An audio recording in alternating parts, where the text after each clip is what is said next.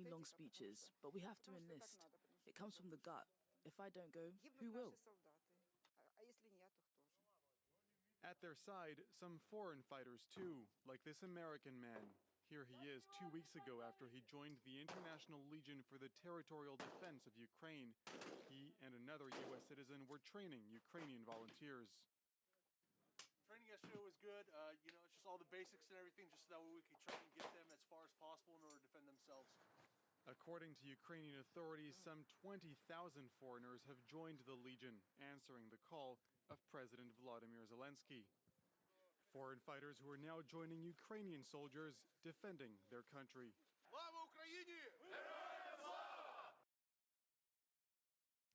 Since Russia's advance slowed, Ukrainian and border Cyril Payan has this. Calvin has this Kyiv. really cool.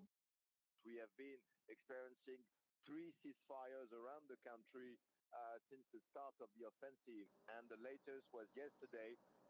We were at 15 kilometers away northwest from where we are standing now, and we could really experience what is the strategy from Moscow. Basically opening humanitarian corridors, implementing ceasefire, but as soon as the refugees, and we were in Bucha and Irpin around midday yesterday, as soon as the long queue of yellow buses, meaning the public vehicles coming in Irpin and Bucha to try to get hundreds of civilians out to Kiev, the shelling and artillery shellings and firing by Russian tanks started. It was really much a war zone, and we could see these convoys trying to sneak through checkpoints and bombardment out of this area, which is again a residential area northwest of where we're standing in Kyiv, and to try to sneak out hundreds of families. So we know now that 10,000 people actually made it yesterday to Kyiv, probably to be sent in the other part of Ukraine or outside, crossing borders, most probably in Poland. But where I'm standing now, I can tell you that the Russian tanks are very much closer and closer. They are just 15 kilometers away from central Kyiv. It was France 24 Cyril Payan who is in Kyiv. Now, the foreign ministers of Russia and Ukraine met earlier this Thursday in the southern Turkish resort of Antalya. They're the most high-level talks between the two sides since the start of the invasion, but they left the Ukrainian foreign minister pessimistic. Dmytro Kuleba said no progress had been made on a ceasefire. We also raised the issue of a ceasefire, 24-hour ceasefire, to resolve the most pressing humanitarian issues.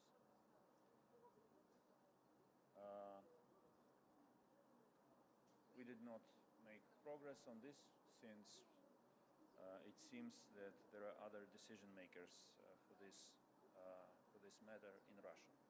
I believe that when two foreign ministers meet, they have, by definition, the mandate to negotiate issues of peace, security, the mandate entrusted in them by their leaders, by their parliaments.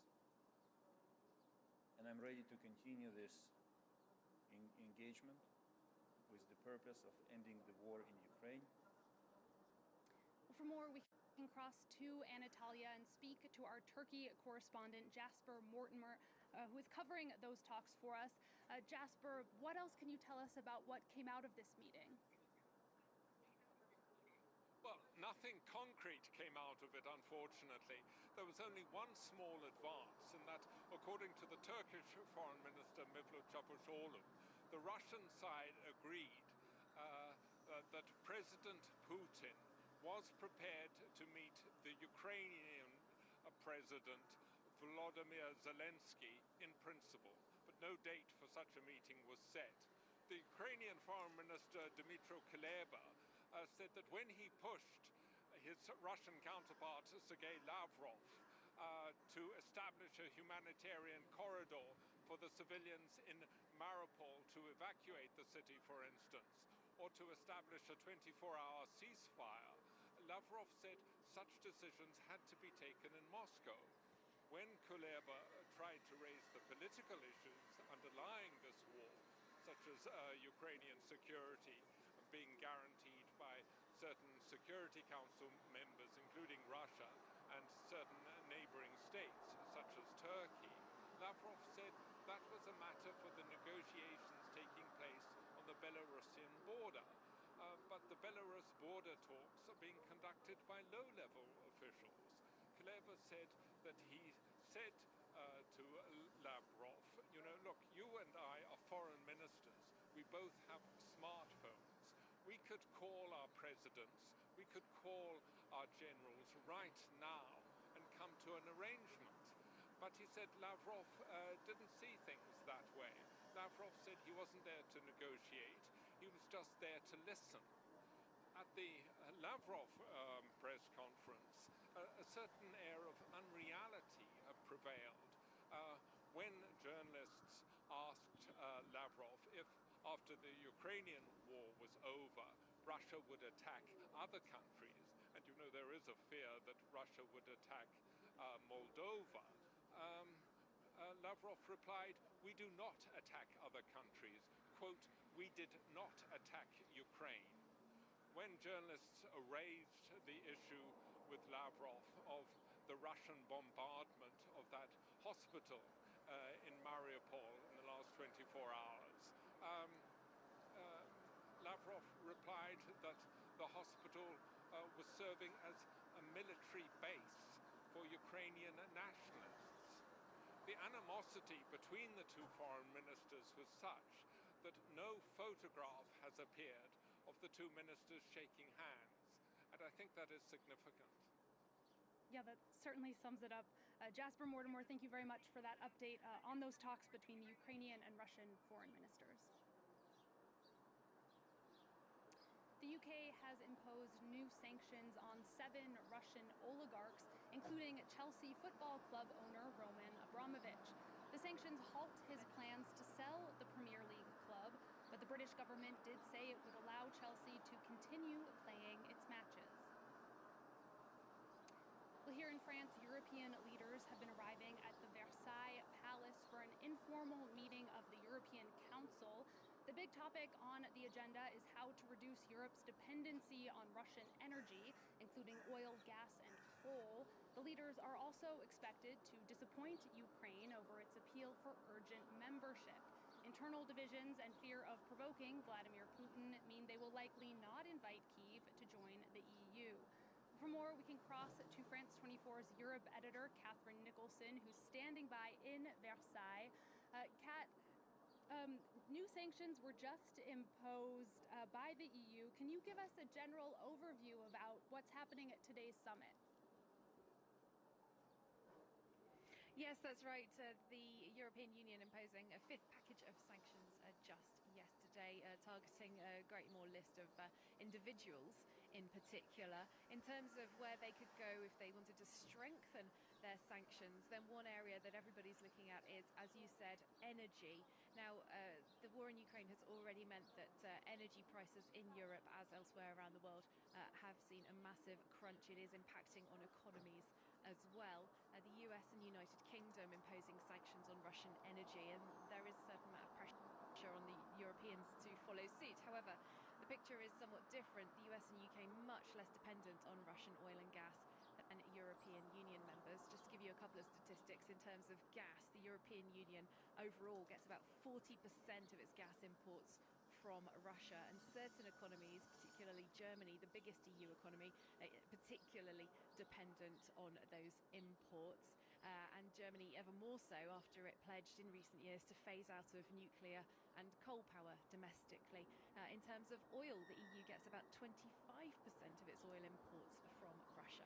So on Tuesday of this week, the European Commission put out a target saying it's aiming to reduce EU dependency on Russian gas at least by 2/3 compared to current levels at some point this year. And an EU official who I spoke to just a little earlier on here at Versailles said that this is going to be one of the areas where he's expecting the most discussion. He said that the talks could go on until quite late into the night, in fact, and energy is pretty much the first item on the agenda here. And Kat, leaders are also expected to discuss Ukraine's urgent bid to join the EU. What kind of a decision, if any, can we expect from them on that front? Yeah, now this issue of EU membership, it's probably important to just tease out a few of the details here. Vladimir Zelensky recently signed his official application for Ukraine to be considered for candidate status to the European Union. I think nobody is under any illusions in the Ukrainian government that the EU would click its fingers and give Ukraine its EU membership, or even be able to start the process of accession, as it's known, immediately. It is a very formal process. There are several countries already going through that process. They've been in it for many years. It demands a lot of reforms from those countries, such as currently Albania and North Macedonia are the furthest along in the process. Reforms on their judiciary, on their democratic processes, on corruption. Now, Ukraine, Georgia and Moldova, actually, all three had the official green light for the EU to start looking at their bids to get a candidate status. But I just think it's important to underline these details. It's looking at possible candidate status for Ukraine. We do not at all expect here today at Versailles to get some declaration that Ukraine is going to start the accession process. Instead, what we're looking at, what we're seeing in the draft conclusions that are likely to be put out at the end of the summit, language on things like deepening the partnership between the EU and Ukraine, strengthening the bonds between the EU and Ukraine. Ukraine currently has an association agreement with the EU that dates back several years. This gives it certain benefits in terms of trade, in terms of Ukrainians being able to travel around the European Union.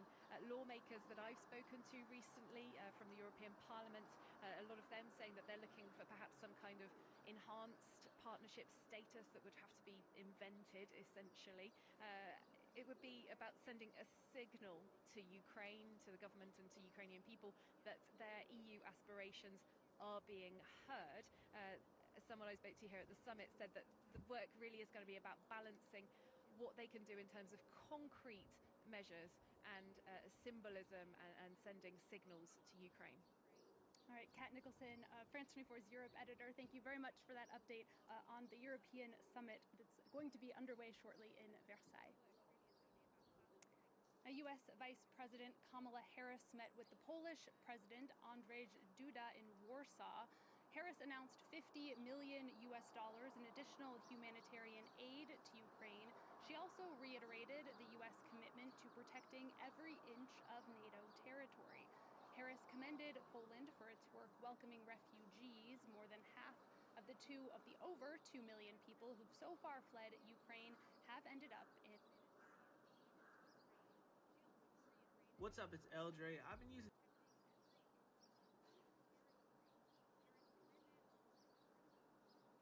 States with other countries like the UK and Norway that are not in the European Union, but they'll be looking for any loopholes and any other further pressure they can put on Vladimir Putin and his government.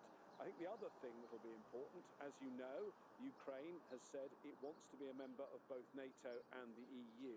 And if you were to have a membership bid to the European Union, then the first people you have to convince are the leaders of the European Union. So this is an important venue for that to be discussed. It's not an easy process. It's a long, drawn-out process. But already some EU leaders, for example, the Latvian Prime Minister, already here in Paris, he said that they should give Ukraine EU candidate status. That then raises the question, if they were to do that, what would they do about other countries that are in a similar position with regards to the EU, for example, Moldova and Georgia? Would they also give them candidate status? And I have to add to this that if you get candidate status, that does not mean you become a member of the EU. You then have to go through a whole membership program. There are lots and lots of boxes to tick, and it's a very long, drawn-out process. But if, and it's still a very big if, they were to grant candidate status, clearly symbolically, that would be very important for the Ukrainians. Indeed it would. All right, we'll leave it there. Thank you for that. James Bay is there for us in Versailles. Well, joining us now on set is Marwan Bashara, Al Jazeera's senior political analyst. Marwan, I want to start by talking about that meeting today in Antalya between the Russian and Ukrainian foreign ministers. It seemed like they were on completely different pages in terms of what they thought was going to come out of that. What was your take?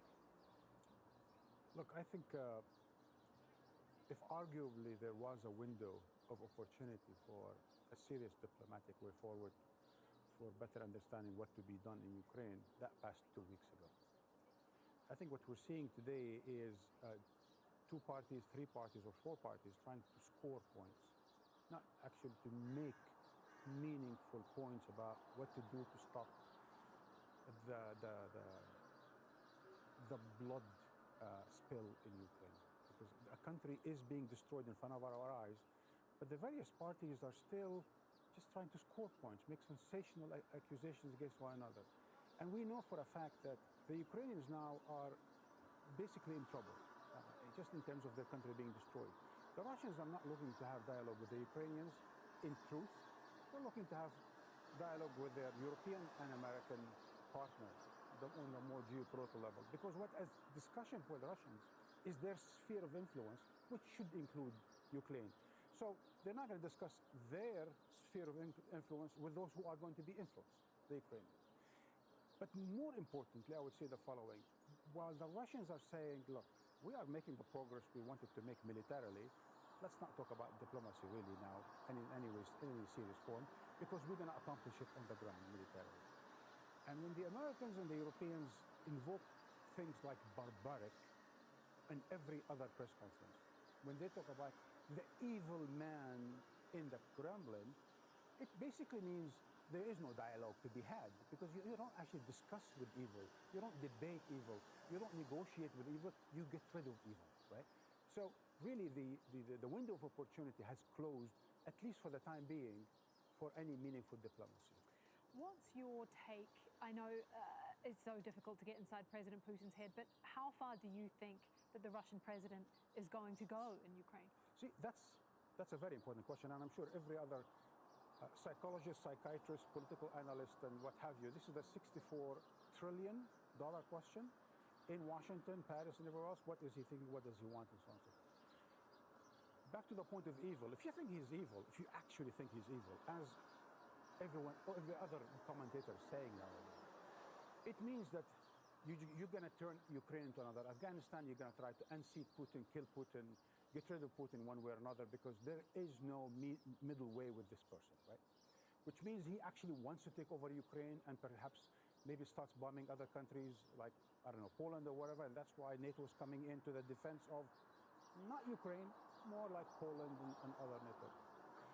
If you think of him as more of a geostrategist, you would think maybe he is shaking down Ukraine, making sure he will render it demilitarized. He will render it a buffer zone. He will render it, at best for him, part of his sphere of influence, part of Russia's sphere of influence, making sure that Russia basically controls a good part of eastern Ukraine while dominating the rest of the country. It could also be that, as the reports are saying, that he's feeling that his military progress is not working well for him, that his military machine is not at all what he thought it was, and he's actually having stiff opposition by the Ukrainians, who are supported with sophisticated defensive weapons by the Russians. And hence he's going to start rethinking, recollaborating what exactly he wants to do, and he might actually then open the way for a bit more diplomacy in order to see how the way forward with Ukraine. So, is he evil? Is he pragmatist? Is he geopolitician? It depends how you think of him to actually then build the scenario where he's going to go. I actually think he's not evil, he's not stupid, he's not exactly pragmatist, but he is a geopolitician, and he needs to be dealt with that way. We can go the rage way. I think it's more interesting at this point in time to go the way of reason, to try to understand better in order to see where to move next. Speaking of trying to understand better, something that has struck me is how you have these two completely different narratives, these two completely different readings of history. When the Russians are giving their explanation for why they've done this, you know, they're talking about what happened in 2014 in Ukraine as a coup, not as a popular protest, which, you know, saw the president leave. They're talking about the denazification, right? Whereas, you know, the Ukrainians are talking about, oh, we have some right-wing elements. Some of them have been brought into the Ukrainian army. So, I mean, how do you start to even unpack that? And where does that leave chances for finding a solution when these two sides are just so completely opposed? Again, very important point that you're making. The idea that they're not on the same page in terms of understanding where they are coming from. Russia is, or the Kremlin is, or Putin is convinced that there was a conspiracy on the part of the West to intervene, to destabilize various parts of the world that are not to their liking in order to make them part of their sphere of influence. Because America, since the end of the Cold War, has been acting unilaterally, basically its doctrine being the world is our backyard. Russia rejects that, and so on and so forth, and saying no more color revolutions. That the Americans even recently tried to do that in Kazakhstan, they tried to do that in Belarus, they tried to do that in Ukraine, and so on and so forth, and no more, we're not going to allow it, no more color anything, including in Russia. Of course, the Americans are saying this is an autocrat, he is not interested in democracy. Since he came to power in 2000, he's been a dictator. He cannot stand the idea that Ukraine could be a democracy, and he's moving forward in order to undo the democracy in Ukraine. Two very different reasons. If I may complicate it slightly more for our listeners around the world, I would say the following. I'm actually in the middle of reading 19th century Ukraine and Russia, the little Russia and the great Russia. If you think, or if we think this is going back 8 years, it's going back 800 years. This whole Ukrainian, Russian, ethnic, nationalist conflict, empire versus periphery, and so on and so forth. It is complicated, yes, but I think as for today, there are pragmatic, reasonable solutions moving forward. All right, we're going to leave it there for time. Thank you very much for that. Always good to have you. That is Marwan Bashara, Al Jazeera senior political analyst. Russian billionaire Roman Abramovich's sale of a top English Premier League football club is now on hold. The UK government slapped new sanctions on the assets of Abramovich and 6 other wealthy Russians. European and world club champions Chelsea can still play matches, but there are restrictions on selling players, new tickets and merchandise. Let's get more on this now from Niamh Barker, who is in London. Niamh, what more can you tell us? Yeah, as you mentioned there, Abramovich is one of 7 oligarchs who have huge assets here in the United Kingdom, now slapped by British sanctions. They include Oleg Deripaska, the steel magnate, Igor Sechin, the owner of Rosneft, that British Petroleum has a 20% stake in, and several other oligarchs that have been prominent figures in the British economy over the past few decades. But probably the most prominent here in Britain is, of course, Roman Abramovich, because of his very visible ownership of Chelsea Football Club. He took it over in 2003. He's overseen the reversal of the club's fortunes, and I think it's fair to say has been universally liked by fans as a result of that. But of course, since the invasion of Ukraine by Russia, Abramovich, because of his alleged ties with Vladimir Putin, has been very much on a collision course with the British authorities, and it's taken now 2 weeks to see these sanctions imposed. The big question is whether this wait has bought Abramovich, who also has a Portuguese passport and an Israeli passport and has spent an awful lot of time in the UAE recently, whether it gives him time to have shifted some of his assets abroad. The question is exactly how punitive these measures will be going forward. We know that this is an iceberg that Abramovich saw coming. He hoped to sell the club very quickly. Well, obviously that sale is now on hold. The British government are saying that they need to have conversations with the Treasury to see how these assets can be essentially freed up and put in the coffers of the British authorities. Also, he had made moves to sell some of his portfolio of properties in London worth many millions of dollars. But now, clearly, as these sanctions show, he's no longer welcome here. Niamh Barker in London. Thank you. Well, it's time now for the weather. Here's Everton. Hello, we've got all sorts going on across the Middle East at the moment. A little bit of winter, a little bit of summer. We have got cloud and rain, sleet and snow across northern parts of the region, spilling out of the Levant, running in across that eastern side of Turkey. Fair bit of snow here. That will cause some disruption, just putting northern parts of Syria, Iraq, pushing over towards Iran. Further south, here's that heat, 35 Celsius here in Doha. Heat already on. Less hot as we go on into Saturday, but still pretty hot enough as it is. Those are the sort of temperatures we would expect in the month of May. Further north, the wintry flurries should become fewer and further between. The wind slowly but surely starting to ease down. Still quite a breeze across eastern parts of the Mediterranean, pushing across into northern parts of Africa for Friday with 1 or 2 showers here and some showers there just gathering around northern parts of Morocco, northern areas of Algeria. Harmattan wind picking up some dust and sand, pushing over towards West Africa as we go on through Friday, and plenty of showers there now starting to show their hand across the Gulf of Guinea. Joining up with the showers we have across Central Africa, a little further southwards as well. Now, tropical cyclone, that's making its way across northern parts of Mozambique with a likelihood of flooding. Plenty more to come here on Al Jazeera. We'll look at how the conflict in Ukraine could affect world food prices.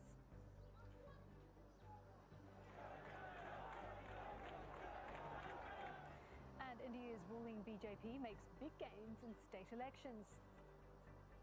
Then in sport, Real Madrid pull off one of the most memorable comebacks in Champions League history. Football action coming up.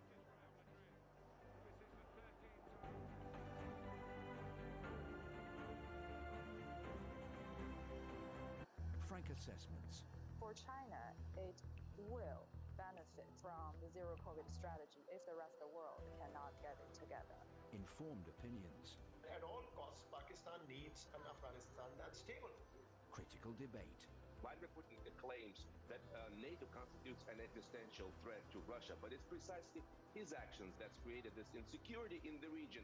In-depth analysis of the day's global headlines. Inside story on Al Jazeera. Qatar, one of the fastest growing nations in the world.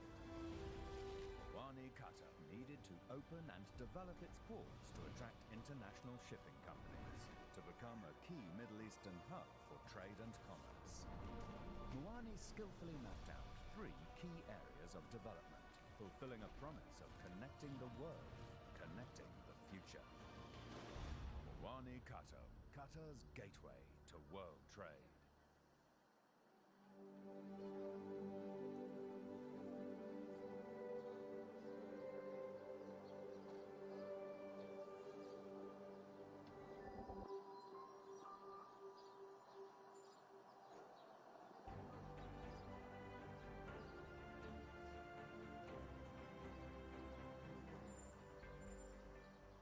You're watching Al Jazeera. A reminder of our top stories this hour.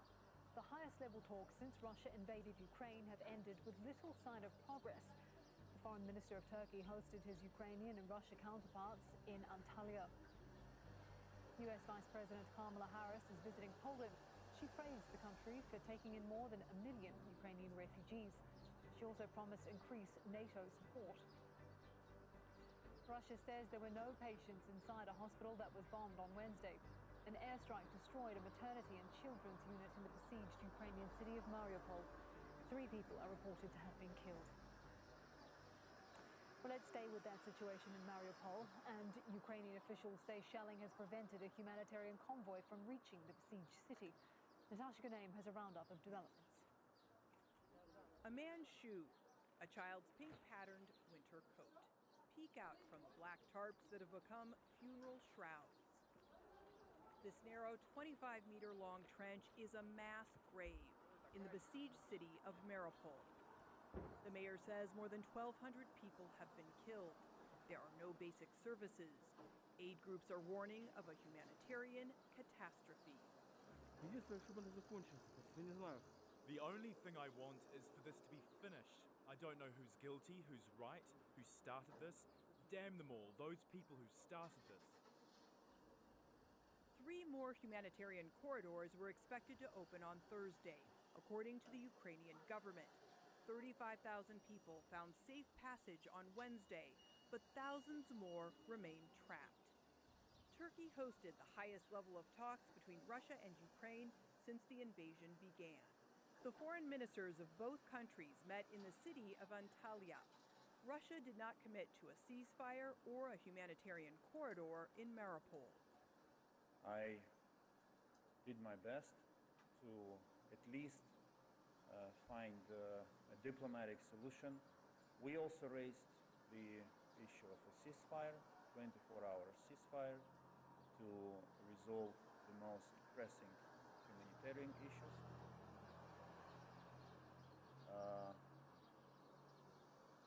We did not make progress on this. In the south of the country, soldiers fought in the street. In a suburb of the capital, Kyiv, journalists reported intense fighting overnight. The Ukrainian government says Russia continues to advance with the goal of surrounding the capital. Мы не хотим милитаризации Украины. We don't want militarization of Ukraine. You can do it even without NATO. We don't want the preservation of the tendency to create a neo-Nazi state in Ukraine. Of course we want Ukraine to be neutral. The UN has now verified that 516 civilians have died since Russia invaded Ukraine 2 weeks ago, but says the actual toll will be much higher. In Mariupol, more burials are expected. So far, 70 people, some who died of natural causes, have now been laid to rest in this mass grave inside one of the small city's old cemeteries. Natasha Ganem, Al Jazeera. Hundreds of people on the outskirts of Kyiv are trying to flee intense Russian shelling. People have been crossing a small river in the district of Irpin to head into the capital. The area has come under sporadic mortar fire in recent days, killing a number of people. Many plan to go to Kiev's railway station to catch a train to the west of the country. Many people are living in basements, their houses, their apartments, and try to leave from Irpin, from Bucha. And this is the place where people are crossing the bridge, which is destroyed. And from here, the evacuation starts. Here, territorial defense works. I'm a member of territorial defense also. So we're helping people just to get to the cars, to buses, and to move. Let's bring in Bart Shevchik. He is visiting senior fellow at the German Marshall Fund, and he joins us via Zoom from Brussels. We just heard from Kamala Harris speaking about the U.S. commitment to Ukraine and to Poland after it refused to receive and then deliver those Polish jets to Ukraine. My question for you is, what's your assessment of the American response to what's happening in Ukraine? Well, thank you very much for having me.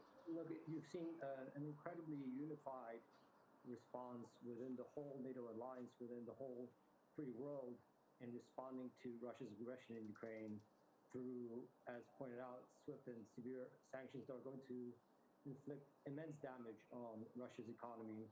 The theory is to inflict damage on the economy, to exert pressure on Putin regime to change its course. You've seen 25 NATO allies and partners announce or deliver military aid to Ukraine. And this is serious weaponry, from anti-tank weapons to anti-aircraft missiles, rifles, ammunition, and so forth. And we've also seen, and this is probably a little bit less visible to the public, but this alliance management, this response by the whole free world doesn't happen automatically. It takes a lot of behind-the-scenes effort and consultation and planning. And in fact, the latest episode over the fighter jets from Poland to Ukraine illustrates the importance of consultation and that behind-the-scenes private discussion and coordination. And what's probably surprising is that you haven't had more sort of incidents like this. And in fact, it's been an across-the-board unified response in a very complicated situation. With all of that equipment that you're talking about there that's gone from Europe and from the US to Ukraine, how matched or otherwise are Russia's and Ukraine's military on the ground and also in the air? Well, the assumption before February 24th was that it would take anywhere between 24 to 72 hours for Ukrainian defense forces to fold against Russia's technologically advanced military. But in fact, the Ukrainian army has proven that it has the will to fight, it has the resolve and the ability to do so. And not only the defense forces, but of course you've seen these territorial defense forces, civilians, volunteers, and across the Ukrainian population, a unified response and commitment to resist. Now, the weaponry that's being delivered to Ukraine is important because President Zelensky has declared that they will fight, they will not surrender, they will fight until Russia backs down, but they need the tools to do so. And in fact, the West and the free world writ large has become the arsenal of Ukraine's democracy and resistance, just as America during World War II was the arsenal of democracy in helping the UK and other European allies resist Nazi aggression. All All right, thank you very much for your time. Bart Shevchuk there, visiting senior fellow at the German Marshall Fund. Thank you very much. Russia and Ukraine have collectively long been referred to as the breadbasket of Europe. Together, they account for 30% of global wheat exports. But the war in Ukraine is pushing up the price of grain around the world, especially in heavily dependent regions like Africa and the Middle East. The United Nations Food and Agricultural Organization says Egypt imports around 85% of its wheat from the two warring sides. Lebanon gets 81% of its wheat from Ukraine. Other countries like Iran, Libya, and Turkey are also heavily reliant. Food shortages could affect the lives of millions of people, particularly in developing countries. Steep price increases in basic necessities like bread, milk, and meat can also produce food insecurity, famine, and civil unrest. Let's bring in Abdolreza Abbasyan. He is a food market expert and former senior economist at FAO and former G20 Agricultural Market Information System Secretary. Whew, there's a mouthful. He joins us via Zoom from Rome. Thank you for your time. What's your assessment of what this is going to mean for those countries whose populations already face food insecurity? Unfortunately, it's going to be more difficult. The prices have been going up for basically all basic foodstuffs at least for a year. Well before the current war. The war is just exacerbating the pressure on prices to go up further because people naturally expect that there will be a shortfall in abilities in the world market, and this will be seen in prices. Wheat, for example, which is so important for Middle Eastern, North African markets, have gained something like 40% just recently. I mean, this type of increase in such a speed has taken everybody by surprise, and I'm afraid that many countries around the world are not prepared for that. And I was reading that some countries traditionally have consumed a lot of wheat because wheat has been cheaper than protein. So what do you think this is going to mean for people's health, I mean, longer term? Well, again, going back to the COVID period, which still is with us, by the way, people seem to forget that, we already have seen a huge increase in the number of hungry and as well as huge increase in malnourishment. That means you're not getting the kind of quality food that you need. This predates the war. Now, with these prices, I'm just afraid that not even bread may become affordable in many places in the world. Just minutes ago in the US, they came up with the latest inflation level. It's a striking 7.9% year on year, fastest increase in 40 years. And we're talking here about highly developed country, United States.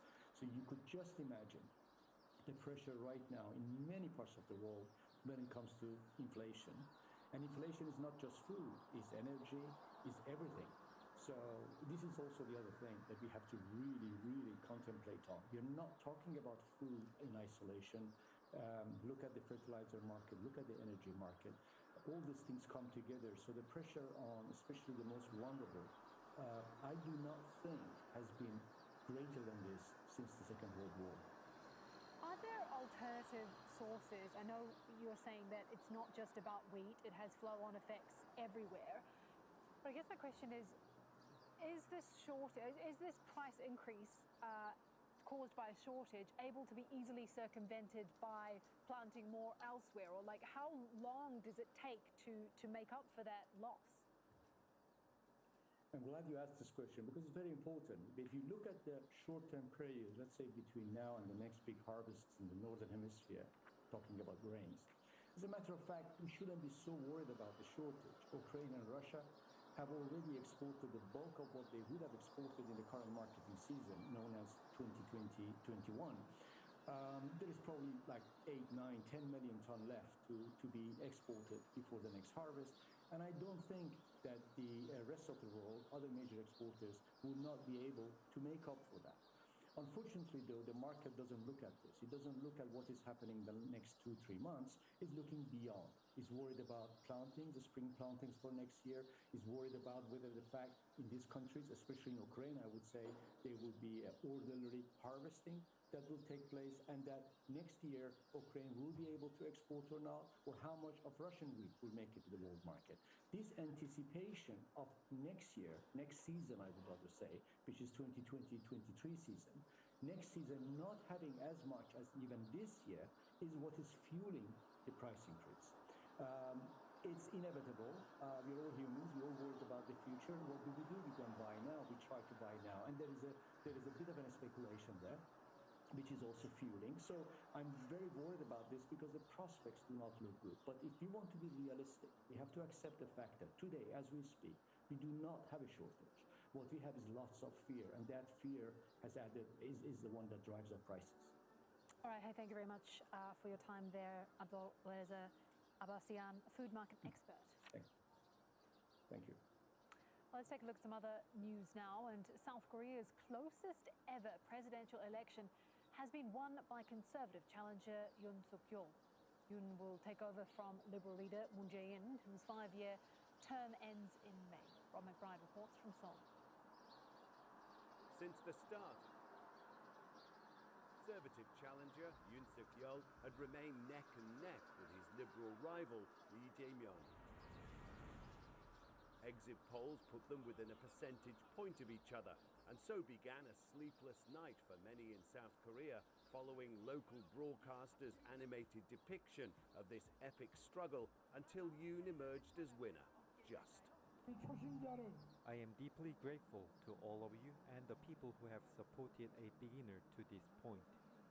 A political newcomer, he first came to prominence as a lead prosecutor in the imprisonment of disgraced former President Park Geun-hye following her impeachment for corruption 5 years ago.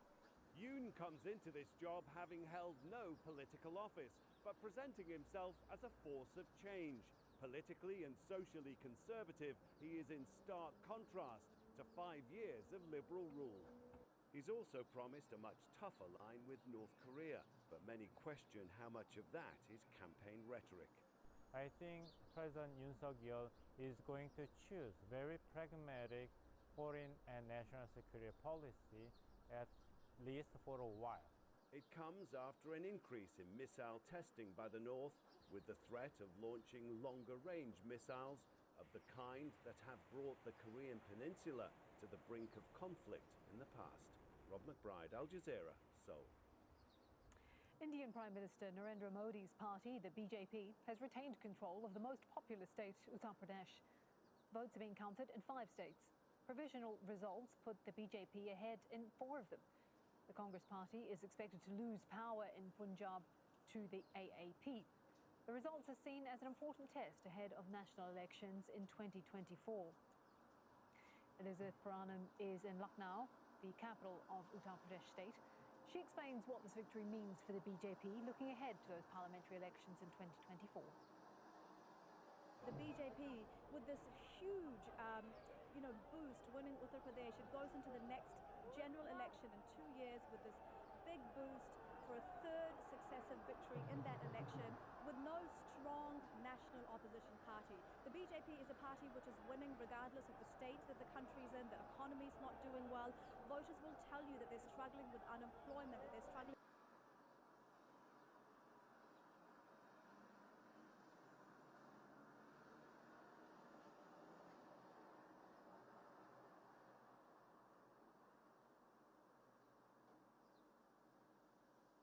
And they like Prime Minister Narendra Modi.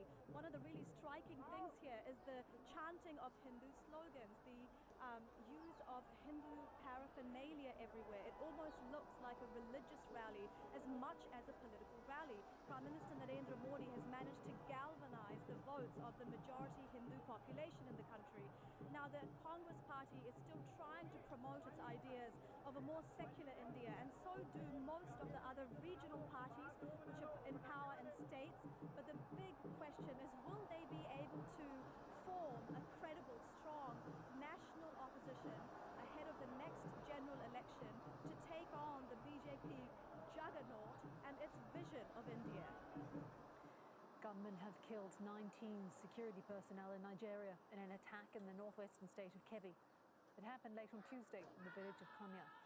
The attack came a day after at least 57 members of a self-defense group were killed by so-called bandits in the same area. Activists took to the streets of Guatemala City on Wednesday to protest against new laws punishing abortion with up to 25 years in prison and banning same-sex marriage. They warned that the new legislation would mean the persecution, criminalization and murder of women and minority groups in the Central American country. The law for the protection of life in the family was unexpectedly approved by a large majority in the Congress. It's time now for sport. Here's Farah. Kim, thanks so much. Chelsea are holding an emergency meeting to discuss the future of the club. Comes after the British government slapped owner Roman Abramovich with sanctions as it continues to crack down on Russian assets in the UK. The 55-year-old is one of 7 Russian businessmen that have been added to the UK's sanctions list. The assets of all of them will be frozen and their travel will also be restricted. Abramovich already revealed last week that he plans to sell Chelsea and placed club trustees in direct control of the club. Well, with more on the story, we're joined by international football journalist Gavin Hamilton. Gavin, how does this affect Abramovich's plans to sell Chelsea? Well, it makes them very difficult at the moment. It appears that Chelsea are going to struggle, I think, to find an owner who is prepared to pay Abramovich's asking price. He has lent the club £1.5 billion over the course of his ownership. He was prepared to write those debts off. But now that the assets are frozen, Chelsea are officially £1.5 billion in debt and unable to repay that. And no potential owner is going to be prepared to take on a club with that sort of amount of debt. And when the assets have been frozen and the future so uncertain. So it leaves the plans very chaotic at the moment and really uncertain as to where Chelsea, how Chelsea finish this season, let alone prepare for the future.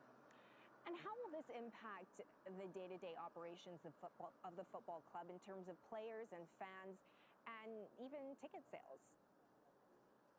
Well, ticket sales have been suspended. They can't function. The assets have been frozen. The club shop has stopped trading for the time being. The government has given Chelsea a licence to carry on paying their players.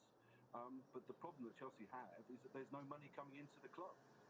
Their biggest source of revenue is TV money, then sponsorship money and gate money. But that, if any does come in, it will go into a frozen bank account. And so there are questions now about how Chelsea will manage to pay their staff, not just the players, but all the staff, and how long they can continue doing that. And at some point, if this continues for a few weeks, there's a very strong possibility, I think, that Chelsea will be forced into administration, and that would be a very painful process for everybody concerned.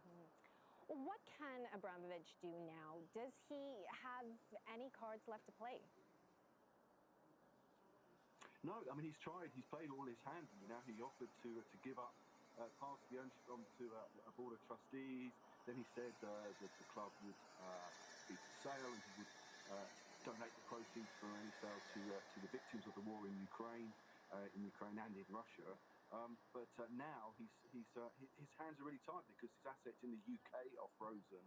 He obviously has other assets that have been moved out of the UK and elsewhere around the world over the last few weeks. We don't know where those assets are. He has assets, but his hand with Chelsea has been forced, and the club really now is at the mercy of the government as to how and when they can continue.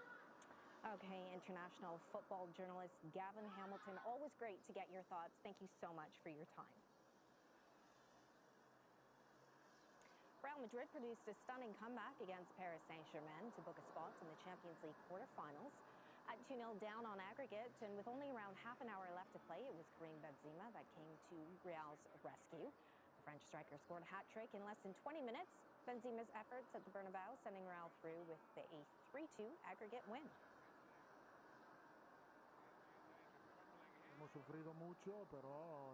The magic of our stadium and our fans made the difference. Simple as that. They gave us energy, and it brought down our opponent. In the last 30 minutes, there was only one team on the field. Manchester City are also into the last 8. Pep Guardiola's team beating Sporting 5-0 in the first leg, with the sides playing out a goalless draw at the Etihad on Wednesday. City are looking to win the Champions League for the first time ever. Through to the last 8 of the Champions League. Russian tennis player Daniil Medvedev is calling for peace amid the ongoing conflict in Ukraine. World number 1 is in the United States, preparing to take part in the Indian Wells tournament. The Russian is participating as a neutral athlete, as organizers have stripped any mention of Russia and Belarus from the event.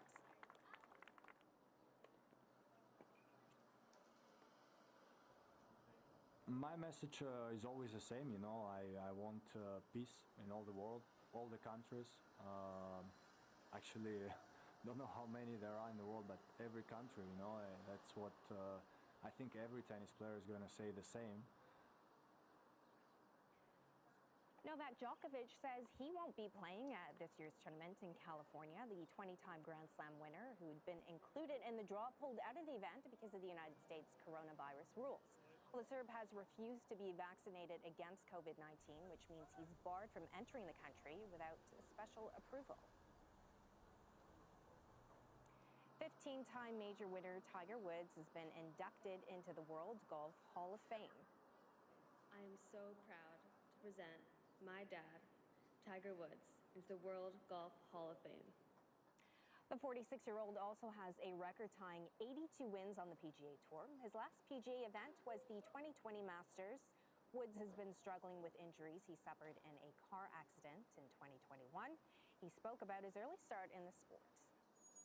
Playing at some of these golf courses, I was not allowed in the clubhouses where all the other juniors were.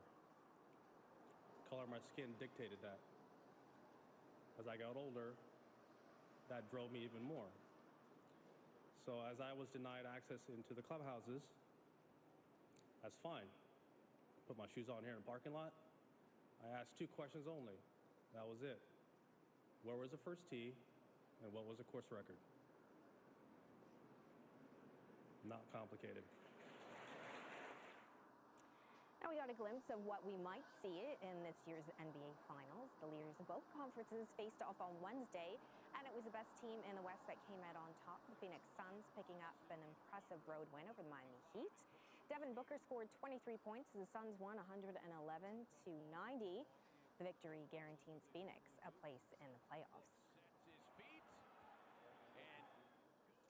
Okay, and that is all your sport for now. Kim, back to you. Thanks for that, Farah.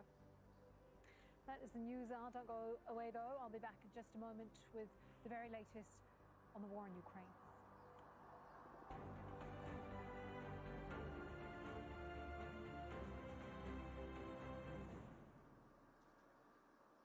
Join the debate. There is no hijab ban. There is a uniform. If anyone here talks about women's rights or social justice, they should be ashamed of themselves. No topic is off the table. We were taught to see abortion as a one-way ticket straight to hell. All of the companies, they deny any responsibility, even though they have the resources and the power to fix it. Where a global audience becomes a global community. The comment section is right here. Be part of today's program. The Stream on Al Jazeera. With some of the world's largest reserves, Niger provides much of the uranium that fuels Europe's nuclear power plants. But at what cost? People and Power follows the uranium trail from Niger to the shores of the Mediterranean and investigates the devastating effects on the planet and all those who inhabit the industry's path. The Curse of Uranium on Al Jazeera. I will totally accept the results of this great and historic presidential election if I win. A lot of people felt their world was being turned upside down, and the way that has been manipulated by populists like Donald Trump playing on racial anxieties and divisions. One person, one vote. That citizens have political equality. And of course, in the United States, as in many other parts of the world, that remains an ideal, but not a reality. Sons of former slaves and the sons of former slave owners will they be able to sit down together at the table of brotherhood. I have a your dream? My dream is that people like my daughter, the young people, just have a full voice and don't feel targeted because of their race or ethnicity.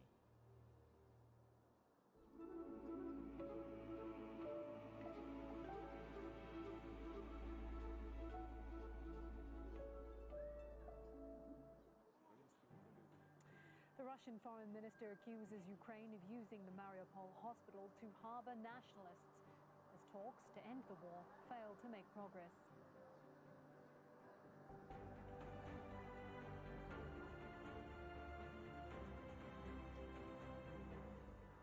Hi there, I'm Kim Vanal. This is Al Jazeera Live from Doha. Also coming up, the mayor of besieged city Mariupol talks of an extremely dire situation unfolding, with 1,200 more people killed and no sign of an urgently needed humanitarian corridor. The US Vice President visits Poland, promising NATO support and humanitarian relief. And the sale of a top English football club is off.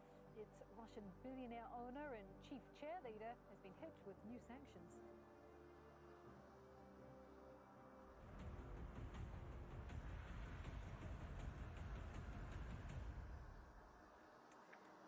The highest-level talks since Russia invaded Ukraine have ended with little sign of progress.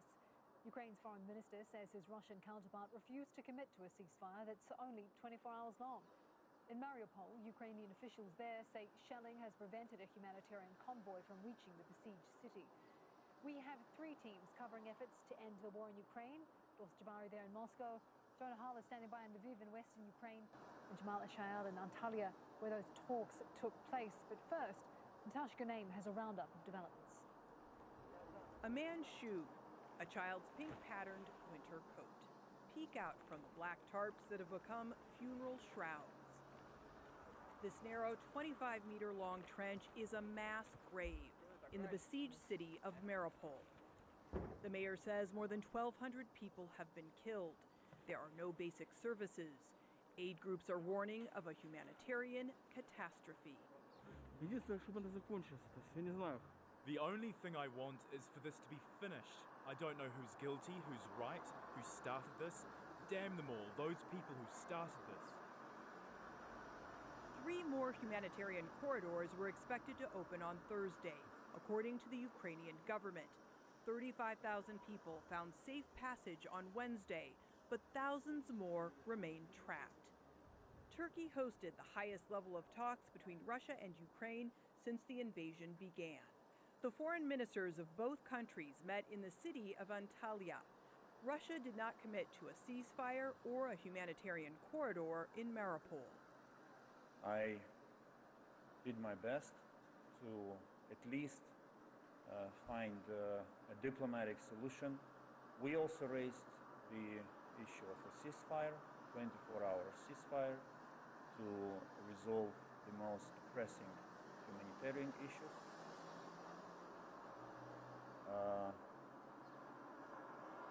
We did not make progress on this. In the south of the country, soldiers fought in the street. In a suburb of the capital, Kyiv, journalists reported intense fighting overnight. The Ukrainian government says Russia continues to advance with the goal of surrounding the capital. We don't want militarization of Ukraine. You can do it even without NATO. We don't want the preservation of the tendency to create a neo-Nazi state in Ukraine. Of course we want Ukraine to be neutral. The UN has now verified that 516 civilians have died since Russia invaded Ukraine 2 weeks ago, but says the actual toll will be much higher. In Mariupol, more burials are expected. So far, 70 people, some who died of natural causes, have now been laid to rest in this mass grave inside one of the small city's old cemeteries. Natasha Ghanem, Al Jazeera. Well, let's go now to Jamal Ashael, who joins us live from Antalya in southern Turkey. So, Jamal, not a lot came out of that meeting between the Ukrainian and Russian foreign ministers. Where does this leave things in terms of future diplomatic efforts? Goodwill maybe is the only thing that came out, at least as far as the Turks are concerned, that they said that they received a positive response from the Ukrainians and the Russians that they would be interested in discussing again. But yes, not a lot in terms of tangible results. Both sides still sticking very much to their demands. The Ukrainians say that the Russians must halt fire immediately, must withdraw from occupied lands, and the Russians saying that obviously that they will continue their military aggression until they demilitarize Ukraine and force it to change its constitution. What does this mean moving forward? It means that Turkey at least has identified itself as maybe one of the more probable interlocutors between both warring factions, that it has successfully managed to bring two of the most senior diplomats there, and it can use the goodwill that it enjoys with Kiev and with Moscow to further that. However, goodwill evidently is not enough, particularly when there is war, when there is militaries involved. What is needed is leverage. What's needed is pressure, and it seems that Ankara is lacking in that field. We will be seeing Jens Stoltenberg, the Secretary General of NATO, arriving in Antalya tomorrow, that is on Friday. We will be witnessing the arrival of other senior diplomats from around the world to participate in the Antalya Forum, as well as the Turkish President himself, Recep Tayyip Erdogan, who spoke earlier with US counterpart Joe Biden. Whether from those meetings that will take place and from the bilaterals they can find how to get that leverage, how to get that pressure, we'll wait and see. Right now, all the pressure that's being put on Moscow is very much political, is very much economic. There isn't any military one, and that is what the Ukrainians say is lacking to protect their country from falling to the hands of the Russian army. Jamal Ishal there for us in Antalya in Turkey. Thank you. Let's cross over to Jonah Hull, who is live for us in Lviv in western Ukraine. Jonah, so what's reaction been in Ukraine to those talks, to these diplomatic efforts?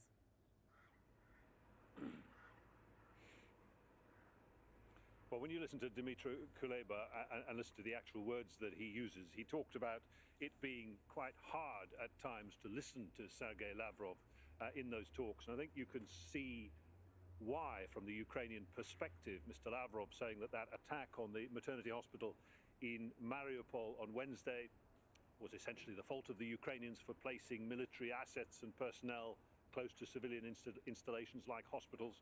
His own spokesperson in Moscow at the beginning of the morning, in fact, said it had not happened at all, that it was fake news. Mr. Lavrov talking about the Ukrainians using civilians as human shields. He talked about the Ukrainians operating Western-funded factories producing chemical and biological weapons at sites in and around the capital, Kiev.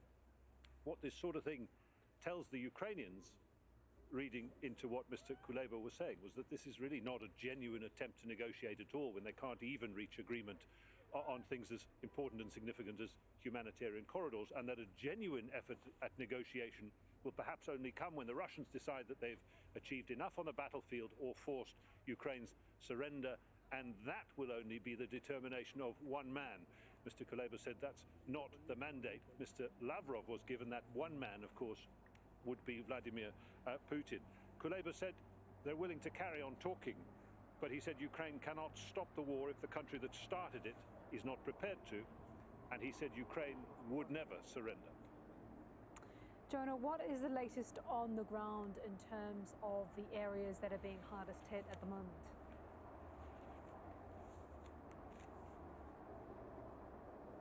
Talking about Mariupol, talking about the failure of those negotiations to come up with a means of operating safe humanitarian corridors out of the city of Mariupol. 200,000 people thought to be in absolutely dire need, wanting to leave the city.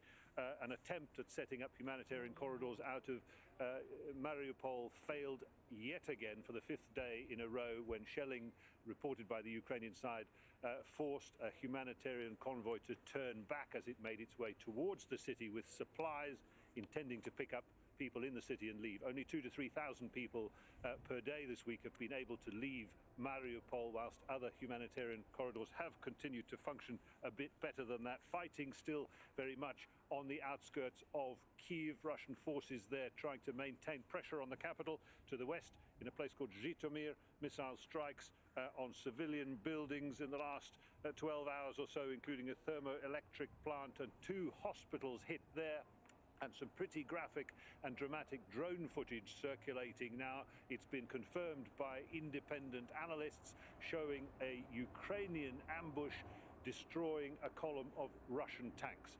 So evidence there that the Ukrainians very much keeping up the defense of the capital as well. Jonah Hull there for us in Western Ukraine. Thank you. Let's cross over to Dorsa Jabari now, who is in Moscow. Dorsa, so it wasn't just Sergei Lavrov who's been speaking today, but the president of Russia has also been speaking. What's been said?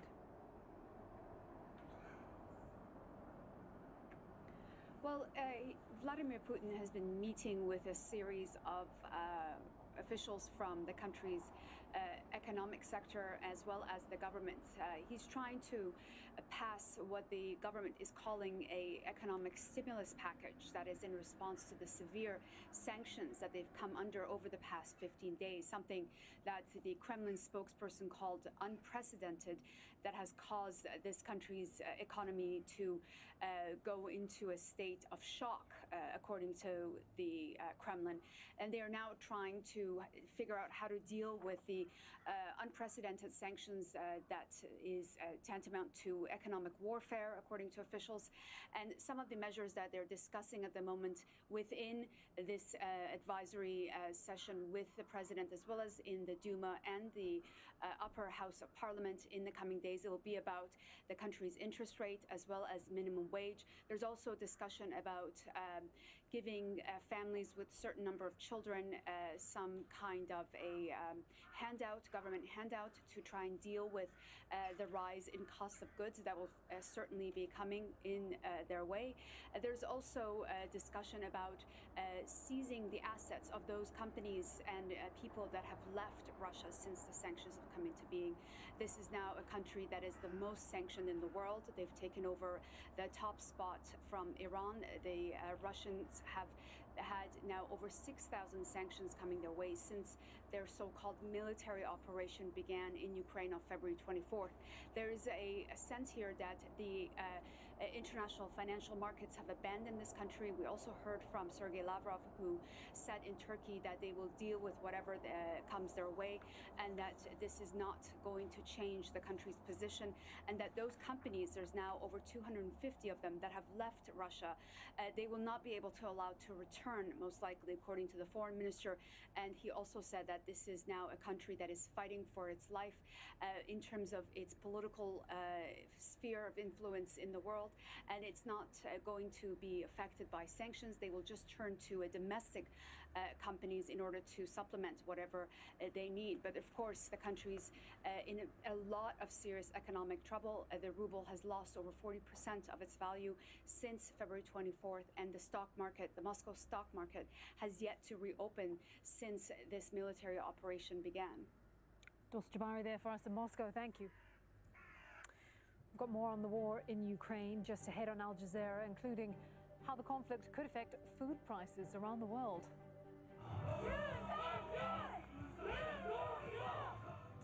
And in other news, a conservative who's overjoyed. Yoon Suk-yeol wins South Korea's presidential election by the closest of margins.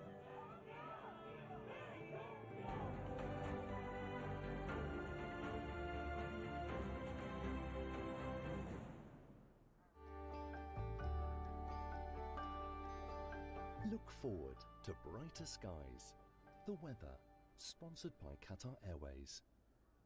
Hello, we've got some lovely spring sunshine coming into Japan over the next couple of days. We have got a little bit of wintry weather and some wet weather just sliding out of northeastern parts of China for a time. Having said that, we've got a cold front up towards that eastern side of Russia. That will just push its way through. Some showers, maybe sleety showers just coming into the far west of Hokkaido.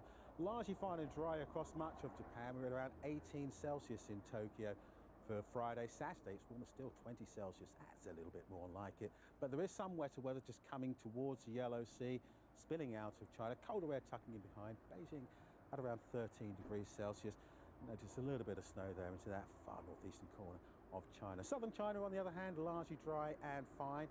That dry weather stretching its way down into Indochina. But we've got a line of storms just coming out of the Philippines, just pushing towards the South China Sea and we will gradually see some wetter weather coming into South Vietnam as we make our way through Friday and Saturday. Sunshine and showers elsewhere across Malaysia and Indonesia. Now we've got some showers and longer spells of rain pushing their way towards Sri Lanka over the next day or so. The Nicobar Islands, Andaman Islands also seeing some wet weather.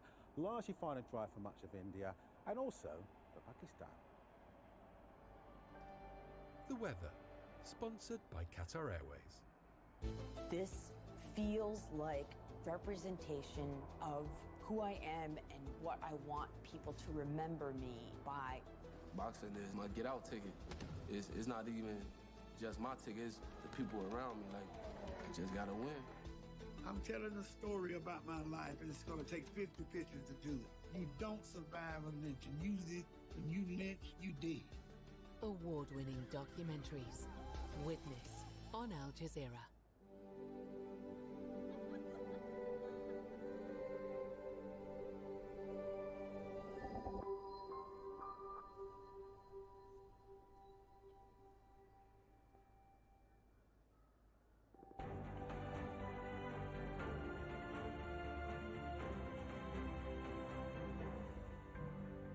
You're watching Al Jazeera. A reminder of our top stories this hour. Russia says there were no patients inside a hospital bombed on Wednesday. An airstrike destroyed a maternity and children's unit in the besieged Ukrainian city of Mariupol. 3 people are reported to have been killed. The highest level talks since Russia invaded Ukraine have ended with little sign of progress. Turkey's foreign minister hosted his Ukrainian and Russian counterparts in Antalya. The US Vice President has praised Poland for taking in more than 1 million Ukrainian refugees. On a visit to Warsaw, Kamala Harris also promised increased NATO support. What is at stake this very moment are some of the guiding principles around the NATO alliance, and in particular, the issue and the importance of defending sovereignty and territorial integrity, in this case of Ukraine. As President Duda has described, we have been witnessing for weeks, and certainly just in the last 24 hours, atrocities of unimaginable proportion. Poland's president is calling for tougher sanctions against Moscow. Wszyscy doskonale sobie zdajemy z tego sprawę, że wszystkie... We must save Ukraine. We all understand that we must have all hands on deck. We have to keep unity within NATO. We have to maintain solidarity and speak in one voice, as well as in the European Union and other international organizations. We need to introduce more sanctions against Russia. We cannot tolerate such military actions, which are akin to crimes against humanity, because nobody can have any doubt if people shoot rockets and drop bombs on hospitals. That is the barbarity. That is akin to genocide. Poland has taken in almost half of the 2.3 million refugees who fled Ukraine. Zain Basravi has more from the border with Ukraine. One of the most important things, no doubt, that the Polish Prime Minister and President are probably discussing with the U.S. Vice President is not just the humanitarian need of helping the refugees that cross, but here at the border with Ukraine, where the refugees cross into Poland. Going the other way, it is an open secret that allies that are providing weapons to Ukraine, they come into Poland and then they cross in on cargo trucks as well as trains going that way into Ukraine. Now, what the Polish government definitely wants to see is a successful Ukraine, a successful resistance of the Russian invasion, because they know that if Ukraine falls to the Russians, that the front line of the fighting, the front line of the threat that is posed by Russia to Europe will suddenly come crashing down right here on the Polish border with Ukraine. Now, one of the things overshadowing Vice President Harris's visit is no doubt discussions involving more direct involvement with the Ukrainian war effort. The delivery of Polish-owned, Russian-made MiG-29 fighters was something that became a point of contention. Poland said that it is willing to hand those over to Ukrainian pilots because those are planes that Ukrainian pilots can actually fly. But the United States, they want them involved as well in this. They want the United States committed to this kind of transaction. Of course, the U.S. saying that that kind of thing is untenable, since that might be perceived by Russia as a direct involvement in the conflict and therefore could spark a broader direct conflict between Russia and the United States. Hundreds of people on the outskirts of Kyiv are trying to flee intense Russian shelling. People have been crossing a small river in the district of Irpin to head into the capital. The area has come under sporadic mortar fire in recent days, killing a number of people. Many plan to go to Kiev's railway station to catch a train to the west of the country. Many people are living in basements, their houses, their apartments, and try to leave from Irpin, from Bucha. And this is the place where people are crossing the bridge, which is destroyed. And from here, territorial defense works. I'm a member of territorial defense also. So we are helping people just to get to the cars, to buses, and to move.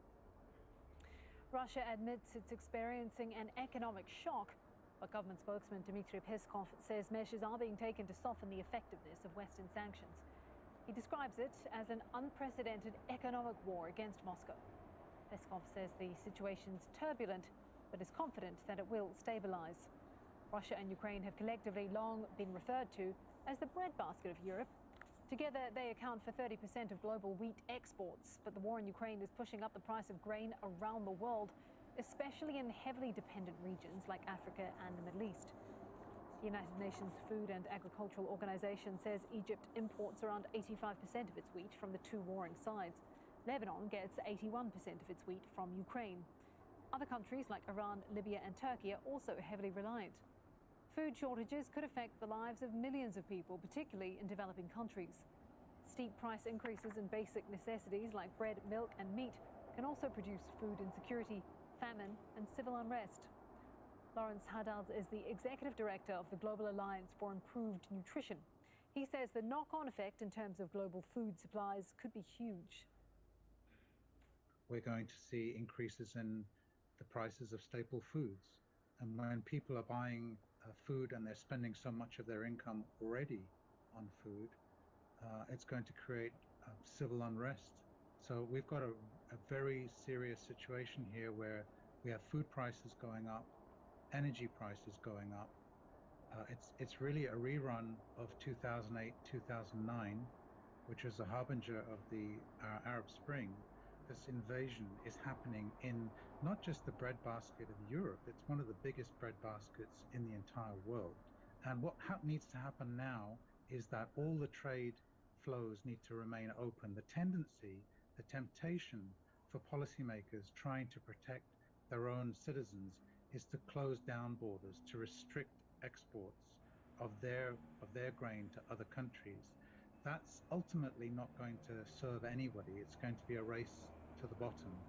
So countries like Lebanon will have to find other places to buy their grain. And there are many places to buy grain, whether it's Australia or South America or North America. They're going to have to find places, but the countries that are exporting grain must be sure not to restrict exports. An emergency meeting is being held on the future of Russian billionaire Roman Abramovich's world champion football club.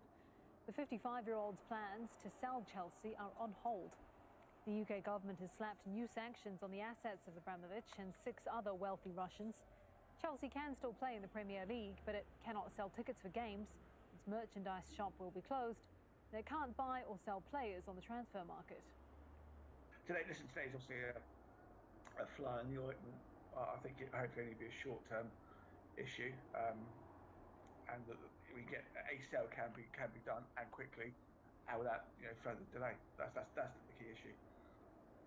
New York is home to about 150,000 Ukrainians, the largest community in the US. Religious leaders of various faiths have come together in solidarity, calling for peace.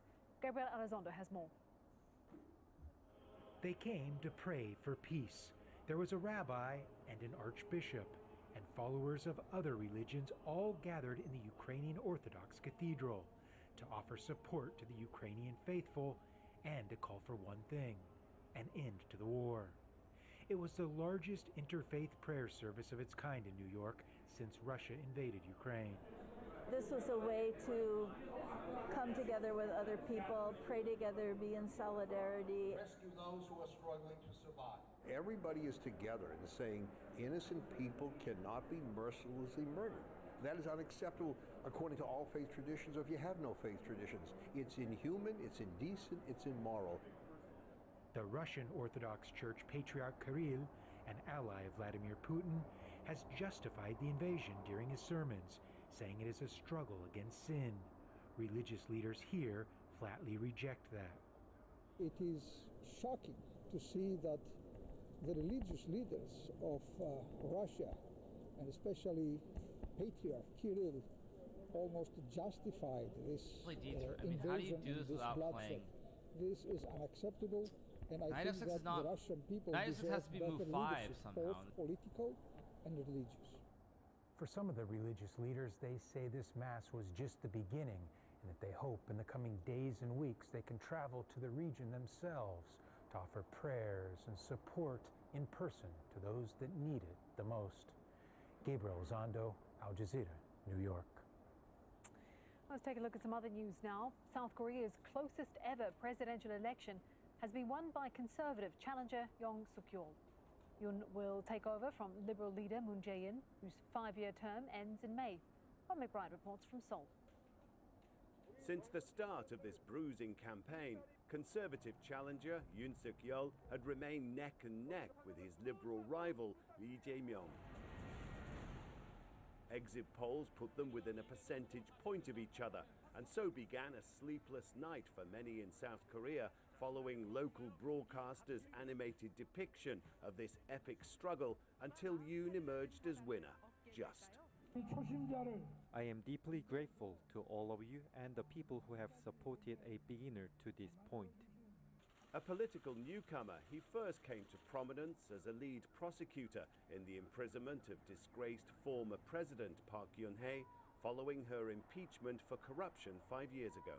Yoon comes into this job having held no political office, but presenting himself as a force of change. Politically and socially conservative, he is in stark contrast to 5 years of Liberal rule. He's also promised a much tougher line with North Korea, but many question how much of that is campaign rhetoric. I think President Yoon Suk-yeol is going to choose very pragmatic foreign and national security policy, at least for a while. It comes after an increase in missile testing by the North, with the threat of launching longer-range missiles of the kind that have brought the Korean peninsula to the brink of conflict in the past. Rob McBride, Al Jazeera, Seoul. Indian Prime Minister Narendra Modi's party, the BJP, has retained control of the most populous state, Uttar Pradesh. Votes are being counted in 5 states. Provisional results put the BJP ahead in 4 of them. The Congress party is expected to lose power in Punjab to the AAP. Results are seen as an important test ahead of national elections in 2024. Elizabeth Branham is in Lucknow, the capital of Uttar Pradesh state. She explains what this victory means for the BJP, looking ahead to parliamentary elections in 2024. The BJP, with this huge, boost, winning Uttar Pradesh, it goes into the next general election in 2 years with this big boost for a 3rd successive victory in that election, with no strong national opposition party. The BJP is a party which is winning regardless of the state that the country's in. The economy's not doing well. Voters will tell you that they're struggling with unemployment, that they're struggling with the rising cost of living. The BJP was so criticized for its handling of the COVID-19 pandemic, and yet people tell you, especially here in Uttar Pradesh and in many other places, that they vote for the BJP because they like here in Uttar Pradesh the Hindu monk who leads the state, Yogi Adityanath, and they like Prime Minister Narendra Modi. One of the really striking things here is the chanting of Hindu slogans, the use of Hindu paraphernalia everywhere. It almost looks like a religious rally as much as a political rally. Prime Minister Narendra Modi has managed to galvanize the votes of the majority Hindu population in the country. Now, the Congress party is still trying to promote its ideas of a more secular India, and so do most of the other regional parties which are in power in states. But the big question is, will they be able to form a credible, strong national opposition ahead of the next general election to take on the BJP juggernaut and its vision of India? Activists took to the streets of Guatemala City on Wednesday to protest against new laws punishing abortion with up to 25 years in prison and banning same-sex marriage.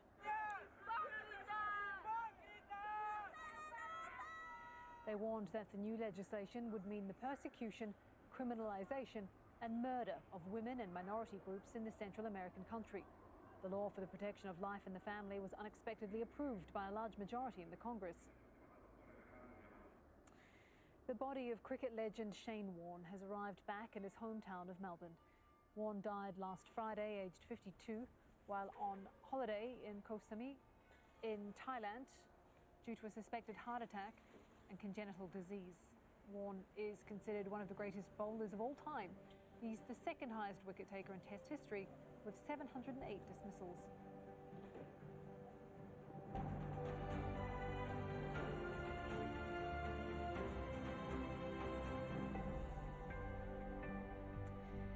This is Al Jazeera, and these are the top stories. Russia says there were no patients inside a hospital bombed on Wednesday. An airstrike destroyed a maternity and children's unit in the besieged Ukrainian city of Mariupol. 3 people are reported to have been killed. The highest level talks since Russia invaded Ukraine have ended with little sign of progress. Turkey's foreign minister hosted his Ukrainian and Russian counterparts in Antalya. The US Vice President has praised Poland for taking in more than 1 million Ukrainian refugees. On a visit to Warsaw, Kamala Harris also promised increased NATO support. What is at stake this very moment are some of the guiding principles around the NATO alliance, and in particular, the issue and the importance of defending sovereignty and territorial integrity, in this case of Ukraine. As President Duda has described, we have been witnessing for weeks, and certainly just in the last 24 hours, atrocities of unimaginable proportion. Poland's president is calling for tougher sanctions against Moscow. Wszyscy doskonale sobie zdajemy z tego sprawę, że wszystkie... We must save Ukraine. We all understand that we must have all hands on deck. We have to keep unity within NATO. We have to maintain solidarity and speak in one voice, as well as in the European Union and other international organizations. We need to introduce more sanctions against Russia.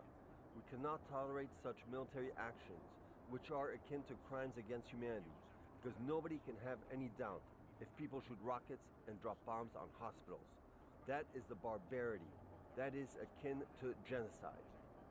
Russia admits it's experiencing an economic shock, but government spokesman Dmitry Peskov says measures are being taken to soften the effectiveness of Western sanctions. He described it as an unprecedented economic war against Moscow. Peskov says the situation is turbulent, but is confident that it will stabilize. An emergency meeting is being held on the future of Russian billionaire Roman Abramovich's world champion football club. The UK government has slapped new sanctions on the assets of Abramovich and 6 other wealthy Russians. It means Abramovich's plan to sell Chelsea is on hold, but the team can still play in the Premier League. Those are the headlines. The news will continue here with Sami Zaidan on Al Jazeera right after the stream. I'll see you next time. Bye-bye for now. We understand the differences and similarities of cultures across the world. So no matter how you take it, Al Jazeera will bring you the news and current affairs that matter to you. Al Jazeera.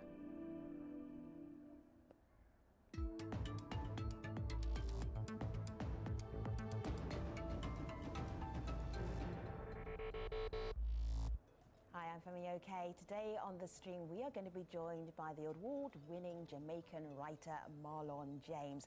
You can be part of our conversation as well via YouTube. We're going to be talking about the Dark Star trilogy, his work, and writing fantasy literature with Africans in it.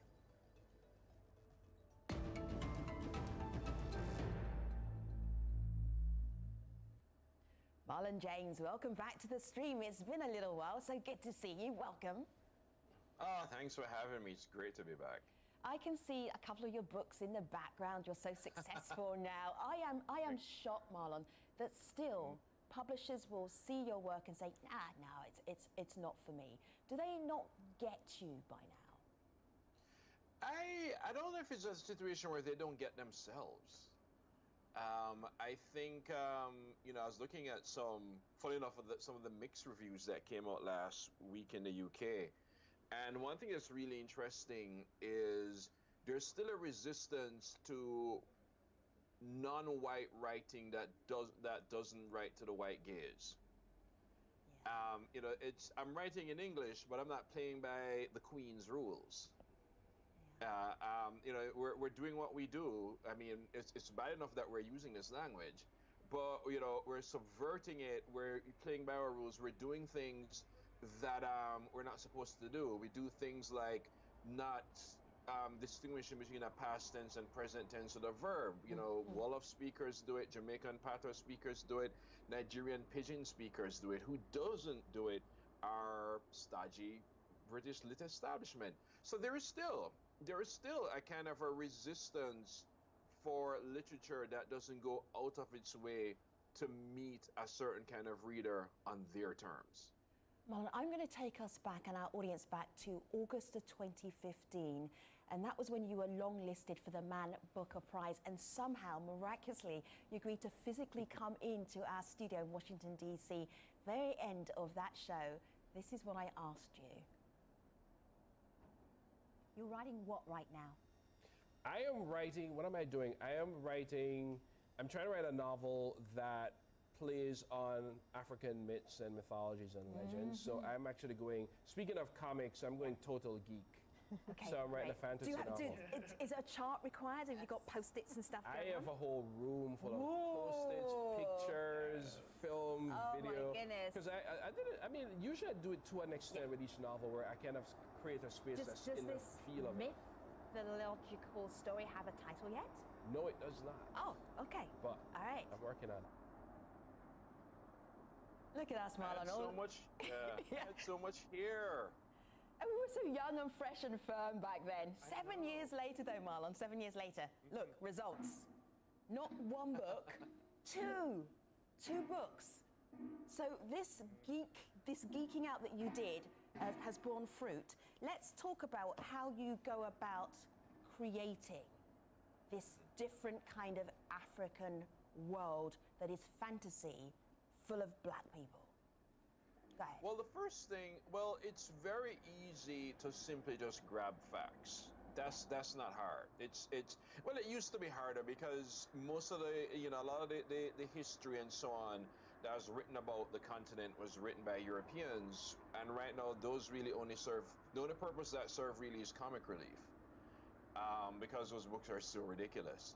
But there's a lot of work, present day contemporary history and anthropological work and gathering of records and gathering of the words, songs and words of the griots, all of that. The information is there. That's not enough. I had to change how I read it. So I had to change how I came across that information. I had to change my idea that history told by a griot is of a lower standard than a history told by a historian. They're both historians. So it wasn't just delving into tons of research, and I did, as that video shows, but it was also changing how I read that research, changing how I looked at all of that, changing how I perceive information and so on. And so that also was a major part of the research process, learning how to read differently. One of the ways that you ground yourself in the world you create is by using maps, drawing maps. So you started to draw maps. I don't know if the maps in the book is actually your design work or whether you then send it off to a designer. But I want to show a couple of these maps and help us understand how they then ground the world that you're writing about. Here's some maps. Yeah, well, actually they are my design and illustrating work. Back in another life, I was a designer and an illustrator. I used to do graphic design. I used to even work on Sean Paul's album covers. That was a lifetime ago. Excuse me, humble brag alert, humble brag alert. The problem, of course, is I'm then that guy in the publishing. Back when I was a designer, I didn't, so I'm that nightmare. Yeah. But, the thing about fantasy is that it's very easy when you're writing an imagined world to feel like a tourist in your own book. And the way to get around that is to create a world that you're already living in. And the great thing about maps is that maps do this interesting thing. They define you and then they confine you. And the confine is actually good because you feel as if you're bouncing against a real world. I can't just have a character go from north to south in a week anymore because the map says it takes 4 months. Yeah. So I have to lengthen the story. And you know, it gives me the sense that I'm writing about an actual place. So I drew some maps, then I started writing, and the maps inspired the writing. But then sooner, a little after that, the writing starts to inspire the maps. And there's this ongoing thing going, you know, that continues. But yeah, it was a lot of fun. Talk about geeking out. That was a lot of fun to do. Although I had to reteach myself Photoshop and all these things, which I haven't had to do in years. You did a good job. Congratulations. You wrote the book and designed the maps. All right. So I want you to meet Professor Juan J. Morales. He has a question for you, Marlon. Here it is. Ooh. What strikes me most about Marlon James's work is how every chapter surprises us, and it delivers these unexpected situations. It gives voice to overlooked people. The characters are beautiful, they're tragic, and the monsters are just super scary nightmare fodder. And the settings are powerfully built with all that brick-faced storytelling. And it gives countless writers and readers all these new doors to open that remind us that genre writing is literary. There's a larger cultural experience to be offered by fantasy, sci-fi, and horror. I'm wondering, can you tell us more about your process using African languages in the Dark Star trilogy while inviting a Western audience to read and experience these languages so naturally? Oh, that's a great question. I wanted to almost add to it what he was saying about genre. That, you know, genre division serves nobody. And the problem with genre can define a work, but it can also have people start ranking forms of literature, which goes against everything. It goes against human nature. Fantasy ultimately is myth making, and our myths are important. And we can talk about this later about how this came about because I felt I was missing my mythological history, but now I'm completely not answering the question, so I'm going to answer the question. Yes, teacher, please answer the question. Yes, it's so I want to study, and I mean, I don't want to claim that I know Wolof because I'm just starting. But the cool thing about learning a language is you learn the rules first. Yeah. And following the rule, when I started to learn the rules of languages, which I wasn't going to quote in depth in the book, but I know I wanted to use as a base in which to then do English, I learned things like where to place a verb, if I want to get that technical. You know, when I growing up in Jamaica, there are a lot of aspects of Jamaican patois that we're taught is simply inferior English.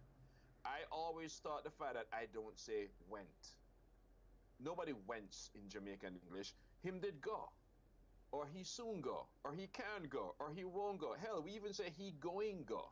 And I've always thought of that as what I was told. It's broken English. It's, you know, except it's not that at all. It's one of it's another fantastic example of something that even a slave trade couldn't kill. The way in which we come to the middle and end of a sentence, the way that for us action is always active. When I talk about slavery and I talk about atrocities done to us, I frequently, and I'm not the only one, we frequently speak in the present tense.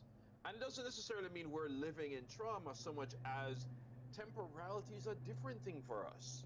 Past, present, and future is a different. It is actually different. And it's when I come across a lot of criticism, it's always that they didn't find a way to get into that. And I was like, well, I'm writing blackly. What can I tell you? Well, it's it's a different way, and I think that's what I drew from. Marlon, do you know, you just brought up a memory of me spending my entire childhood telling my dad, you have to say turn off the light, Dad, not off the light. And he's like, sure, off the light.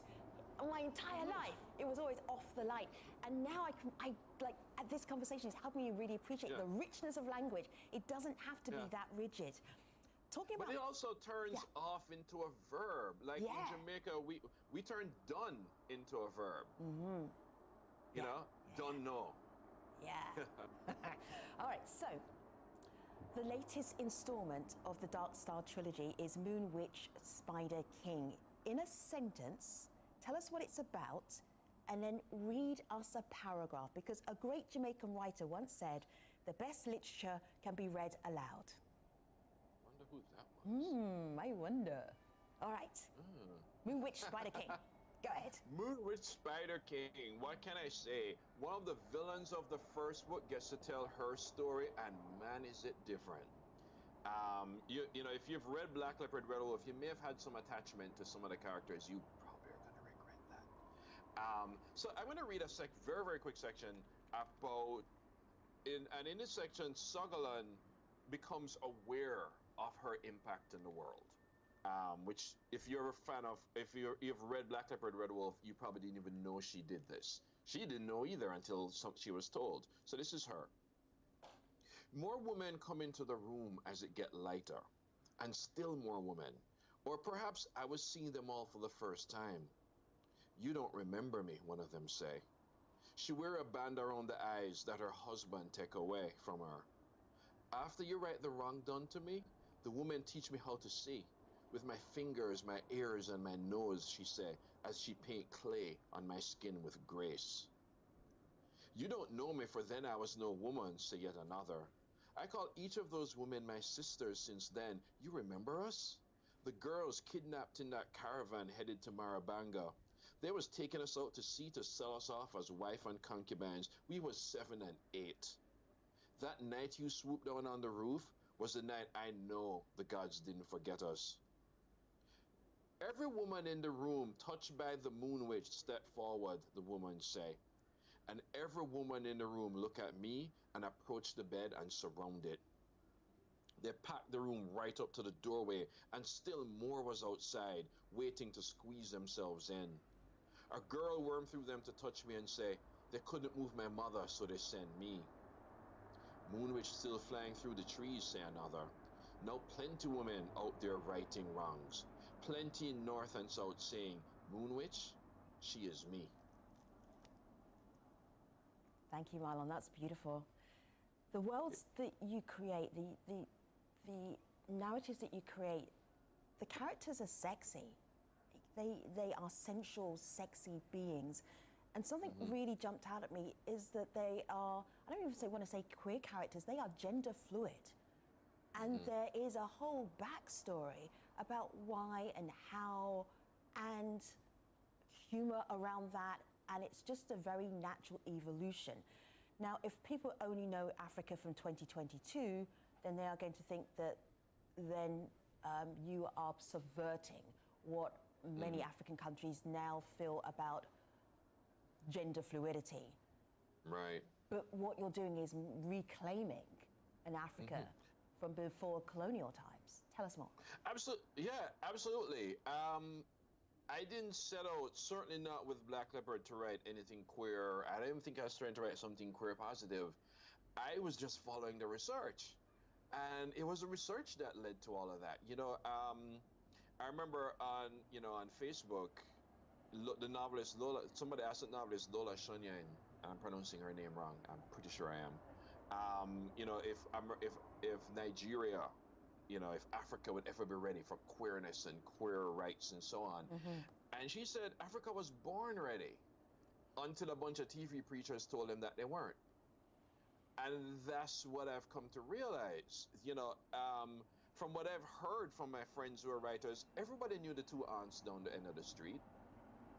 And everybody knew that they weren't aunts and they weren't sisters. Everybody knew. And one of the great things that we've absorbed, another thing that survived colonialism, that survived slavery, is the ability for black communities to absorb the other. So, you know, he's the town queer, but he our queer.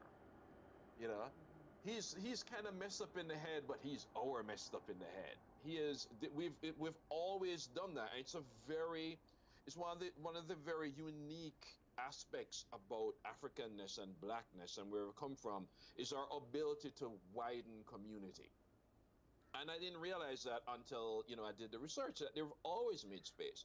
There are bands of soldiers and warriors in you know, a lot of these ancient African societies who everybody knew they were gay, because that's how you gain a reputation that your virgin bride will be protected traveling with us, because who's going to try anything? We don't go for that.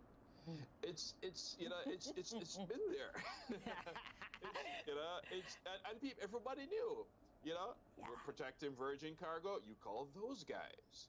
And there's always been, and you read, and the more stuff I've read is the more I found it. I honestly didn't go to the research looking for validation. I certainly didn't think I was going to find it in the past, and that's where I found it. I have some questions for you from our audience who are watching right now. Let me start with Wavy Tay. I hope you get a movie or show deal. I would love to see his books come to life. Tell us about movies, tell us about show deals. What's going on? Send a tweet to Michael B. Jordan. Actually, they're working. You know, so Michael's company bought the rights a few years ago. Of course, everything COVID added 2 years to, including this. Yeah. So we're moving. We're trying to move full speed ahead. We're trying to regain our momentum. But you know, we're already working on the script. We have some very talented people already attached to developing the first of you know, the three. But yeah, it's still in production. It's still, you know, full speed ahead. I don't have timelines or deadlines yet, but we're getting there. All right, this other question from YouTube. We've got lots, but I'm going to share this one because this is from Louis C. Rincon Alba. I am teaching a brief history of 7 killings at NYU, one of Marlon's previous books, for a Caribbean music class. And I was wondering if Marlon has any tips on how to engage novels in a classroom setting. Oof. How to engage? Are you asking me for lit teacher tips? Yes, and you are a creative writer teacher, so what do you do? I think one of the things I do with novels sometimes is I try to also link them with source material. That if we're going to talk about Bob Marley, then maybe we should listen to some Bob Marley, or maybe we should also spend some time and talking about lyrics or the poetics of, you know, of reggae music, and also, you know, I love using film when I'm teaching literature. That everybody should watch Rockers. Harder They Come, yes, and Rockers, and so on. That what you want to do is I said is you don't just want to read a book, you want to smell it. You want to taste it. You want the sun to burn down on your back. Nice. Lewis, it's going to be... you want... Yeah. Yeah, you know, you just want all that sensory detail. And the more sensory detail you can bring into that classroom, I think the better. That's going to be a great class. Thank you, Marlon, for sharing that. That is not an endorsement of bringing weed to class. I just want to say that. You say it like you may have done it. I would have been fired, I think. Marshelle Farrell is a medical psychotherapist and a writer, and she has a question for you, Marlon. Here she is. As a fellow child of the 80s from the Caribbean diaspora, I find the work that you're doing with revisiting and remembering our mythologies and the history before this ground zero of slavery so powerful and important. Mostly because, as a therapist, I know that when we cannot remember who we really are and what really lies behind the things that we do, we end up compelled to repeat them.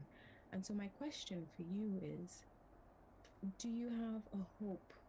What hope do you have for a wider impact of your book? Beyond, of course, as many people as possible buying copies and reading them. You know, what impact do you hope that your writing might have? I think I have two answers to that. One is I hope it encourages more people to write books like these. Toni Morrison says she wrote, you know, the books she wanted to read, and I think one reason why it took me this long to write these books is because I never thought that these books could have been possible, even if I were to write them. And that's one thing. I do hope that more and more people, more and more writers, recognize that the mythologies that's lurking right behind them are rich for their own literature. In terms of readers. I hope that the mediums that we have that we can empower us, whether it's even Twitter or social media or so on, that we use more. Because one thing I've realized, and you're going to realize it if you're writing a Caribbean novel, an African novel, a Native American novel that primarily speaks in a voice that you know is in your head, is that the audience, you'll find an audience has always been there and waiting and ready to hear you. That doesn't mean necessarily the establishment is. It doesn't mean necessarily the publishing industry understands you or so on.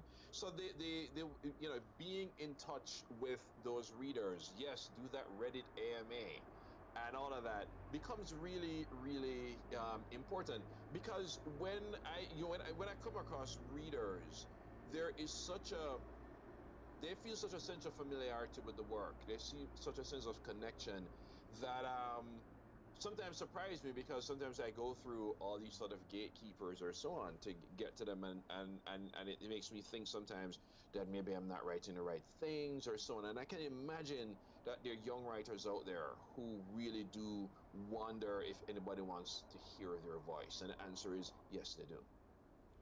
I watched a lecture that you did a few years ago, and it was a Tolkien lecture. So it's a very prestigious lecture to do. You talk about fantasy literature, you talk about your work, and lots of other fantasy literature at the time. There was a moment that just cracked me up, because I have this sort of dual heritage where I studied English literature, but I'm African. So I have this like, how do I get my African canon and understand English literature at the same time? It's a mishmash.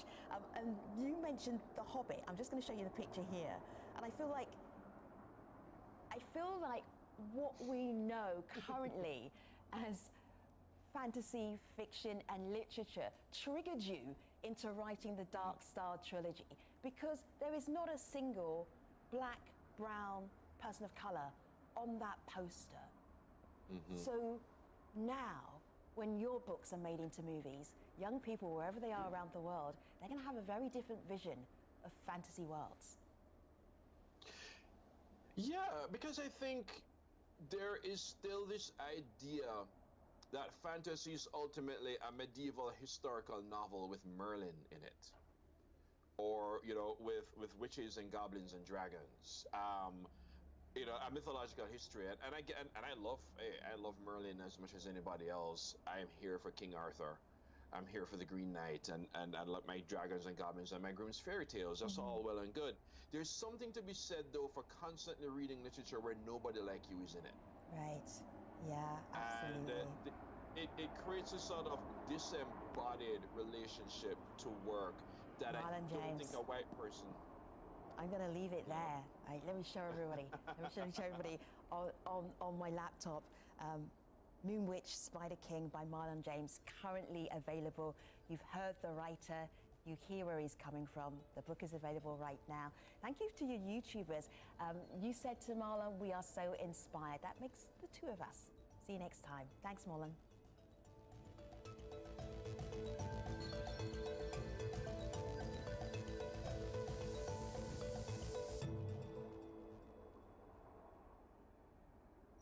Bitcoin, blockchain, and cryptocurrencies.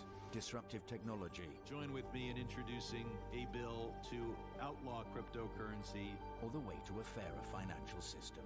With Bitcoin's open source software, we can create our own money without banks or governments. Award-winning filmmaker Torsten Hoffman looks at all sides of the complex crypto world. Cryptopia, Bitcoin, blockchains, and the internet on Al Jazeera. From international politics to the global pandemic and everything in between. It's about respect for people and for our planet. Promise to ensure the safety of women. What's happened? The justice systems are so bad that people actually have no fear. Why is the UK so hostile to trans people? It's a mystery to all of us. Join me as I take on the lies, dismantle the misconceptions, and debate the contradictions. It's time to get up front on Al Jazeera.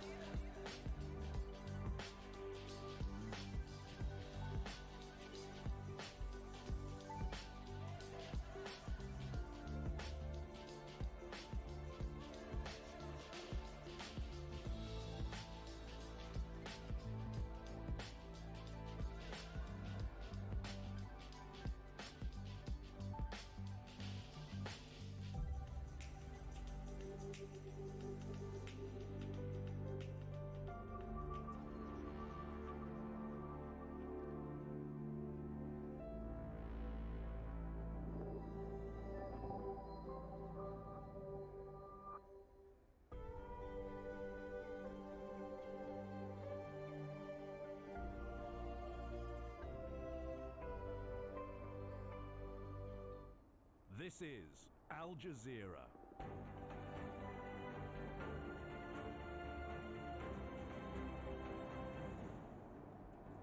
Hello, I'm Sami Zaidan. This is the News Hour live from Doha with the latest developments of the war in Ukraine as it enters its third week. Foreign ministers of Ukraine and Russia failed to reach a breakthrough in the first high-level talks in Turkey. The besieged city of Mariupol comes under more Russian fire after a children's hospital was bombed. An open ambush of a Russian convoy of tanks near Kiev. The capital turns into a fortress with half the residents gone. Britain imposes sanctions on Chelsea club owner Roman Abramovich and 6 more powerful Russian oligarchs with links to the Kremlin. And in sport, we'll look at what those sanctions mean for the future of Chelsea Football Club. With Abramovich's assets frozen, his plan to sell the club is on hold.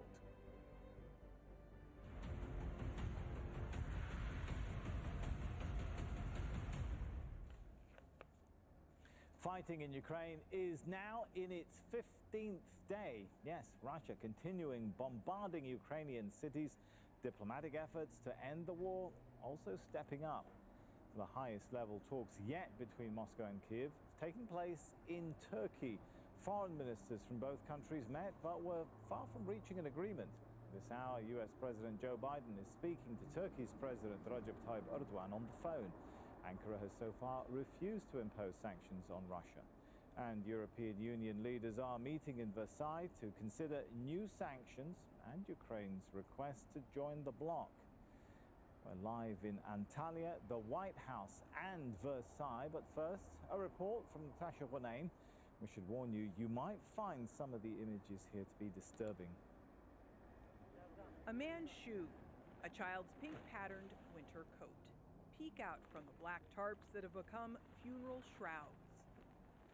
This narrow 25-meter-long trench is a mass grave in the besieged city of Mariupol. The mayor says more than 1,200 people have been killed. There are no basic services.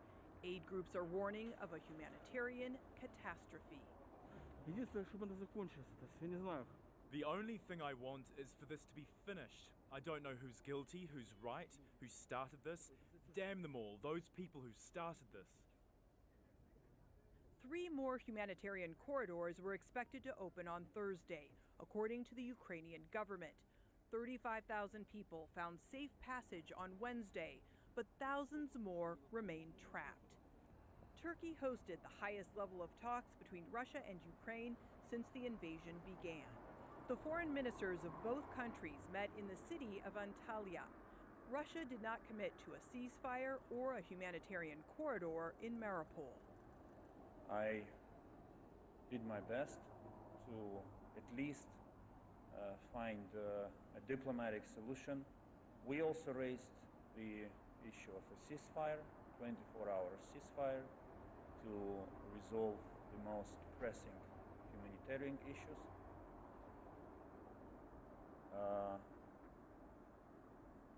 We did not make progress on this.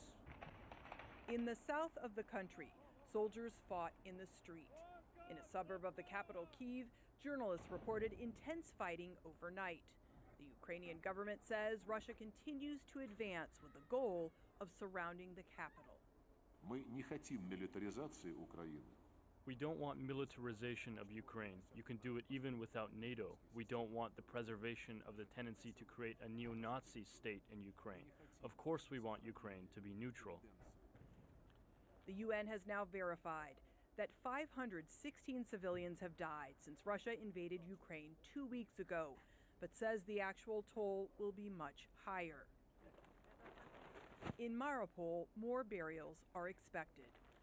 So far, 70 people, some who died of natural causes, have now been laid to rest in this mass grave inside one of the small city's old cemeteries.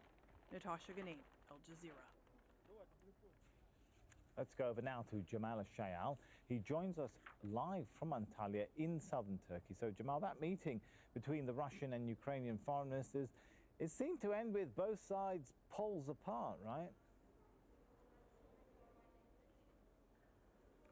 ended the same way it started, Sami, at least in terms of where each country positions itself with regards to this war. As you mentioned there, Russia saying that it will continue its bombardment and its attacks on Ukraine until it is demilitarized, as the Russian foreign minister described it, saying that his country's goals hadn't changed. Ukraine insisting that a cessation of hostilities must be implemented immediately, and saying that even though they had simply asked for a 24-hour ceasefire, that was rejected. So people are asking what has been achieved. As far as Turkey is concerned, the country that hosted this high-level meeting, they will say that at least discussions, negotiations have begun, that this type of talks between senior officials from both sides is promising. But the foreign minister, the Turkish foreign minister, Mevlut Çavuşoğlu, said that nobody should expect any miracles, at least not in the immediate future. The language used by the Ukrainian foreign minister and the Russian foreign minister is something that's very interesting, Sami. The Ukrainian one said that it appeared that Lavrov had no power to make any decisions, and that appeared to be an attempt by Kiev to frame this as a war that is being waged squarely by Vladimir Putin in an attempt to further isolate him politically and from the international community. Here in Antalya, there will be more members of the international community, including the Secretary General of NATO, as well as foreign ministers of several other countries that will be gathering at the Antalya Diplomatic Forum in the next 48 hours, and there will be renewed push to isolate there. What Turkey is saying it would like to see is some sort of a diplomatic solution to this war. It is what will be on the agenda in those discussions between Erdogan and Biden, as well as other bilateral meetings that will be taking place. Now, aside from all of this, one of the things that both Turkey and Russia stressed, Sami, was the parallel discussions that have been taking place on the border between Ukraine and Belarus, between both sides, albeit at a much lower level. They said that this must continue. Those are focused on things like humanitarian corridors and the preservation of life, but obviously they haven't yielded the results that the Ukrainians would have liked to see vis-a-vis all these attacks that have taken place on civilian locations across the country. So high-level talks, first time in 2 weeks, but still a very, very long way to go before we'll see any tangible results if this diplomatic process is going to bear fruit anytime soon. Jamal, we're going to thank you for that. We're going to continue this. Plenty more to talk about when it comes to diplomacy over this. Let's take this to Kimberly Halkett. She's joining us from the White House. So, Kimberly, we've got this conversation coming up between the US President and Tayyip Erdogan. What can we expect?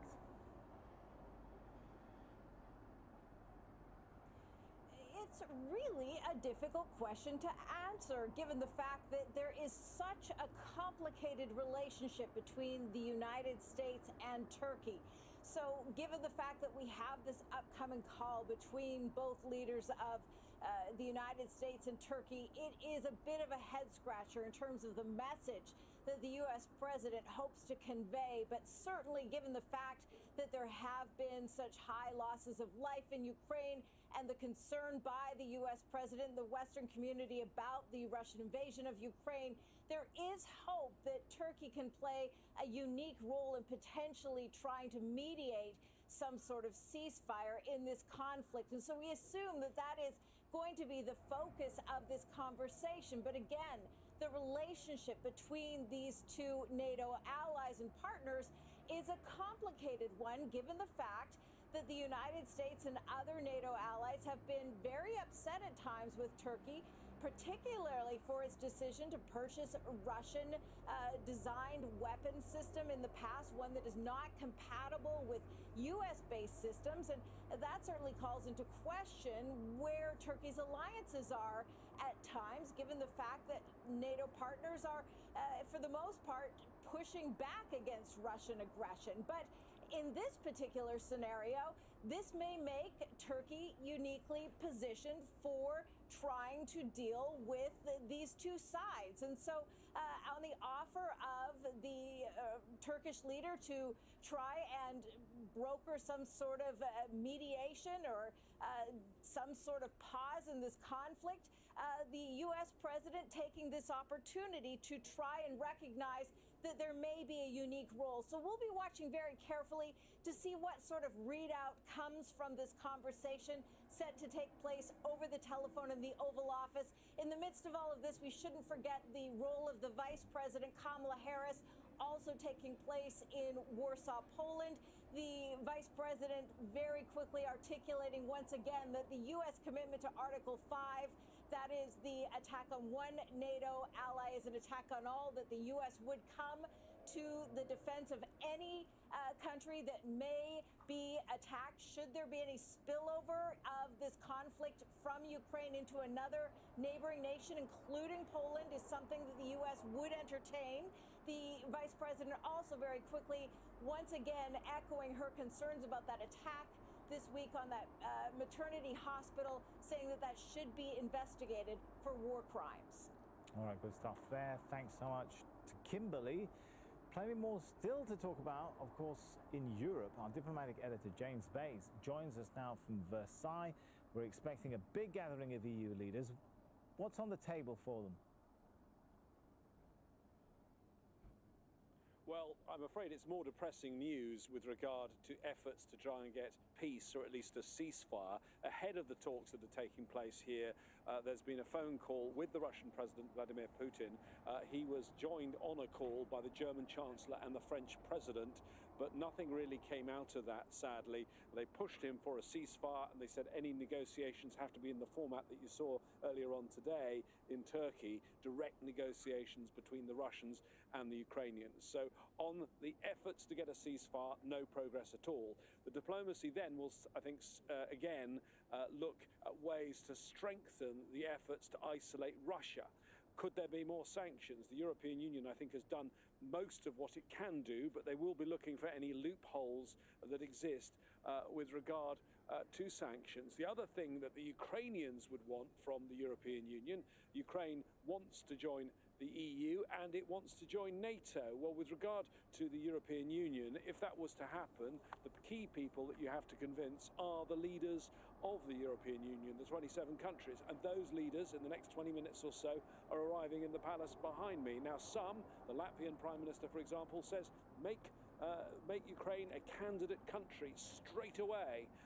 That begs questions what you do with other countries like Georgia or Moldova. Do they become candidate countries as well? And even if they were to take that step, which some would like, and it's a big if at this stage, they might go for something short of that, like a new political declaration on the subject. But even if they were to make that step, I do have to warn you that the process from becoming a candidate country to actually becoming a member of the EU is a very, very long process. All sorts of criteria to be met, all sorts of boxes to be ticked. Well, it is a process. Thanks so much, James Bays, for explaining it to us. All right, let's take you now to the ground in Ukraine, where this is how things stand on what is this, 15 days of Russia's war. Well, Russian forces are in control of all these areas in red. There's fighting across several cities across the country. Now, in the besieged city, Mariupol, that's seen some of the heaviest fighting so far. Let's look at these. They're the latest satellite images which show the scale of devastation. These are homes in the city before the Russian bombardment, and this is what's left afterwards. These were shopping centers on the outskirts of the city. There you go. Now, recent images show they've been almost completely destroyed. More attacks have been reported on Mariupol that's surrounded by Russian forces. Ukraine says food and water is running out for about 400,000 people trapped inside. There are warnings of starvation unless Russia lets aid through. Let's bring in Jonah Hull. He joins us now live from Lviv. So we heard, first of all, Jonah, the Russian foreign minister, say, hey, that hospital in Mariupol hit by Russian fire, that was actually housing combatants. What's been the Ukrainian reaction to that sort of line?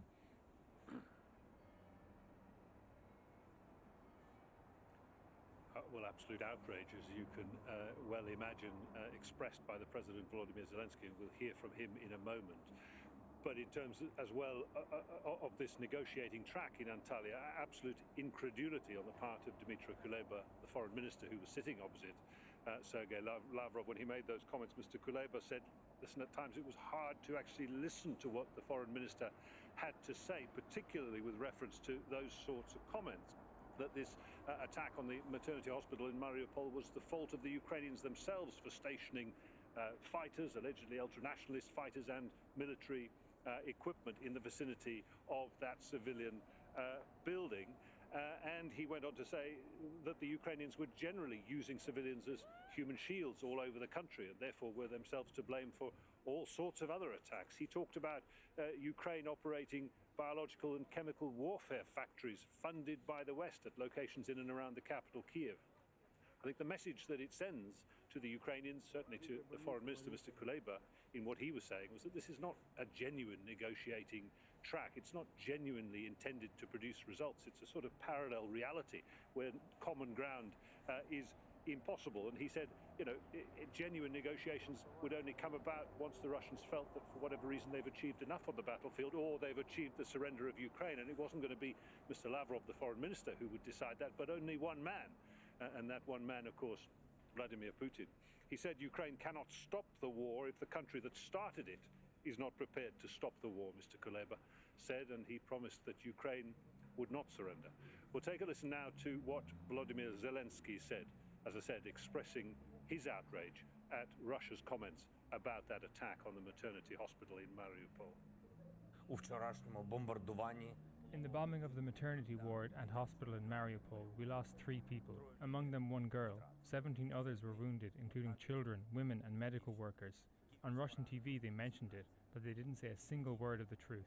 They lied, saying there were no patients, women or children in the ward. Russians were lied to, with the narrative that there were nationalists who were in these positions. These war crimes are impossible without propaganda.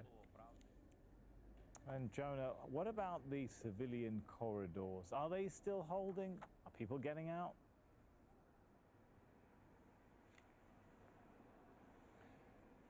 Look, to be perfectly honest, we're not getting a lot in the way of reports, even by social media, about the success of humanitarian corridors on Thursday. We know there was limited success on Wednesday. 35,000 people were able to make their escape from a range of different locations, and the day began on Thursday with word from the Ukrainian side that at least 3 other corridors would be opened from Sumy in the north, from Volnovakha and Izyum in the east.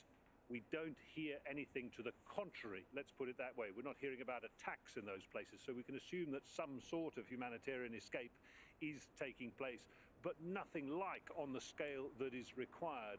And we are hearing from Mariupol, and we did earlier hear from Mariupol, that a humanitarian convoy that was trying to get into the city was shelled and had to turn around and head back up to Zaporizhia from where it had originated. So no escape from the 200,000 people estimated inside Mariupol who want and need desperately to leave, who've been besieged for 10 days now and are without all their basic needs, short on medicine, short on food.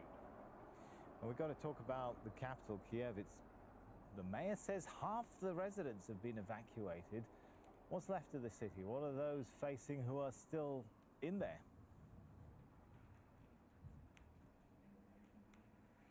Well, evacuated or fled. This is a city of between 3 and 4 million people. A lot of people would have homes outside the capital, would have family elsewhere. A lot of people will organically have simply left. Remember, Kiev has had Russian troops surrounding it at various points all the way through, and it's been a sort of waiting game, awful anticipation for them inside the city for the moment when it would be entirely encircled and potentially besieged. For whatever reason, the Russians have been slowed down, logistical and supply problems, mechanical breakdown and so on. But a lot of people, the mayor says, Vitaly Klitschko, have left. Roughly 2 million people. He says what remains of the city now, every street, every building, every checkpoint is fortified, and they maintain their defense. And remember, those 2 million people, those who haven't gone to other places, other homes and family, will contribute to that extraordinary exodus. 2.3 million people have left the country now, according to the UNHCR, at a rate of something like 160,000 people every day. All right, thanks so much, Jonah Hull there from Lviv. Now, members of Ukraine's state emergency services have disarmed a bomb in Chernihiv using only their bare hands and a bottle of water. Take a look at this.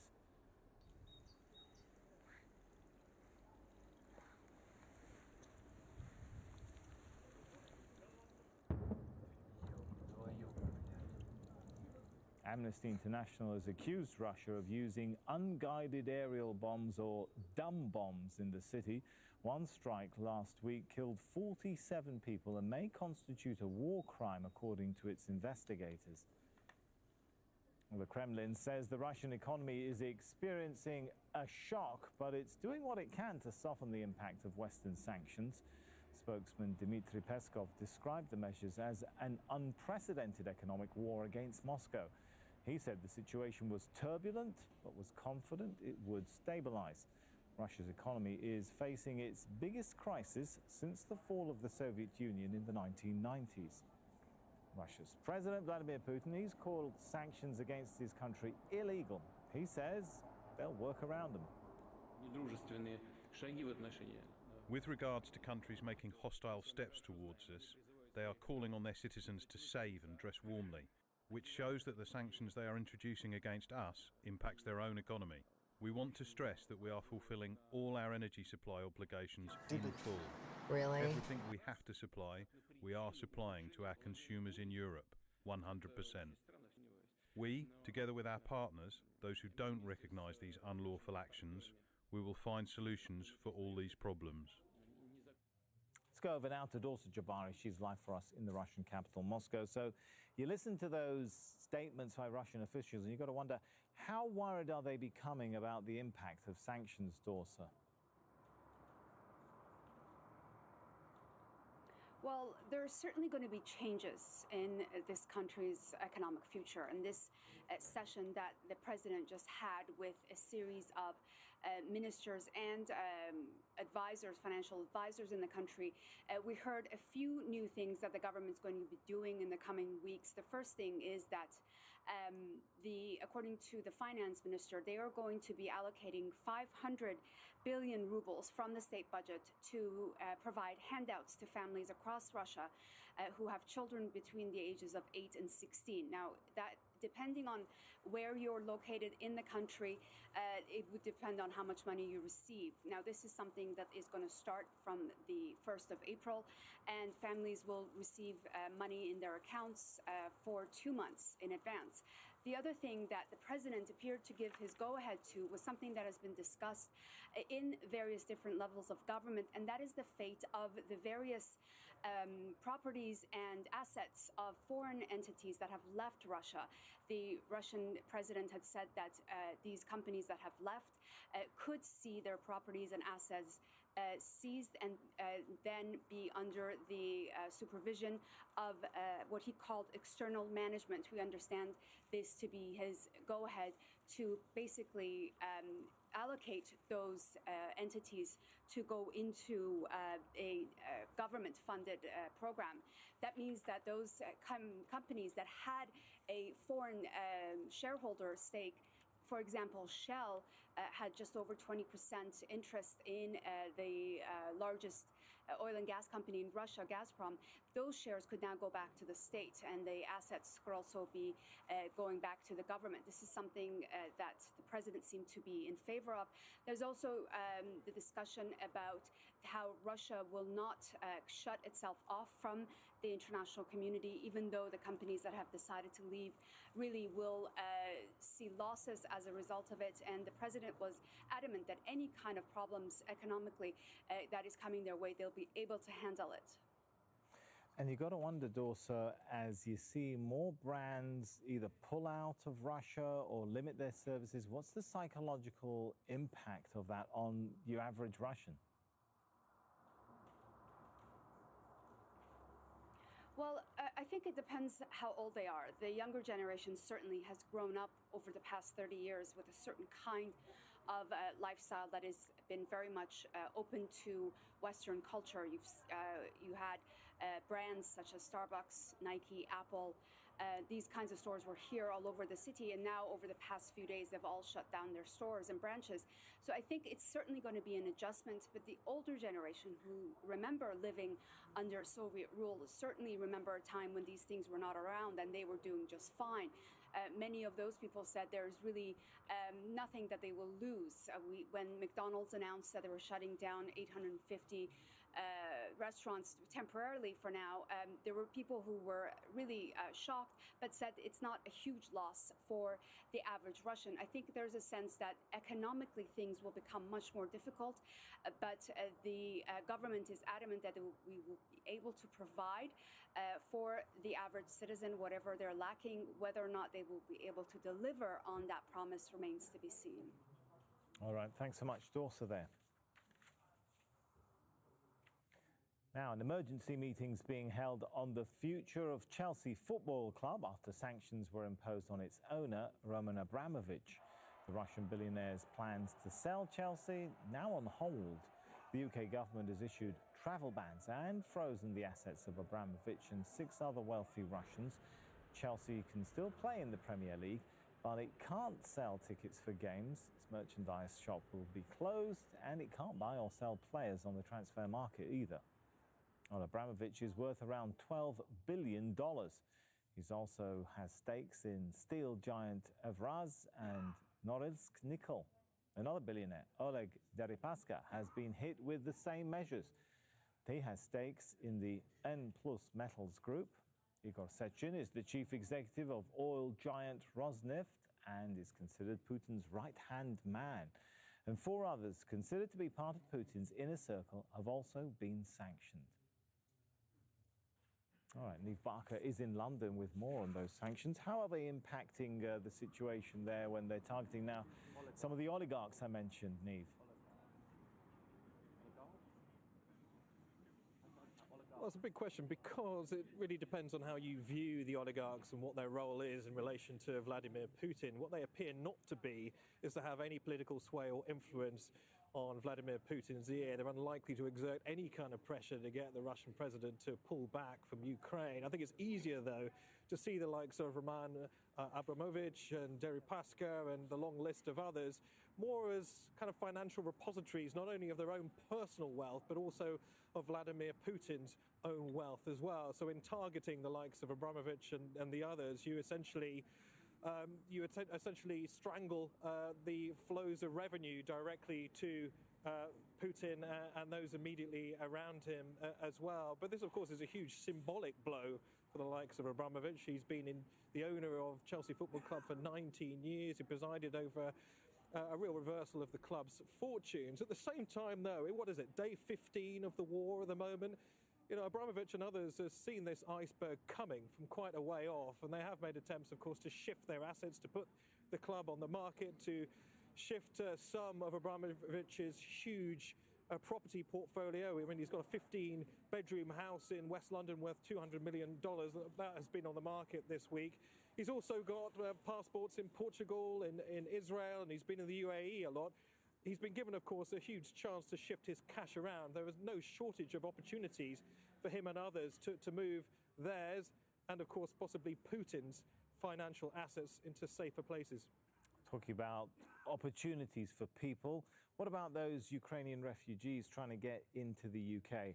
I know they've made some changes. How much has UK immigration policy really changed now? Yeah, that's a big debate here in the UK, largely because the UK has played a pivotal role, really, in supplying financial, economic and military aid to Ukraine and continuing to pile the pressure on the Kremlin as well. But at the same time, big questions about the extent of its humanitarian help, given that 2 million Ukrainians have now fled west. Many of them have gone to European capitals.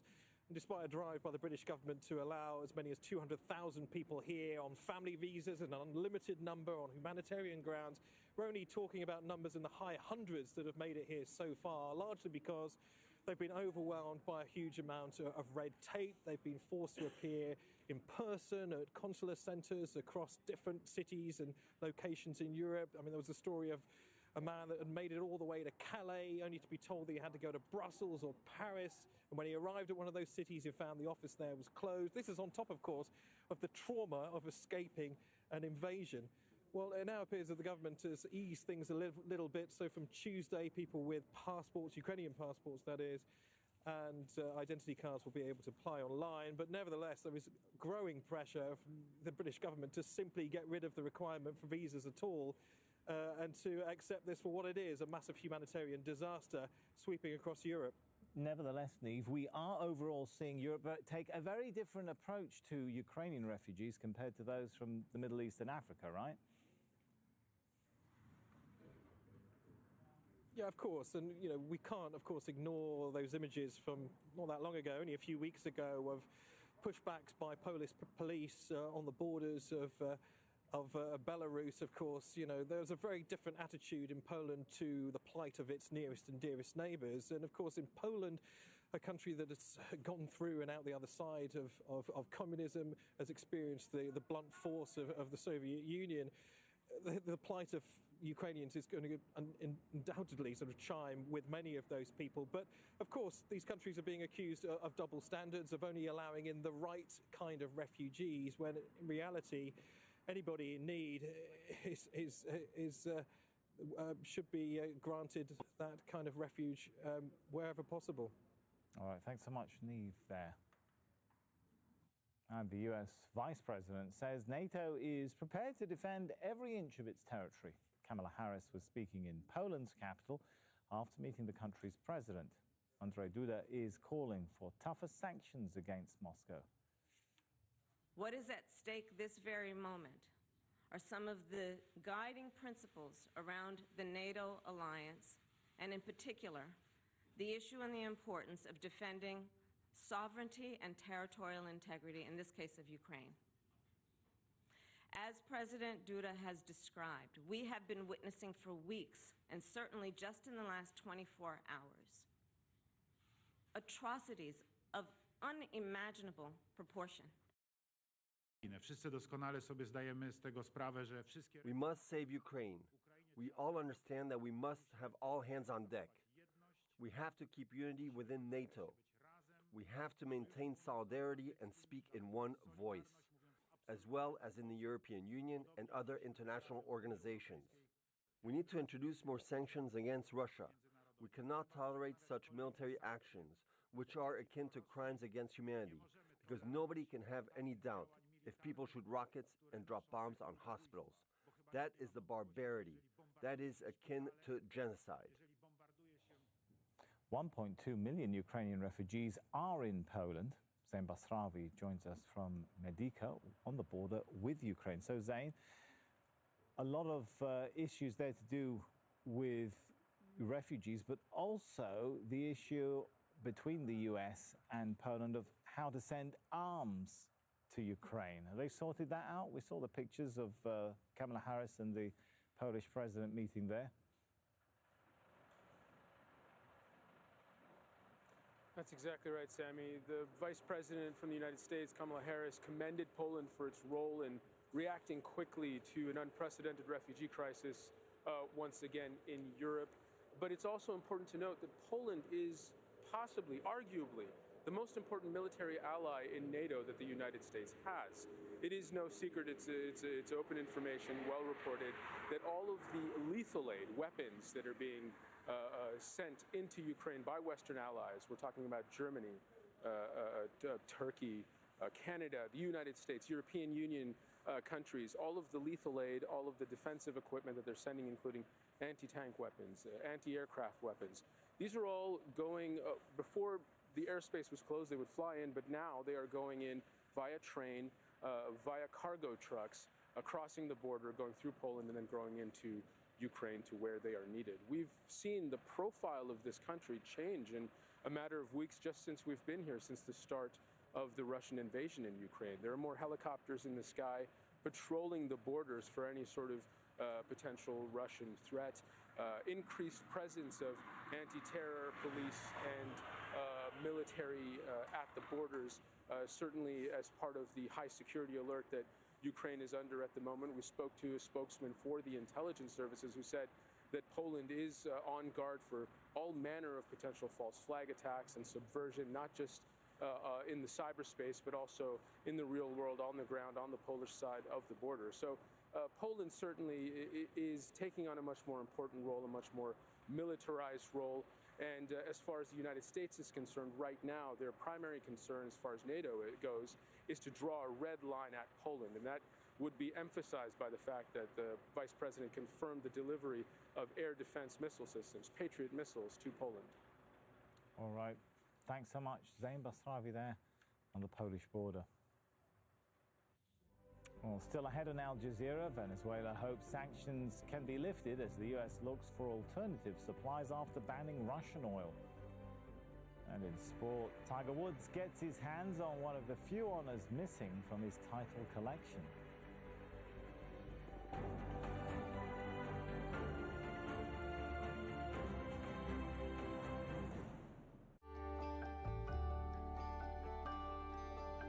Look forward to brighter skies.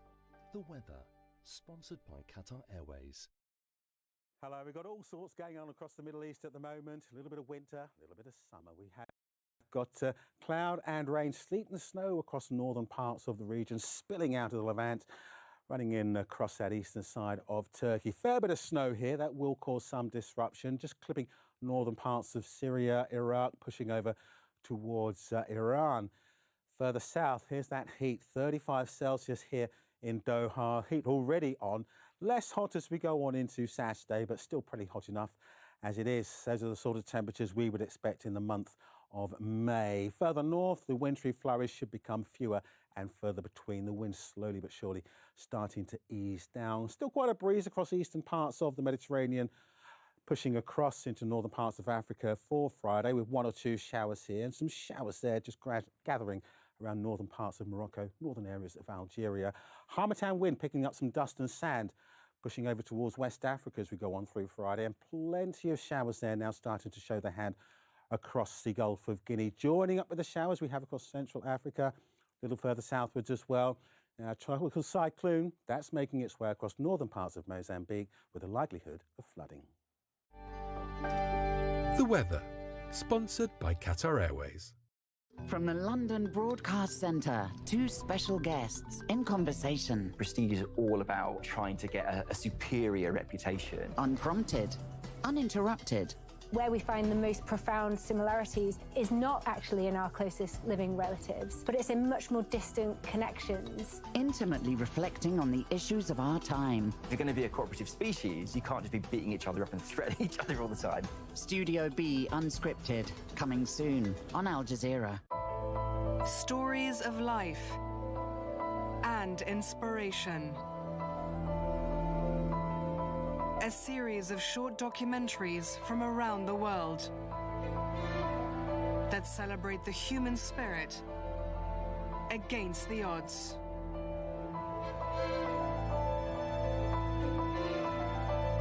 Al Jazeera selects Palestinians.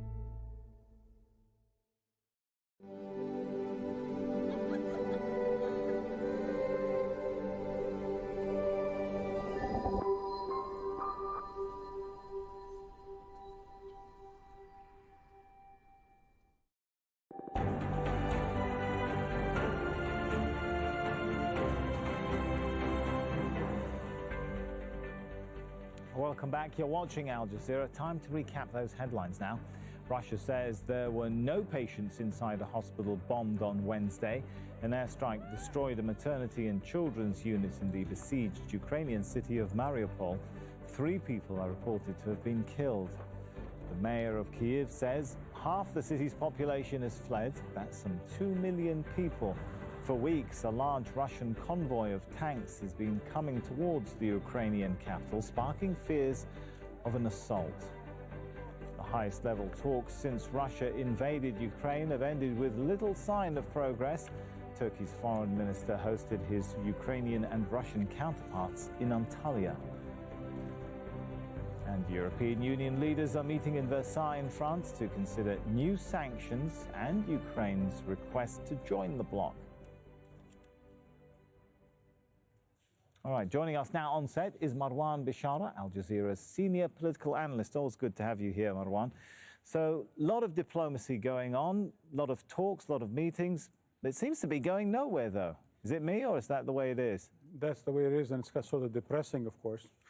But that's how it is with wars, right? There's something about the sound of bombing that tends to drown everything else, including human suffering.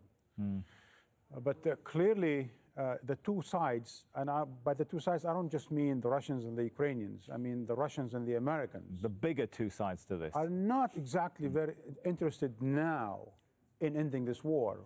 Clearly, the Kremlin thinks that they have a number of military objectives, strategic objectives, political objectives that they need to achieve before they actually sit down and start discussing seriously. And they think they can do it. And they think they can do it, or at least they say they are on track to doing it. That's what they keep insisting.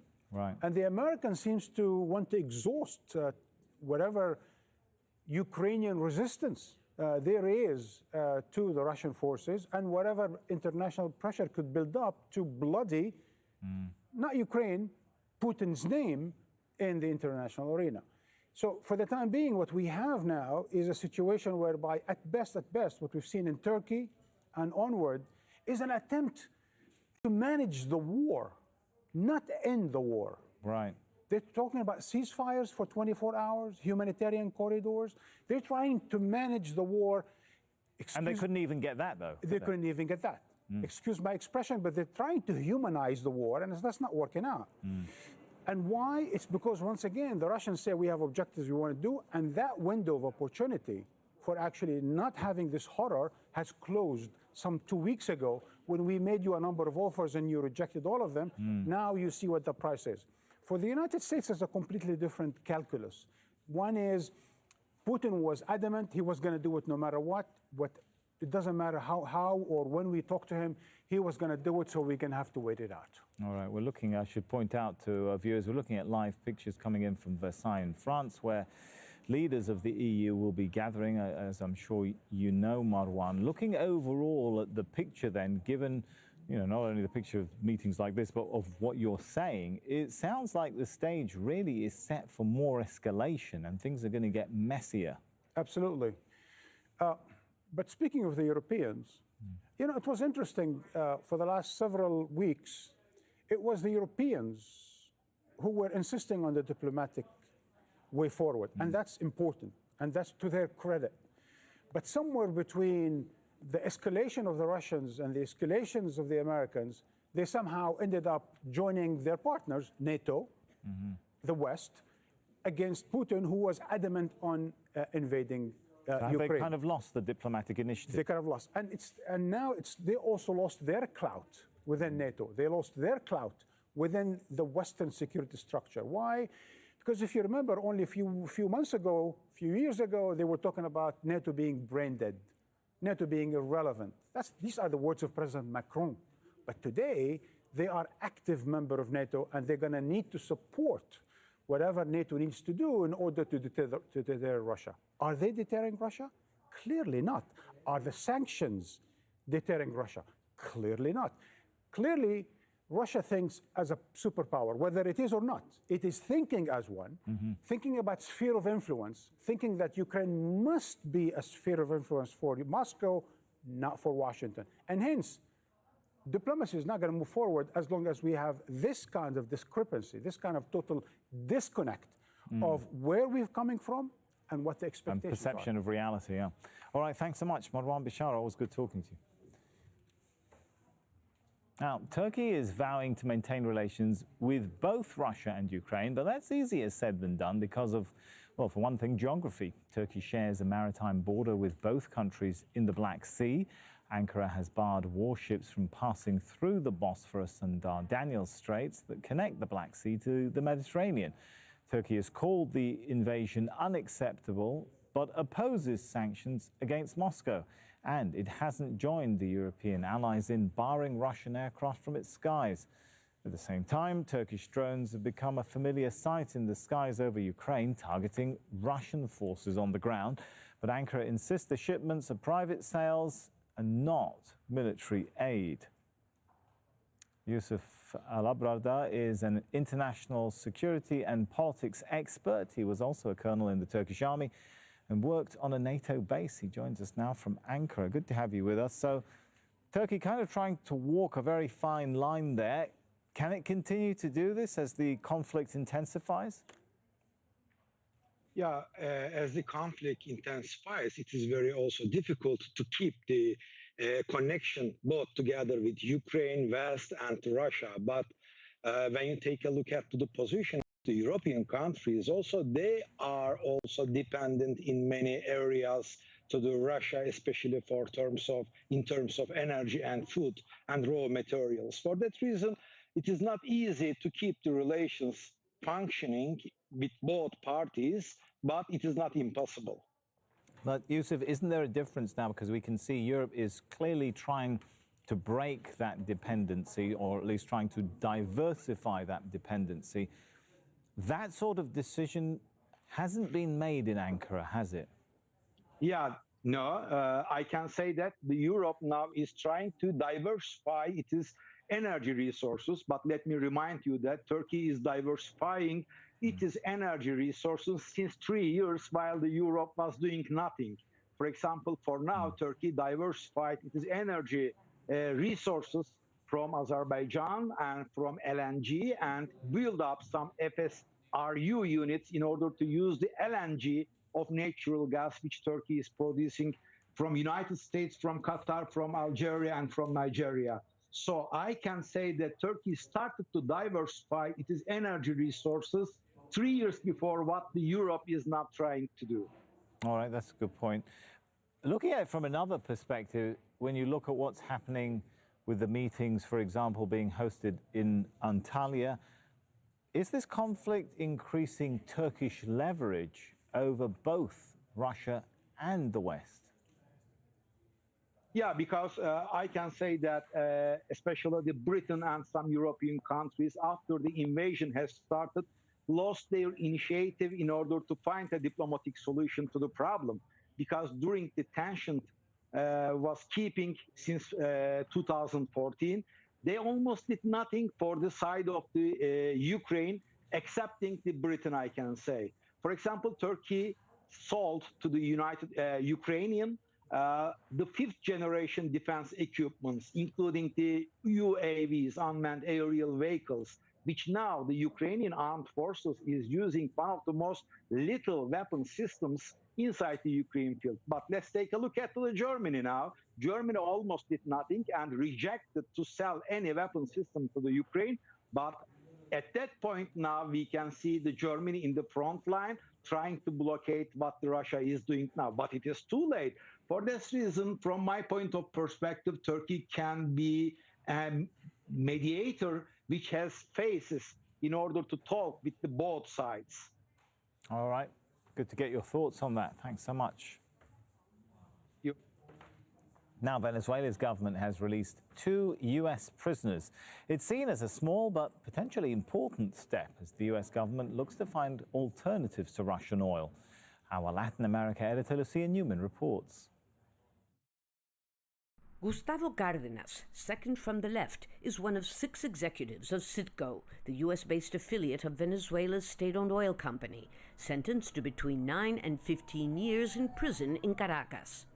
His release and that of Cuban-American Jorge Alberto Fernandez, accused of terrorism for flying a drone in Venezuela, are the first tangible results of a secret meeting last weekend between Venezuelan President Nicolás Maduro and 3 White House envoys. The U.S. applauds the men's release and hopes another 7 American prisoners will soon follow. But it concedes the meeting had another key objective.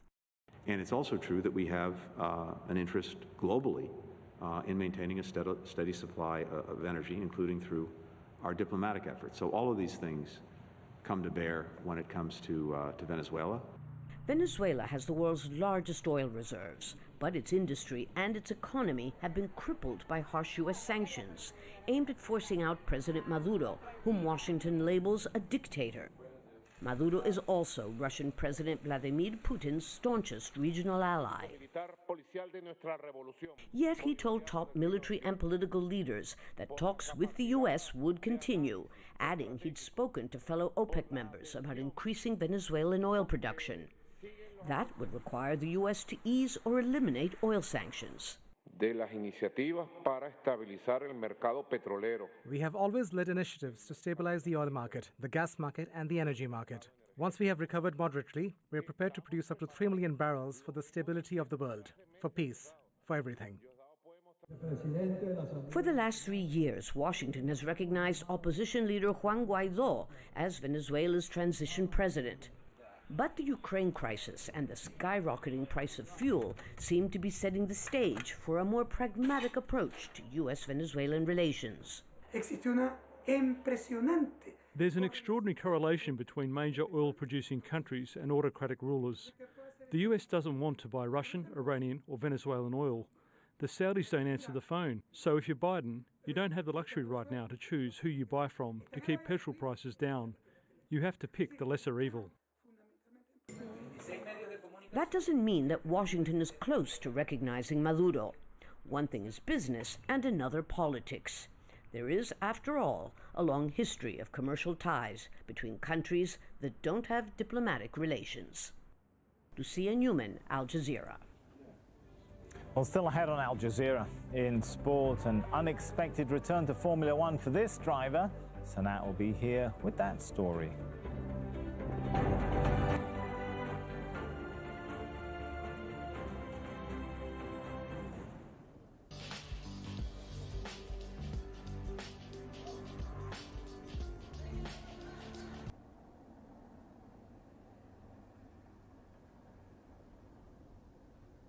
The headlines today because, of course, he's the owner of Chelsea Football Club and he's well known to people. The other oligarchs, their names aren't as well known in public discourse. But there was talk last week that he would be involved in peace negotiations. When it comes down to Roman Abramovich, how close is he to Vladimir Putin? Do we know? Well, Putin's in one of the apologies. Abramovich is in one of this earlier categories of oligarchs, really, who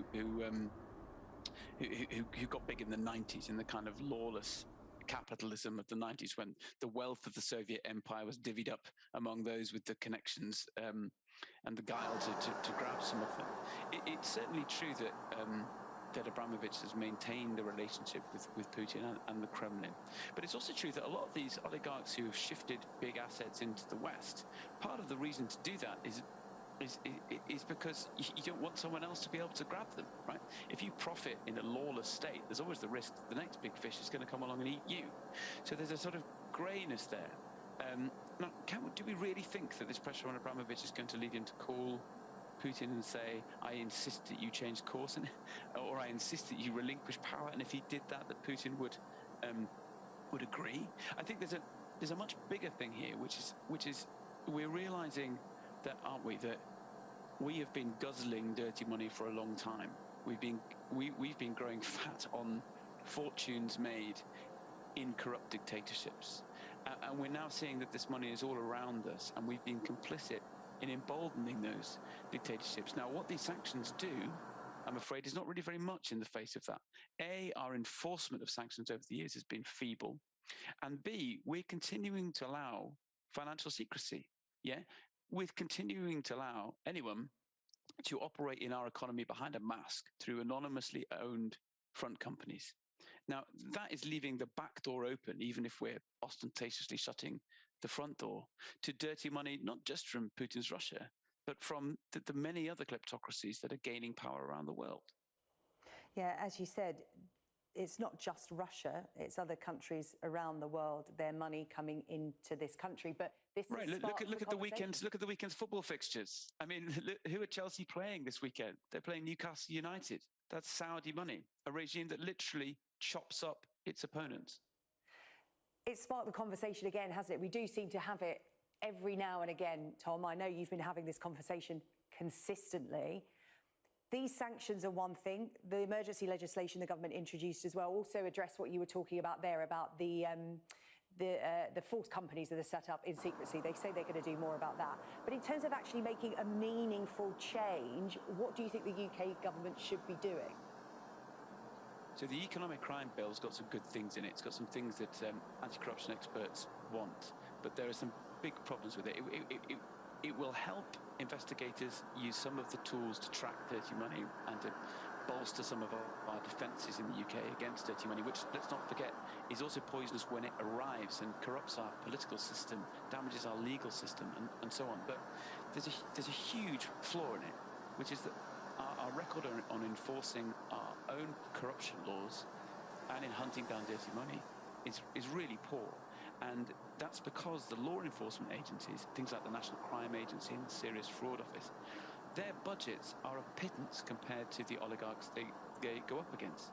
It's also true that the news organisations and journalists who try to go after dirty money, they find a huge obstacle, not thankfully that we get bumped off in the way that pesky journalists in Russia do by the Putin regime. No, it's law firms based in London who exert a chilling effect on our ability to report this stuff. So when we look at how much of this talk is going to be turned into real rhetoric, really trying to break down the UK's reputation, a just reputation as the global hub for dirty money, there's a lot more that needs to be done, starting with a lot more funding for enforcement. Tom, really interesting to talk to you, and I know you have first-hand experience of that in writing Kleptopia, having had to go through some rigorous legal processes, as you were talking about. We really appreciate talking to you today.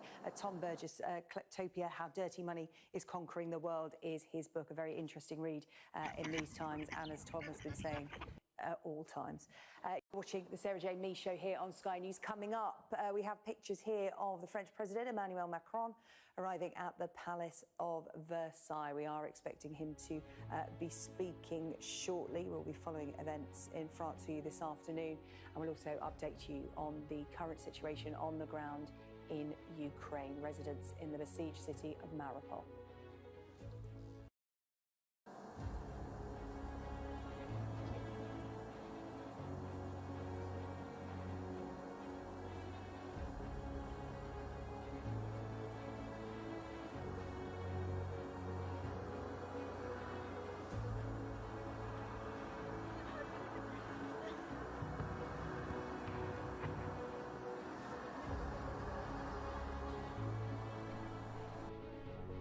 Mary runs a growing e-commerce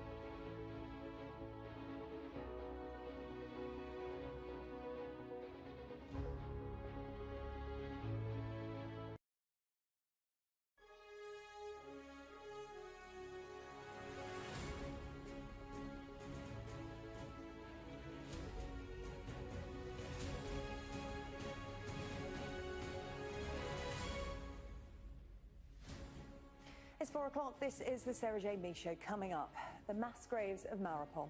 Now residents say they are being bombed again as an aid convoy is forced to turn back. No progress in talks between Russia and Ukraine as the Kremlin denies targeting civilians in the bombing of a hospital. Mothers, all pregnant ladies were taken out of that building, and this was a base of the ultra-radicals Azov. Ukraine's president tells Sky News the West must act now as the fighting continues. If it's prolonged this way, yes, you will see they will close the sky, but we'll lose millions of people. Also ahead, strict controls on Chelsea Football Club, including a ban on ticket sales and transfers, as owner Roman Abramovich is sanctioned by the government. And the Home Secretary announces a streamlined visa process, but only for Ukrainians who hold passports.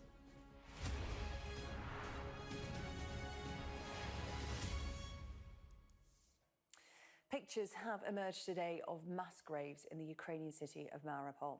Russia has been accused of war crimes in the city after a hospital was bombed yesterday. But following talks with his Ukrainian counterpart this morning, the Russian foreign minister denied that civilians had been targeted, claiming instead there were no patients at the hospital and it was occupied by Ukrainian radicals. Meanwhile, the UK government has imposed sanctions on the owner of Chelsea Football Club, Roman Abramovich, and strict controls have been put on the club, including a ban on ticket sales and player transfers. Jason Farrell reports. There is no ceremony for those who've lost their lives in Mariupol, just a long trench where they're placed next to those who've suffered the same fate, many of them civilians.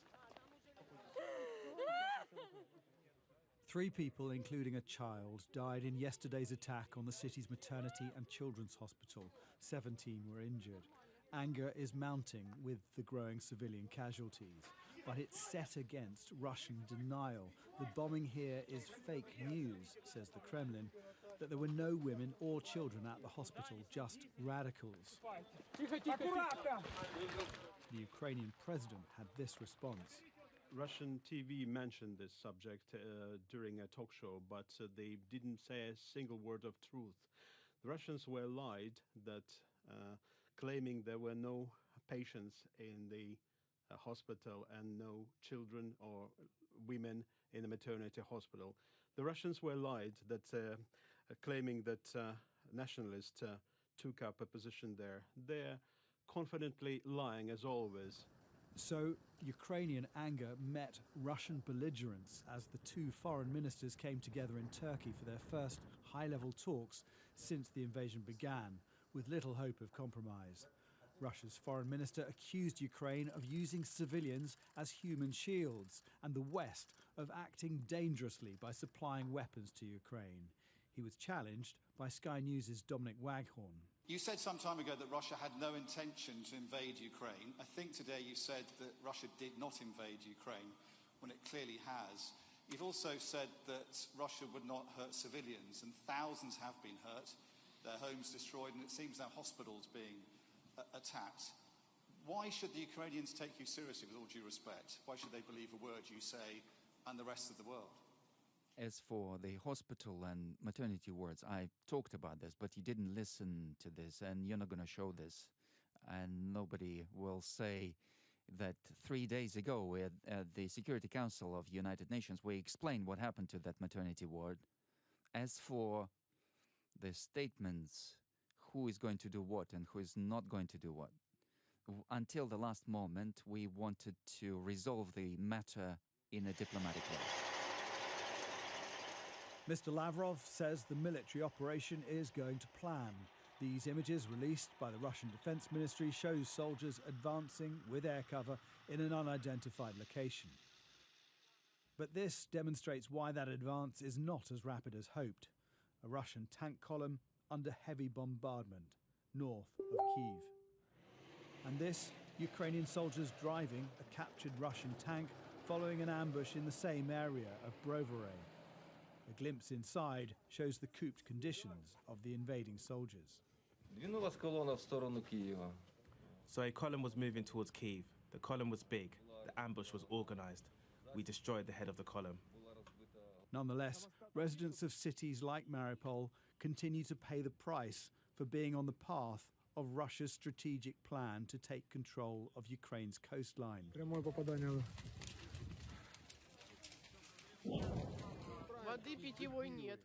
I have 9 kids. Pray for Mariupol. We are being bombed from all directions. Pray for mothers with children, please. It's very hard here. We have no water, no food, no electricity. It's so scary getting through this. Refugees continue to escape from the burning town of Irpin through the well-trodden route under a bridge that's been bombed to slow the Russian advance. Into week 3 of this war, and 2.3 million people have already fled Ukraine. Even those too frail to make the journey have been left with little choice. War. They are bombing us. We tried withstanding as long as we could. This granny is almost 92 and trying to move here away. She's already survived 1 war. Where shall we go? A senior US defense official estimates that Russia has fired over 700 missiles against Ukraine. This unexploded bomb is in a residential area of Chernihiv. It's hugely risky, but it can be defused. The same can't be said for this crisis. Jason Farrell, Sky News. Our Moscow correspondent Diana Bagnay has the latest now on the talks that happened earlier today between the Russian and Ukrainian foreign ministers. It would seem that there is not a particular mood for compromise up on the higher echelons. Dmitry Kuleba, the Ukrainian foreign minister, started off with a short press conference, and he seemed to be frustrated that his Russian counterpart, Sergei Lavrov, didn't really have the mandate to agree on issues like a ceasefire at Mariupol or a humanitarian corridor. It sounded a little like a slight of the Russian foreign minister that he would need to defer upwards rather than actually being able to have the authority to make decisions then and there at that meeting. In response, Mr. Lavrov said that, of course, all the details around what Russia calls this special military operation are confirmed and organized by Russia's Ministry of Defense and the Commander-in-Chief, who is, of course, Vladimir Putin. I think there were 3 points that are worth raising, which Sergei Lavrov addressed really again and again. One is about alleged biological laboratories in Ukraine, which we've been hearing from the Russian side over the last few days in their official narrative again and again, that the Pentagon has been developing biological military laboratories in Ukraine and in other parts of the world around the former Soviet Union, with a goal, he said, of ethnically oriented targeting. Now, of course, the Pentagon has denied that it has done anything of the sort. In fact, we heard this kind of argument from Russia in relation to Georgia as well a few years ago. And it has caused concerns in the West that, in fact, this kind of rhetoric may be Russia priming the situation for a chemical weapons attack itself. Then he talked a lot about the situation in Mariupol, the bombing of the maternity hospital there, and you heard it in that report. He said that the UN Security Council were informed 3 days ago by the Russians that the Azov battalion, which is a nationalist battalion in the sanctions effect on the Russian economy, and he was pretty belligerent about that, saying that Russia has managed these kinds of setbacks in the past and it would manage again, but what these sanctions had taught Russia was that the West is not a reliable partner and will be never relied upon again, that they had essentially betrayed Russia in what they were doing. This afternoon, President Putin condemned Western sanctions against Russia in a televised meeting with his ministers. He accused Western leaders of deceiving their people and of trying to blame Russia for their own mistakes. As for the countries that are taking unfriendly steps towards us, towards economy, they are asking their own citizens to dress up warm and to tighten their belts,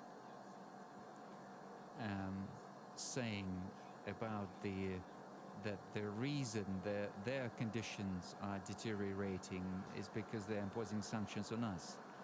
So this is quite a strange situation. We are fulfilling all our obligations in terms of providing, supplying energy resources. We talked about this a couple of days ago. Everything completely in full volume. Whatever we are supposed to supply, we're supplying. And they're saying that they're closing the import of Russian oil. The prices are high, the inflation is unprecedentedly high, has reached the historical highs. The results of their own mistakes they are trying to blame on us. This is an obvious thing for experts. They are just covering up their decisions in order to deceive their own population. Chelsea Football Club is facing a ban on ticket sales and player transfers after the government announced sanctions on its owner Roman Abramovich. He has become the latest Russian oligarch to have his assets frozen as part of sanctions over this war in Ukraine. Chelsea shirt sponsor, the mobile phone firm 3, says it is now reviewing its relationship with the club. Well, in a statement outlining the sanctions, the government said this: Abramovich is associated with a person who is or has been involved in destabilizing Ukraine and undermining and threatening the territorial integrity, sovereignty and independence of Ukraine, namely Vladimir Putin, with whom Abramovich has had a close relationship for decades. Despite the action today, Labour MP Chris Bryant, who is chair of the all-party parliamentary group on Russia, told Sky News that the government has been too slow to tackle Russian money in the UK. It's absolutely preposterous that we're only doing all of these measures now. We should have been doing them years ago. We've been woefully ill-prepared for this moment, which is why yesterday the EU sanctioned another 160 people, and we only sanctioned 7 people today. We've been terribly, terribly slow, and the government has known this was happening. The government knew in October, November last year that Putin was planning this and might do it. We should have been putting things in place then. Our business presenter Ian King is in the city. And Ian, let's talk about what this means immediately for Chelsea Football Club. Well, it's terribly bad news for Chelsea because effectively it leaves the club in limbo whilst the special licence that's been granted to the government will allow the club to continue making payments that are for essential purposes such as wages and match day organisational fees and so forth. There is not going to be any money coming into the club other than TV revenue and prize money should the club win any competitions this year. This licence, of course, runs up until the end of May. Now, it means that, for example, there can be no merchandise sales at Chelsea. It means anyone who wants to buy a replica shirt can still do so if they go to a retailer like JD Sports or Sports Direct, but they won't be able to buy them directly from Chelsea. The club will also not be able to sell any new match day tickets, so the only people able to attend games will be existing season ticket holders and people who've already bought tickets for other matches. And the cap has also been placed on the amount that the club can spend on running its match days at £500,000, and the club has also been capped at £20,000 per match in terms of what it can spend on away travel, which potentially raises a question mark over its ability to compete in Europe, although there have been some suggestions that the club has already paid its upfront travel costs for the end of the season. But I think very, very short term, there have to be real questions over how the cash flow is going to be made available to bankroll Chelsea's day-to-day expenses, given that effectively this club has been bankrolled for so many years by Roman Abramovich, and that was actually made clear in the most recent accounts, which were filed just after Christmas last year. Now, in terms of what it means for the club's sale, because obviously Roman Abramovich has put Chelsea up for sale, well, that is on ice temporarily. It doesn't mean to say that the club can't be sold in the near future, because the Department for Culture, Media, Digital and Sport has made clear that it would be prepared to talk about issuing a bespoke licence to the club, enabling the sale of the club subject to certain conditions. The key one, of course, being that not a penny of any sale proceeds finds its way to Roman Abramovich. So the sale proceeds would have to go elsewhere. And indeed, Mr. Abramovich had already said that he intended the sale proceeds to go to relief efforts for those affected by what's going on in Ukraine. And there are whisperings certainly from the DCMS that that is where they would like any sale proceeds to be directed. So a lot of question marks over Chelsea's near-term future and its longer-term future as well. Well, Nadine Dorries is the Secretary of State at the DCMS. Here's what she told us a little earlier. Abramovich has been sanctioned, and it's important that he doesn't benefit from the club. Our priority is to ensure that the club is protected, that the fans are protected, and the national game, and the integrity of the club. The club can still play. Those with the existing tickets can still go and see the club play. And that is our priority, that the integrity of the club remains intact. But can Abramovich benefit from revenue that the club may earn? No, which is why we've taken the measures in terms of the licence that we have. So that's what Nadine Dorries has to say. We've had a statement from Chelsea Football Club this afternoon in which the club has committed to fulfilling its fixtures. There's a men's team game against Norwich City this evening. The women's team are in action against West Ham United's women's team. Those matches will go ahead. But further out, Chelsea says they're looking to engage with the UK government regarding the scope of the licence, and it says this will include seeking permission for the licence to be amended in order to allow the club to operate as normal as possible. Not terribly good grammar, that. We will also be seeking guidance from the UK government on the impact of these measures on the Chelsea Foundation and its important work in our communities. The club will update further when it is appropriate to do so. Now, worth pointing out as well, Sarah Jane, as I say, this licence runs until the end of May, the end of the football season. Chelsea, in the meantime, are prohibited from carrying out any activity in the transfer market, and a number of their big-name players, for example, Antonio Rudiger, Andreas Christensen and Cesar Azpilicueta, they are all out of contract at the end of the season. Now, normally, under ordinary circumstances, if Chelsea wanted to maintain the services of those players, you'd think that they would be in talks with them about rolling over their contracts or extending their contract. They can't do this under the terms of this special licence. So I think the supporters will also have concerns about an exodus of talent potentially over coming weeks and months. OK, Ian, thank you. Ian King with the latest from the city. Now, the Home Secretary today says that people fleeing Ukraine will no longer have to go to application centres in Europe in order to come to the UK. From Tuesday, refugees who hold passports or ID cards can apply for a visa online. Priti Patel has been under pressure over the speed of the UK's response to this refugee crisis. She told MPs earlier that she had received assurances on security matters which enabled her to make these changes. Ukrainians with passports will be able to get permission to come here fully online from wherever they are and will be able to give their biometrics once in Britain. This will mean, Mr. Speaker, that visa application centres across Europe can focus their efforts on helping Ukrainians without passports. We have increased the capacity at those centres to over 13,000 appointments per week. And this streamlined approach will be operational as of Tuesday, the 15th of March, in order to make the relevant technology and IT changes. Chief Political Correspondent John Craig joins us from Westminster. So, John, what has been the reaction to this U-turn?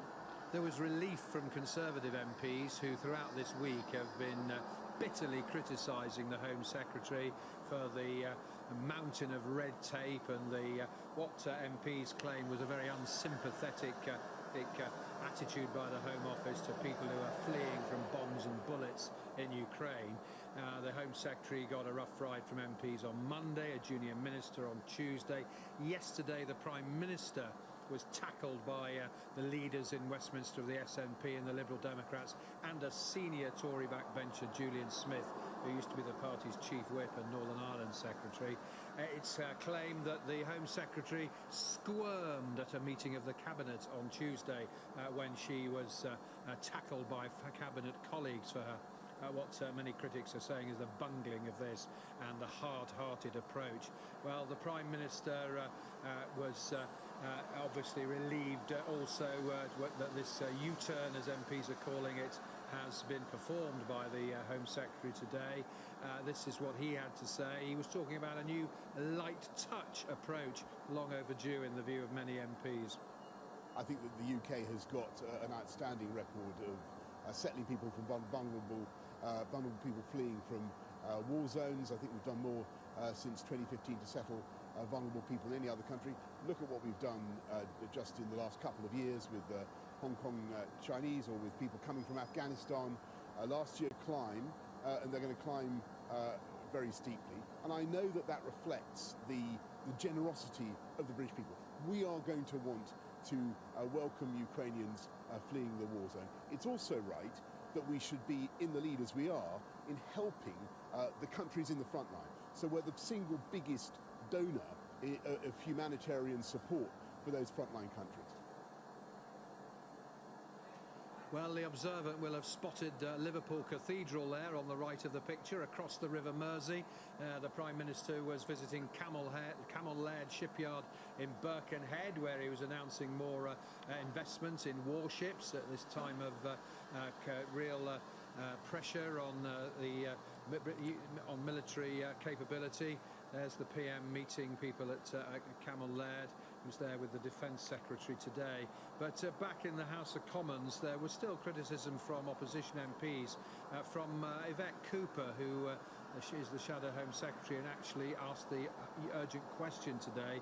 She said this has just been shameful, making vulnerable people push from pillar to post in their hour of need.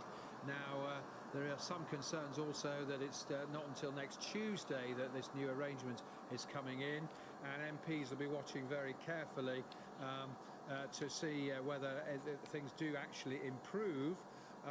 The Home Secretary has this week been promising a statement from Michael Gove, the Levelling Up Secretary, on arrangements for helping Ukraine refugees when they eventually come to this country. But we're still waiting for that, and there's some criticism of Mr Gove for dragging his feet on that. So to build customer delight, the Secretary may have made a U-turn here, which has been welcomed by Tory MPs today, but there's still likely to be plenty of criticism if things don't improve pretty rapidly, and it could well be that the Home Secretary is dragged back to the Commons at the beginning of next week. OK, John, thank you, John Craig, with the latest from Westminster. You're watching Sky News. Coming up for you after the break, we're going to look at the latest situation on the ground in Ukraine as Russia resumes its shelling of Mariupol after yesterday's attack on a maternity hospital.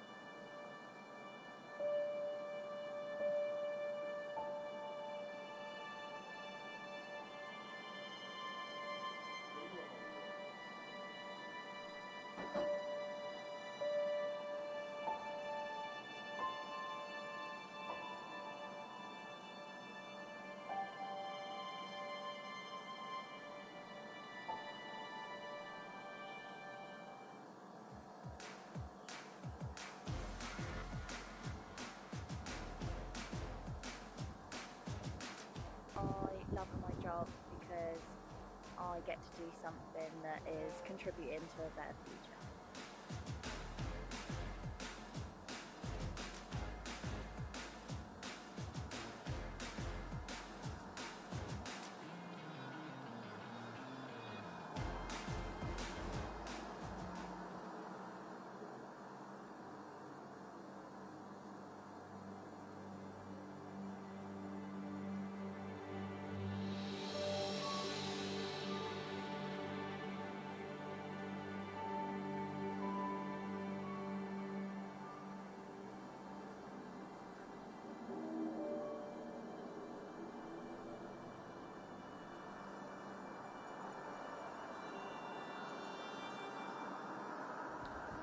Well, joining me now is Air Marshal Phil Osborne, former Chief of Defence Intelligence and a Director at Universal Defence and Security Solutions. Phil, thanks for being with us again. So where are we as we enter week 3 of this Russian invasion of Ukraine? So I think it's fair to say that in week 3 Russia's not where it planned to be.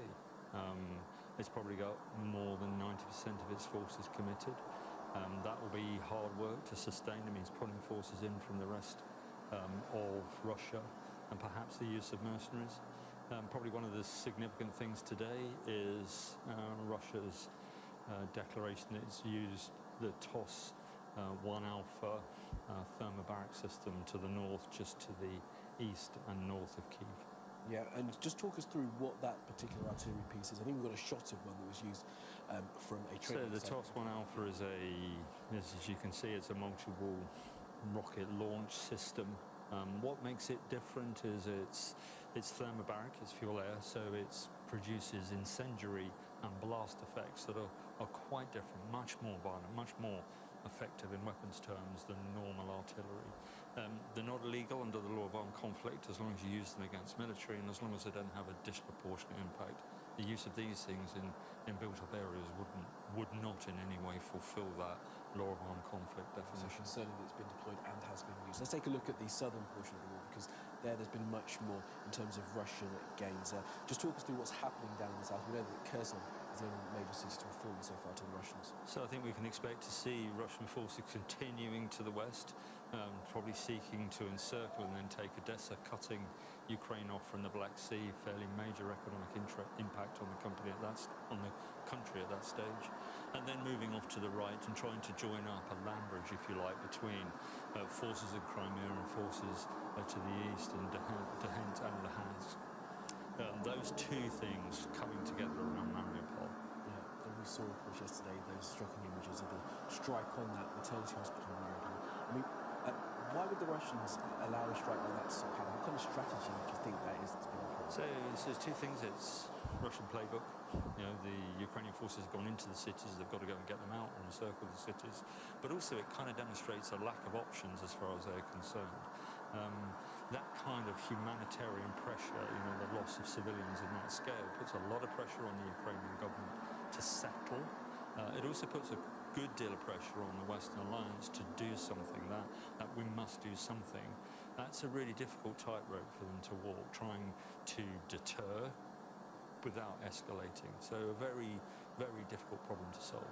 And that idea of must do something may well be tested very soon, because of course just yesterday, for the past few hours, this talk of there being some kind of chemical or biological weapons factories in Ukraine got dismissed by the Ukrainians and the Americans. But what does that mean in terms of the ratcheting up of potential use of weapons? So what we're seeing is a counter-narrative type thing. Russia talking about chemical weapons already being in Ukrainian in the US, and the US declaring up front they think Russia's going to use this. This would be another escalation if it actually came to pass from a Russian perspective, a significant escalation. And the West will be trying to maintain a level of strategic ambiguity about that escalation, not trying to draw red lines, but keeping its options open as it walks that tightrope. Okay, Phil Osborne, for now, thank you very much.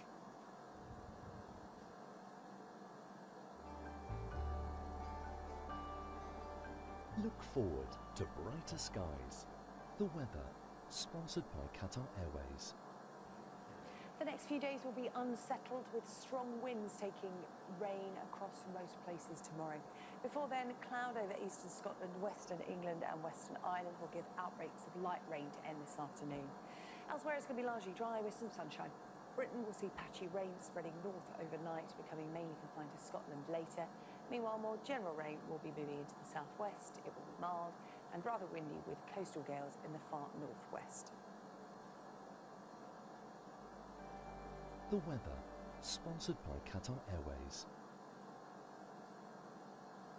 You're watching the Sarah Jane Lee Show. Coming up, Sky News speaks to Ukraine's president in Kyiv. Alex Crawford's interview with Volodymyr Zelensky is after this break.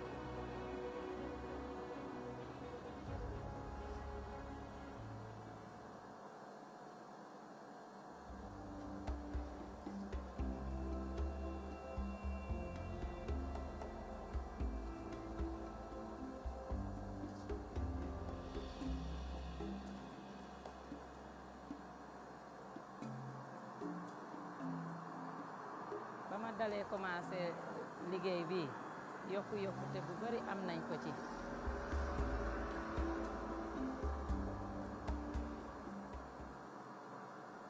Ukraine's President Volodymyr Zelensky has been telling Sky News that millions of people could die if the world doesn't stop the bombing of his country. He called on Britain and the United States to agree to Ukraine's plea for a no-fly zone over his country. In an exclusive for British television, he was Ukraine, and they blocked, and because they don't want our people to get some food, water. Yesterday, for example, children.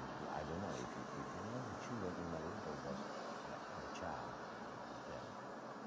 But you know that is the idea of this operation. Or I don't know how Putin is telling about it. So that is the idea do with Ukrainians animals, but we are not. So how do you stop it? Are you prepared to do a deal? You've said you're happy to talk. We can't stop alone all this. No, it's only if the world will unite around Ukraine. They are uniting around Ukraine. They are not. They are still. It's still very slowly. It's still very slowly. But you can feel it only when you are here, because the people from Europe or USA, it's far from Ukraine. It's far from the heart of this tragedy, and you can't see, you can't understand the details because you are not fighting here. And I understand why. And I don't want them to fight, but these countries can help, can unite. Because we can't speak about the close. I'm sorry that I'm speaking again and again about this problem, but we spoke about children hospitals, etc. And you know the number of these child deaths, and so we are speaking about closing the sky. You can't decide to close or not to close. You can't decide. If you are united against the Nazism and this terror, you have to close. Not me. Don't wait me asking you several times, a million times, close the sky. No, you have to phone us to our people who lost their children and say, sorry, we didn't do it yesterday, 1 week ago. We didn't push Putin. We didn't speak with him a lot. We didn't find the dialogue with him. We did nothing. And it's true. Yesterday, the world did nothing. I'm sorry, but it's true. Boris Johnson, the British Prime Minister, as a number of other world leaders, say if they do that, if they close the sky, that could exacerbate and make the situation even worse. If they allow Poland to provide you jets and station it on NATO land, that will make it worse. What would you say to them? What does it mean worse? For whom? So the first question is rhetoric. And we don't need rhetoric questions and answers. We have to have concrete things. So it would be worse for whom? For our families? No. Whom? For them? No. Who knows? Nobody knows. But we know exactly that now is very bad. And in future, it will be too late. And believe me, if it's prolonged this way, yes, you will see they will close the sky, but we'll lose millions of people. The British ambassador to Ukraine has been telling Sky News Russia was deliberately targeting civilians in the shelling of a maternity hospital in Mariupol yesterday. She was talking to our security and defence editor, Deborah Haynes. Yesterday we had that horrific attack on a maternity hospital. Can you just share your thoughts on that particular attack? It defies words, really. What it tells me, kind of watching this, is that it's a deliberate targeting of civilians, that it's cynical, that there is no way to write this off as an accident, a missile that's gone astray. And Russia has form in previous theatres of doing this. So if anything, really, it confirms that Putin's intention here is about more than just taking out strategic military targets. And he says he wants to go after the country. He means he wants to go after the country, and that makes this incredibly serious. The Ukrainian government is asking with increasing urgency to close their skies. Why aren't we imposing a no-fly zone now? It's a hugely emotive issue, this no-fly zone. I completely understand it, and I'm being asked that by several of my Ukrainian friends. That too is a really difficult judgment for world leaders to make. But it's also really clear that in so doing, you bring other countries, including nuclear capability countries, into conflict with a country that itself is a nuclear country. So, you know, I don't envy, frankly, world leaders for having to have that continual debate. In your opinion, have we ever been at a greater risk of World War III than we are right now, given everything that's at play? It's quite hard to tell. History will tell. And I think it's too early, actually, to say. And I tend not to want to not to want to deal in, you know, apocalyptic sort of prophecies about the thing. It's perfectly possible. And I also think, to be honest, it's part of Putin's narrative. I think it even helps for him to escalate it to that level, because it's a goading, if you like, to the West to become involved in this conflict. That then, if you like, almost self-fulfills the prophecy. As I said before, I'm focused on what we can do to help Ukraine here and now to achieve what they seem very, very determined to achieve, which is to push Russia back. You're watching the Sarah Jane Lee Show, coming up for you after the break as the humanitarian crisis in Ukraine continues. I'm going to be speaking to the head of the International Rescue Committee and the former Foreign Secretary, David Miliband.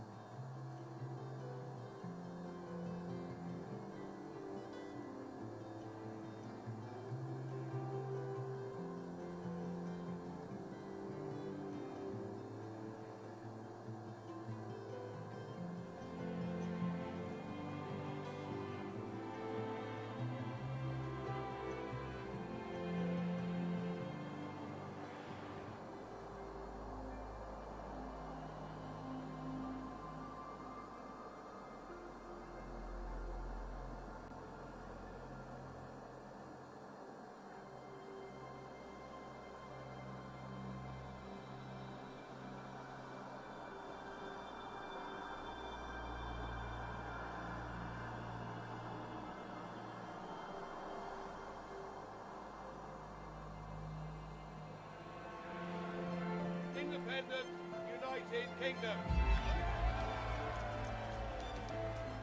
These last few years have seen some huge stories. And these stories have been driven by politics, by politicians, the people in power. You must stay at home. And it's my job to figure out how these decisions made by politicians impact all of us in our everyday lives. This is the worst thing I've ever been through in my life. People turn up here with their child stuff in a black sack and just say, I don't want to. And that is what it is. It's first class profit.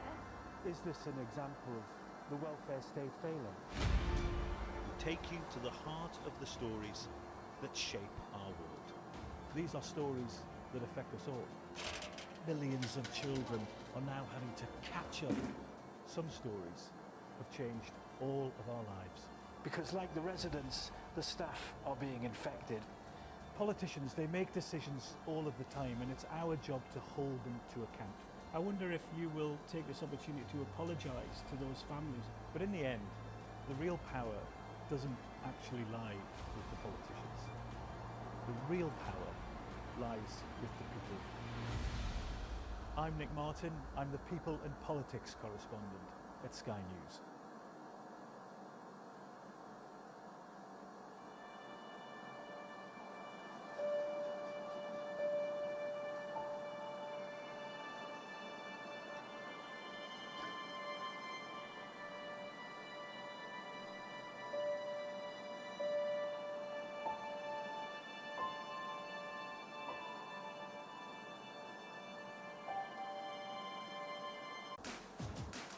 I love my job because I get to do something that is contributing to a better future.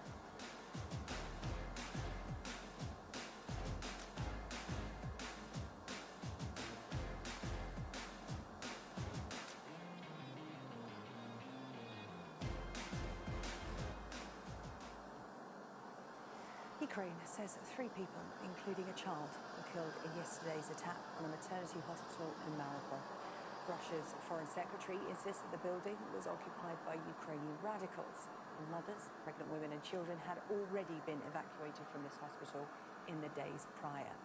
Ukraine's Deputy Prime Minister says not a single person was evacuated from Mariupol today. Well, joining me now is David Miliband, President and CEO of the International Rescue Committee and, of course, former Foreign Secretary. Mr. Miliband, thank you so much for joining us here on Sky News. Thanks, Sarah Jane. Thanks for having me on.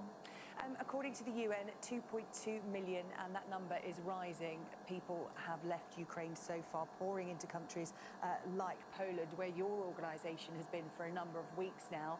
We've heard from President Zelensky this week saying that this is a humanitarian catastrophe in the making. What are you seeing in Poland? Well, the President's right. We've got International Rescue Committee teams both in Poland and going across the border into Western Ukraine. The trauma that you've been reporting on Sky News and that's been on all of the media is evidence in the words and the faces of every man, woman and child that we help. Obviously, it's mainly the women and kids who are coming across the border because the men between the ages of 18 and 60 are staying inside Ukraine, conscripted and volunteering to fight for their country. But the scale of this it's not just a tragedy, it's a crime that's being committed. The scale of it is quite large by any historical comparison. I mean, it took 3 months for 1 million people to flee from the Syrian war 10 years ago. It's taken a week to get to 1 million, and as you say, it's now 2.2 million in the neighboring European countries. One piece of good news is that for those people who make it to safety, the European Union has guaranteed 3 years residence, full access to jobs, full access to education for kids. And we're increasingly concerned about the situation in the besieged cities inside Ukraine, including in Mariupol, where there was this appalling incident yesterday that you reported.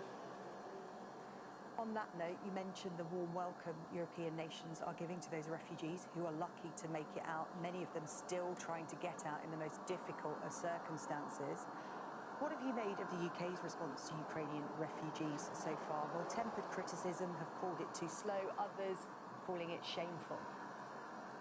Well, the UK's response is an interesting phrase. One part of the UK, millions and millions of people, are donating, are supporting the Disasters Emergency Committee has raised more than £100 million. That's a coalition that brings together all the charities that are on the ground. And then there's the UK government, which in respect of the refugee question has been at the back of the pack, I'm afraid to say. It's a source of enormous sadness to me that the UK government should have been in a position where it's almost paperwork first and the refugees second. Whereas the rest of Europe has been saying, when you're fleeing a war, the first thing is to get to safety, the second thing is then to sort out the paperwork. And I think that the government have apparently announced some further changes today, but it remains the case that the registration requirements for those who don't have British citizenship or British links remain onerous. And that is, I think, really a fundamental neglect of Britain's history, but also of the feelings of British people towards these Ukrainians on the run. These are teachers, these are journalists, these are housewives, these are business people, they're charity workers, they're people who are just trying to save their own lives and save their kids' lives. And I think that this is a time when Britain should be standing with the rest of Europe, standing up for the rights of those refugees, and it's a source of great sadness to me that they're not. You've been on the inside in situations like this. We've been hearing from the Home Secretary talking about, in days leading up to her change of heart and change of policy today, that it was about security concerns. Some people are saying, look, this is a political decision because the UK wanted to control its borders. It has to be seen to be doing that. When politics and moral obligations come together, how difficult are these kind of decisions for politicians? Well, by any stretch of the imagination, this Ukraine crisis, in respect of how to treat refugees, that's the easy part of it. The hard part of this is how the war comes to an end. But when it comes to a Ukrainian mother with 2 kids who speaks English or for other reasons wants to come to the UK, making it possible, easy for her to do so, that's not the difficult part. There's no clash of politics and morality in that case. They're lined up because if politics is about anything, it's about doing the right thing and making sure that you serve the interests of the people who elect you. And in this case, I see no clash at all. Obviously, there are fundamentally difficult questions that now need to be addressed, that are being addressed as regards the course of the war. It's becoming more virulent, more damaging, more illegal, the war, actually, with the attacks on civilian infrastructure. But when it comes to the question of the responsibilities of neighbouring states in Europe, in respect of refugees, I don't see any clash at all, and there's absolutely no reason for the kind of delays that we've seen. After all, British intelligence agencies had been warning for 6 weeks before the war started what the Russians were planning to do. So there's no excuse here. You talked about the easy bit. Let's talk more about the hard bit, shall we? You may well have seen our TV interview with the Ukrainian president calling for a no-fly zone, calling for the West to do more, to go in harder on Russia, because while the West stands back and doesn't do what he asks, millions of Ukrainians are at risk. Do you think the West's response to Moscow is bold enough? If the bombing of a maternity hospital yesterday wasn't a red line, what is? Well, I think that the red lines have been breached even before yesterday, and I think that it's clear that President Putin has made many miscalculations in venturing on this course. One was about the reaction of the West, and I think that in his contempt for what he expected the Western reaction to be, he didn't bank on the kind of response that's happened. I'm leading a humanitarian agency. I'm not going to get into the questions of the so-called no-fly zone, but obviously that would be an escalation of a very significant kind for NATO jets to challenge Russian jets in the air. I did see the extraordinarily powerful interview that the President of Ukraine gave alongside his address to the House of Commons this week. I mean, he really is playing the role of a modern-day Churchill for his country. And I think it's very, very important that we understand that this is not going to be a quick there's not going to be a quick end to this. The Russians have dug themselves in very deep. They've painted themselves into a corner, maybe, is a better metaphor. And the degree of Ukrainian determination to uphold the values of their own country is very, very strong indeed. And so I think we've got to prepare ourselves for a long struggle here. Do you think an escalation, as the Ukrainian president's saying, is inevitable? Because he told Sky News that the West at some point is going to have to get directly involved in this conflict. It's only a question of when. Do you agree with that? Well, I think that the UK government would say that by shipping defensive arms to Ukraine, they have made a very significant role in that. I think the US government would say the same about the much more extensive support that they've been giving. The question of whether or not there's escalation is obviously on one side. There's daily escalation from the invading Russian forces, as you've been reporting, with the attempt to strangle cities and target infrastructure. In terms of escalation from the Western countries and from NATO in particular, NATO members in particular, there's obviously a very, very severe determination not to allow this conflict to become Russia versus NATO. It's Russia versus Ukraine because it's the Russians that have invaded Ukraine. And one of the lessons of the last 30 years, frankly, since the collapse of the Soviet Union, is too much commentary pretends that there isn't a role for the Ukrainians themselves. They have agency in this, and the Ukraine's 44 million people should be the central players in this drama. And they're the ones who I think we have to ensure get the support they need. David Miliband, President and CEO of the International Rescue Committee. Really good to talk to you this afternoon. Thank you so much for taking the time here on Sky News. We appreciate it. Thank you so much. Thank you. Right, we're going to take a quick check on the weather.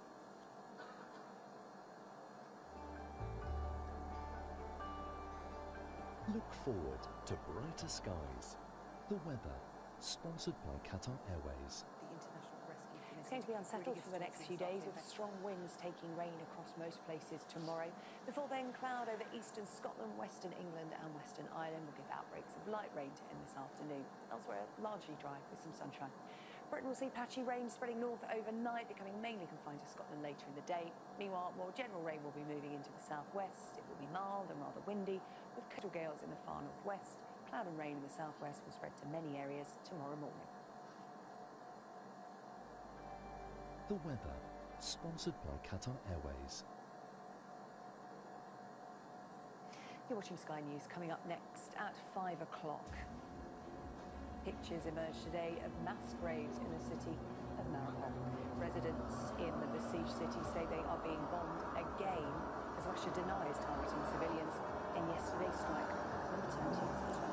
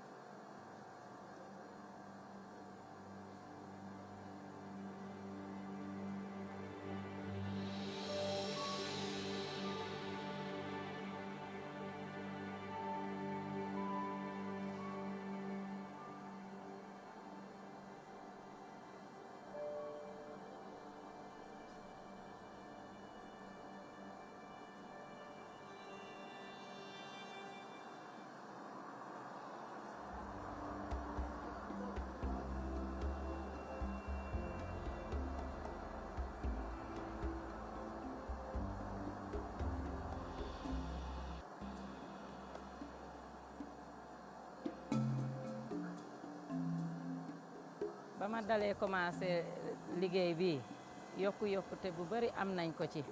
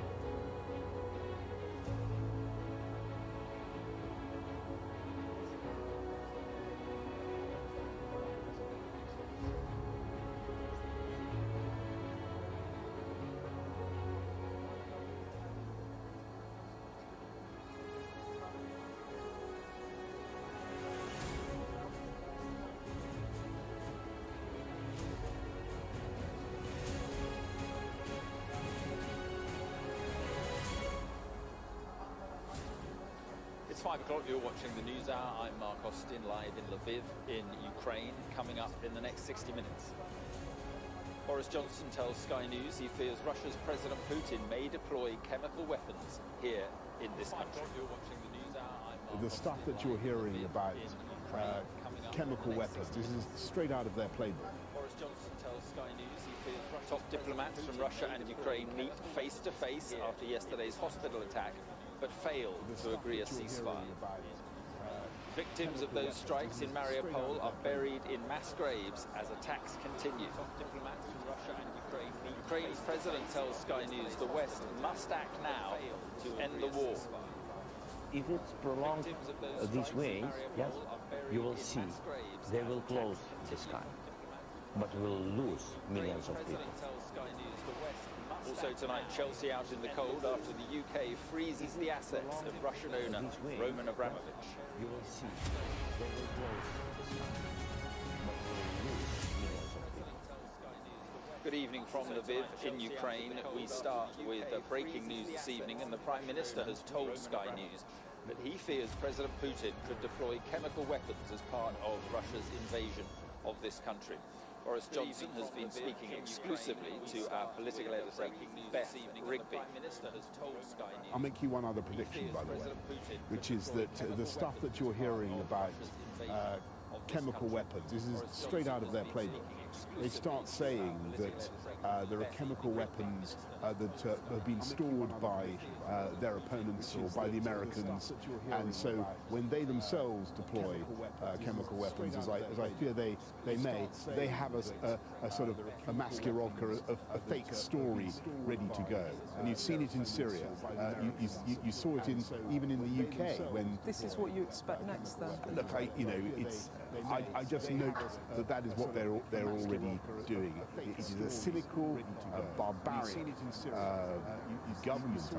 Even in the UK, when this is what you expect next, then. In a moment, we'll speak to our chief political correspondent, John Craig, but first to our security and defence editor, Deborah Haynes, who is here in Lviv. And Deborah, the possibility of the Russians using chemical weapons, how seriously is that being taken by NATO? First to our security and defence editor. It's being taken very seriously. They look at Russia's track record.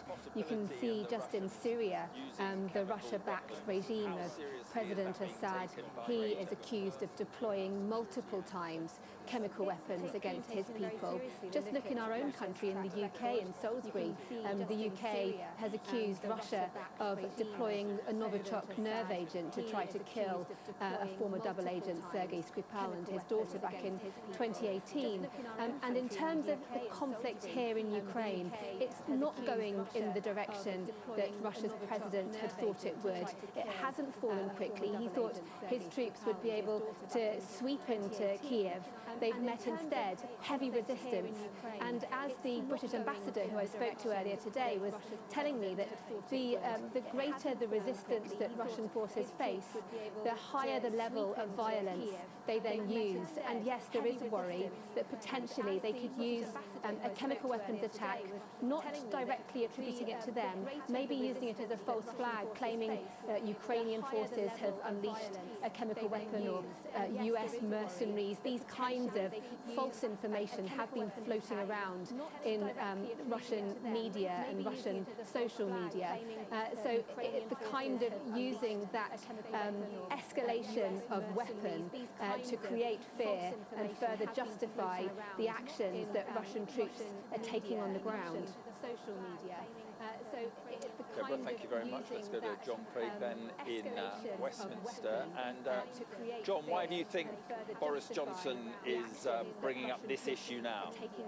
This is a message that clearly Western governments, particularly the UK and the United States, want to get out into the open. Yesterday there was a briefing from Western officials which they talked about the serious concern, as they put it, that chemical weapons may be used, non-conventional weapons, they said. We've seen it in Syria, they said.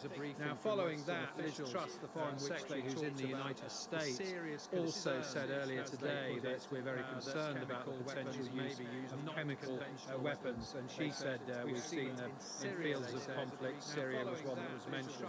Now, when the PM talks about a fake story, that is something that the President Biden's press secretary Jen Psaki mentioned last night. She talked about false claims about alleged US biological weapons labs and chemical weapons developed in Ukraine, and she called them false claims. So we should be on the lookout for Russia to possibly use chemical or biological weapons.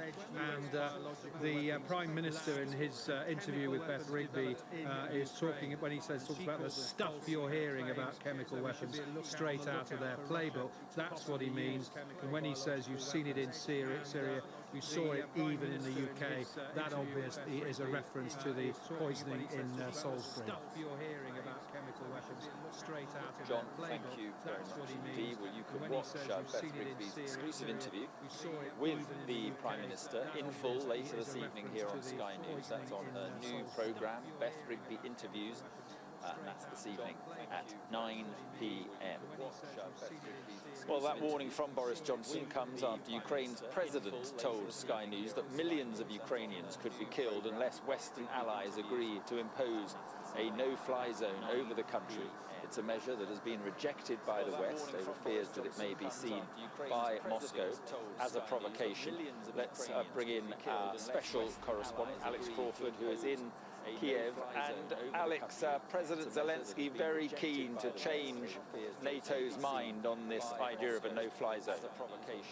Let's bring in yes, I think there's increasing frustration and creeping anger amongst the president's men, including himself, over what he perceives to be the lack of action or the sitting on the fence by his neighbours and NATO members. He feels like the international community isn't living what people inside Ukraine are going through. He referenced the fact that they live so far away they can't know what it's like at the heart of this war, and he thinks there's no red line that President Putin and the Russian troops will cross, because he feels that everyone is a target as far as the Russian military is concerned. Women, men and soldiers. Listen to what he had to say. They want us to feel like animals because they blocked our cities, the biggest cities in Ukraine, and they blocked and because they don't want our people to get some food, water. Yesterday, for example, children. I don't know if you know, the children in Mariupol was the child was dead. Yes, you know that is the idea of this operation, or I don't know how Putin is telling about it. So that is the idea to do with Ukrainians animals, but we are not. So how do you stop it?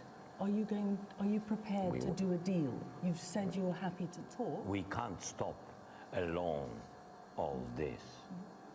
No, it's only if the world will unite around Ukraine. They are uniting around Ukraine. They are not. They are still. It's still very slowly. It's still very slowly. But you can feel it only when you are here, because the people from Europe or USA, it's far from Ukraine. It's far from the heart of this tragedy, and you can't see, you can't understand the details because you are not fighting here. And I understand why. And I don't want them to fight, but these countries can help, can unite. Because we can't speak about the close, I'm sorry that I'm speaking again and again about this problem, but we spoke about children hospitals, etc. And you know the number of these child deaths, and so we are speaking about closing the sky. You can't decide to close or not to close. You can't decide. If you are united against the Nazism and this terror, you have to close. Not me. Don't wait me asking you several times, a million times, close the sky. No, you have to phone us, to our people who lost their children, and say, sorry, we didn't do it yesterday, 1 week ago. We didn't push Putin. We didn't speak with him a lot. We didn't find the dialogue with him. We did nothing. And it's true. Yesterday, the world did nothing.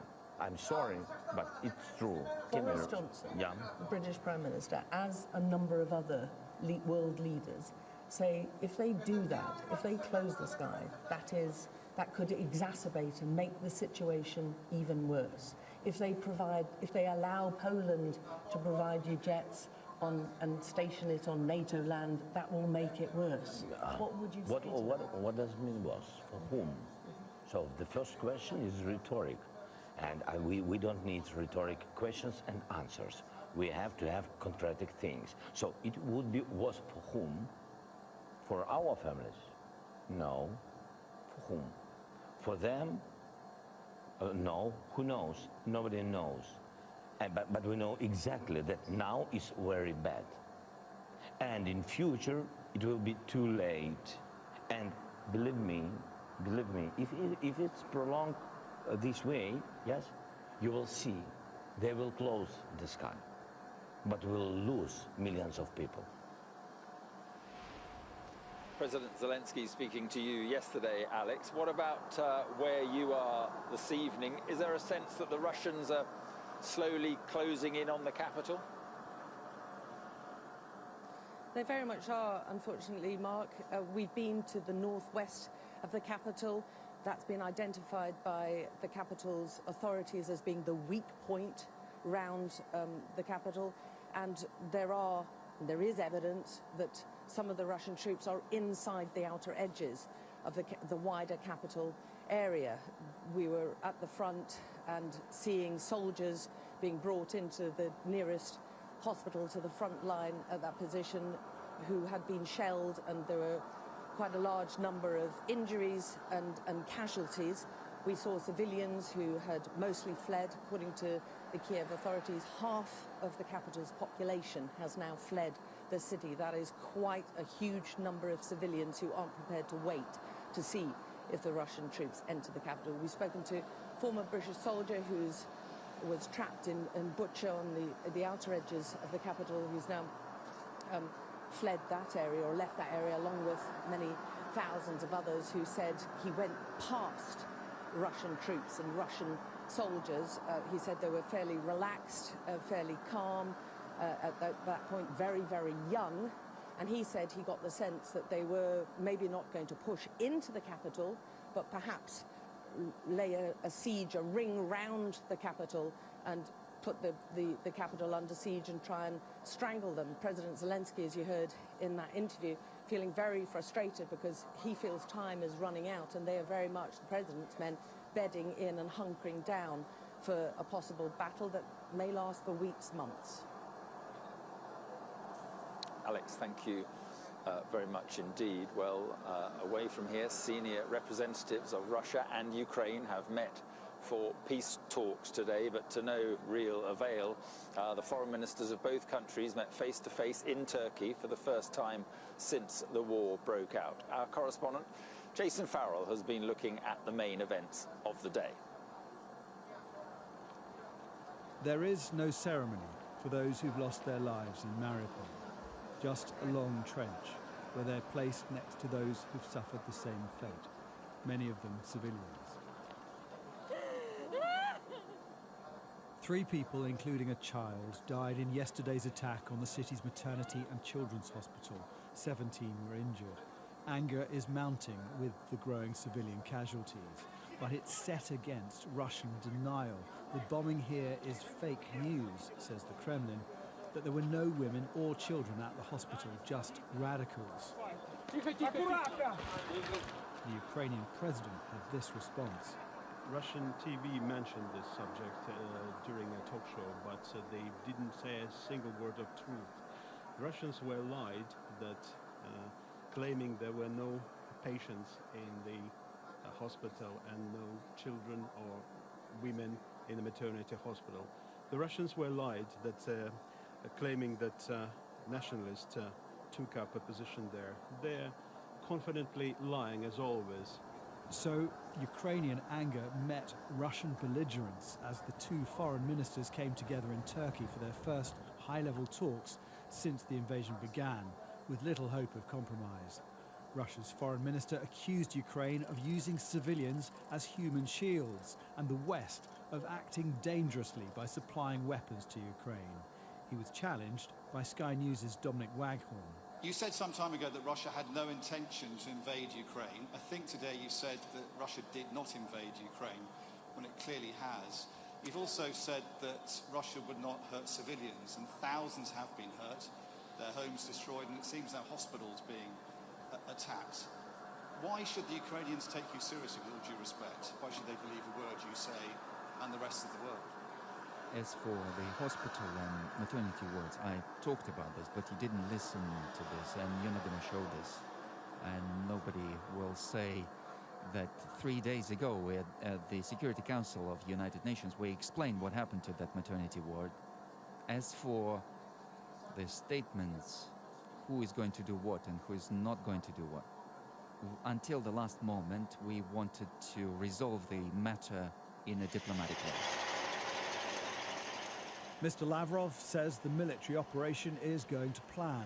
These images released by the Russian Defense Ministry shows soldiers advancing with air cover in an unidentified location.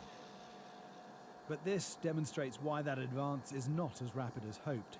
A Russian tank column under heavy bombardment north of Kyiv. And this Ukrainian soldiers driving a captured Russian tank following an ambush in the same area of Brovary. A glimpse inside shows the cooped conditions of the invading soldiers.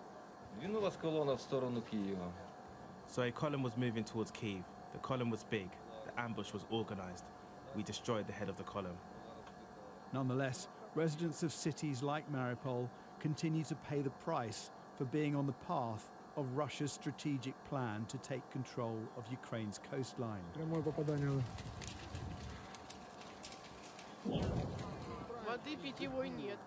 I have 9 kids. Pray for Mariupol. We are being bombed from all directions. Pray for mothers with children, please. It's very hard here.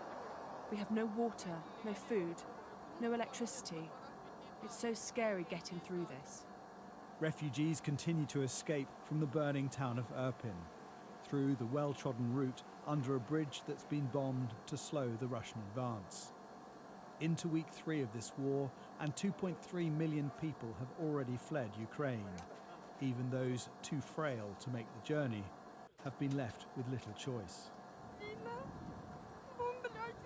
War. They are bombing us. We tried withstanding as long as we could. This granny is almost 92 and trying to move here away. She's already survived 1 war. Where shall we go? A senior US defense official estimates that Russia has fired over 700 missiles against Ukraine. This unexploded bomb is in a residential area of Chernihiv. It's hugely risky, but it can be defused. The same can't be said for this crisis. Jason Farrell, Sky News. Well, in the UK, the Chelsea owner, Roman Abramovich, has been personally sanctioned as part of a wider British crackdown on Russian oligarchs. Mr. Abramovich has had his assets frozen, meaning he's currently unable to sell the Premier League club as he was planning to do. The club is also unable to buy or sell players or sell match tickets. And tonight, the club's shirt sponsor, 3, has temporarily suspended its sponsorship of the club. In a statement outlining the sanctions, the government said Abramovich is associated with a person who is or has been involved in destabilizing Ukraine and undermining and threatening the territorial integrity, sovereignty and independence of Ukraine, namely Vladimir Putin, with whom Abramovich has had a close relationship for decades. Let's bring in then our business presenter, Ian King. And Ian, what will be the impact of this on Abramovich personally and on Chelsea? Well, it's very difficult for him because he can't obviously travel into and out of the UK now as a result of these sanctions. Essentially, all of his assets here in the UK are frozen, which means that he won't be able to get his hands on them. Now, you might imagine that someone with Mr. Abramovich's pockets and his ability to access top legal advice and top financial advice, you would assume that he would have salted away some of his money beyond the reach of the UK authorities. But I suspect this is as much going to be a personal blow to him as anything. We know from his statement the other day that he was very upset at having to sell Chelsea Football Club. So it's really another kick for him. But it's quite a dramatic move, this, by the United Kingdom, because this is the first time that Roman Abramovich has been targeted by the sanctions regime. All of the other people, all the other oligarchs that were targeted today by the UK have already been sanctioned by either the US, the EU, or both of them. So this is quite a big move by the UK. Now, there are all sorts of implications for Chelsea itself. Obviously, it's not allowed to sell any new tickets, so the only people able to go to matches now will be existing season ticket holders or people who bought tickets in advances. Match day revenues will be severely hit by that, and also by the fact that they can't sell any more merchandise, although obviously people still wanting to get hold of Chelsea merchandise can do so via third parties such as Sports Direct or JD Sports and retailers of that nature, but the club themselves can't sell it to them. There's a cap on how much Chelsea's matchday expenses will be now at £500,000, and also the amount that the club can spend on away travel is being capped at £20,000 per match, which will eat into its ability, you would think, to access private jets and so forth. It raises, I guess, a question mark over the club's participation in European competition, although there are suggestions, Mark, that the club has already paid up front all of its expected travelling costs towards the end of the season. Now, in terms of what it means for the sale of Chelsea, well, it's on ice effectively right now, but we know that the DCMS, the Department for Culture, Media, Digital and Sport, is open to the idea of negotiating a bespoke licence with Chelsea Football Club that would enable the sale of the club, but that would be subject to very strict restrictions, the most important of which, as far as the UK government is concerned, is that not a penny of the sale proceeds would go to Roman Abramovich himself. And Mr. Abramovich, of course, previously promised that all sale proceeds would go to relief efforts supporting humanitarian aid for people who've been affected by what's going on in Ukraine. That seems to be something that we understand the UK government is taking very, very seriously. So I think any bespoke licence to sell Chelsea will come under that, and the money, as I say, will end up having to go to relief efforts in Ukraine. Now, we've spoken today to Nadine Dorris, the Secretary of State at DCMS. Here's what she told us. Abramovich has been sanctioned, and it is important that he doesn't benefit from the club. Our priority is to ensure that the club is protected, that the fans are protected, and the national game, and the integrity of the club. The club can still play. Those with the existing tickets can still go and see the club play. And that is our priority, that the integrity of the club remains intact. But can Abramovich benefit from revenue that the club may earn? No, which is why we've taken the measures in terms of the licence that we have. Now, we've a statement from Three, the club shirt sponsor, who, as you said, Mark, have requested that Chelsea suspend its sponsorship of the club on a temporary basis, remove its brand from the shirts and from around the stadium. And Three has told us, we recognise this decision will impact the many Chelsea fans who follow their team passionately. However, we feel, given the circumstances and the government sanction that is in place, it is the right thing to do. But I think this is quite unnerving for Chelsea, because it's almost hinting at the brand being quite severely tainted when its main shirt sponsor walks away. We've also had a statement from Chelsea Football Club itself. They've committed to their matches tonight. The men's team are playing Norwich City, the women's team are playing West Ham United, and Chelsea say they're going to fulfil those fixtures. It's confirmed that it intends to engage with the UK government over obtaining this special licence to enable the club to operate as normally as it possibly can. And Chelsea goes on to say we'll also be seeking guidance from the UK government on the impact of these measures on the Chelsea Foundation and its important work in our communities. Now, one other thing, Mark, that's worth bearing in mind is that the licence issued by the government prohibits Chelsea from any transfer market activities right now. The licence expires at the end of May, but you've got several big-name players at Chelsea whose contracts are up at the end of the season. Azpilicueta, Christensen and Rudiger, to name a few. Now, normally you would expect Chelsea to be talking to those players about rolling over their contracts, extending them if they wanted to keep them on board. They won't be able to do that at the moment, and I suspect that raises issues about potentially a hemorrhage of talent from the club over coming weeks and months. Yeah, OK, Ian, thank you very much indeed. This is the News Hour. Coming up, we'll get the latest on the ground in Ukraine as Russia resumes its shelling of Mariupol after yesterday's attack on a hospital.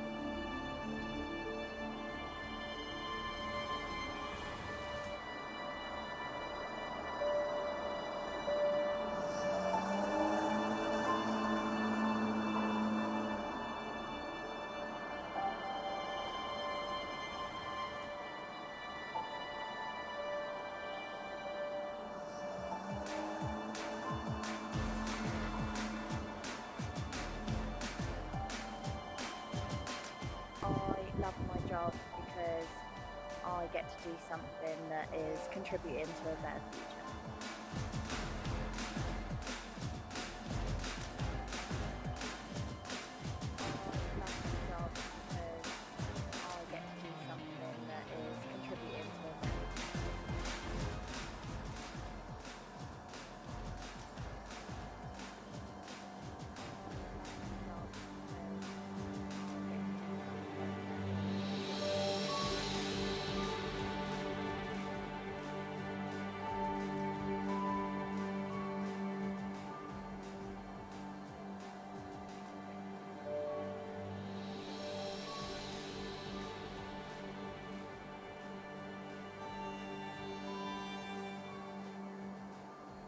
Welcome back to Ukraine, and today Ukrainian officials have warned that a humanitarian convoy trying to reach the besieged city of Mariupol had to turn back because of continued fighting.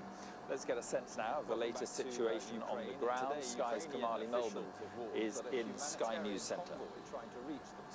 Well, joining me now is Air Marshal Phil Osborne, a former Chief of Defence Intelligence and a Director at Universal Defence and Security Solutions. Phil, thanks for being with us again. So where are we as we enter week 3 of this Russian invasion of Ukraine? So I think it's fair to say that in week 3 Russia's not where it planned to be. It's probably got more than 90% of its forces committed. That will be hard work to sustain. It means pulling forces in from the rest of Russia and perhaps the use of mercenaries. Probably one of the significant things today is Russia's declaration it's used the TOS 1 Alpha thermobaric system to the north, just to the east and north of Kyiv. Yeah, and just talk us through what that particular artillery piece is. I think we've got a shot of one that was used from a training. So the TOS 1 Alpha is as you can see, it's a multi-wall rocket launch system. What makes it different is it's thermobaric, it's fuel air, so it produces incendiary and blast effects that are quite different, much more violent, much more effective in weapons terms than normal artillery. They're not illegal under the law of armed conflict as long as you use them against military and as long as they don't have a disproportionate impact. The use of these things in built-up areas would not in any way fulfill that law of armed conflict definition. Certainly it's been deployed and has been used. Let's take a look at the southern portion of the war, because there's been much more in terms of Russian gains.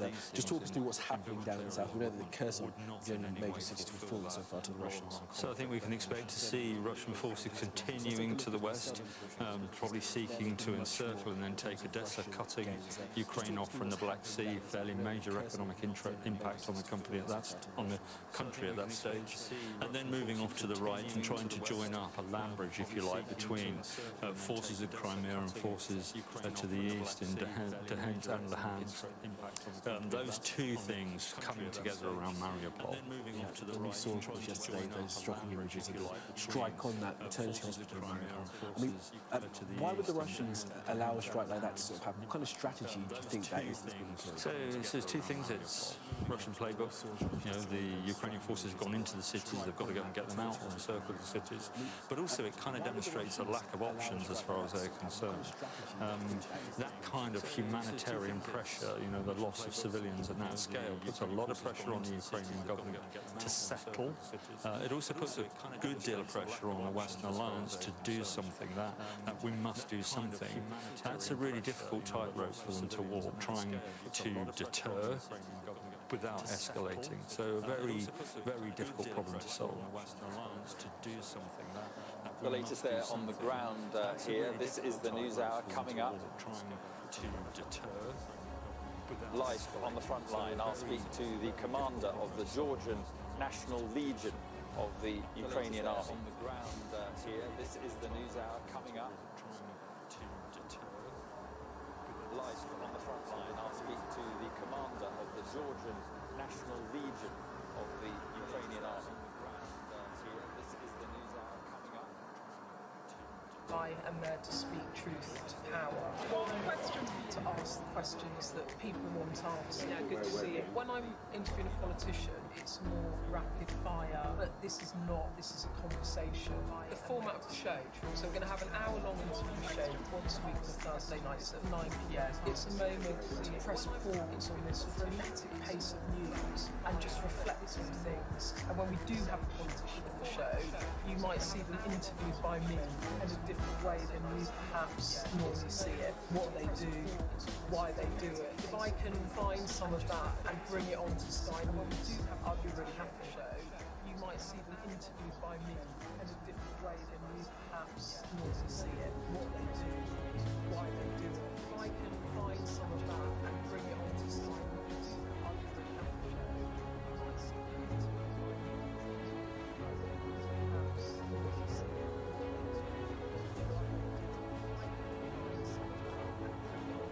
you perhaps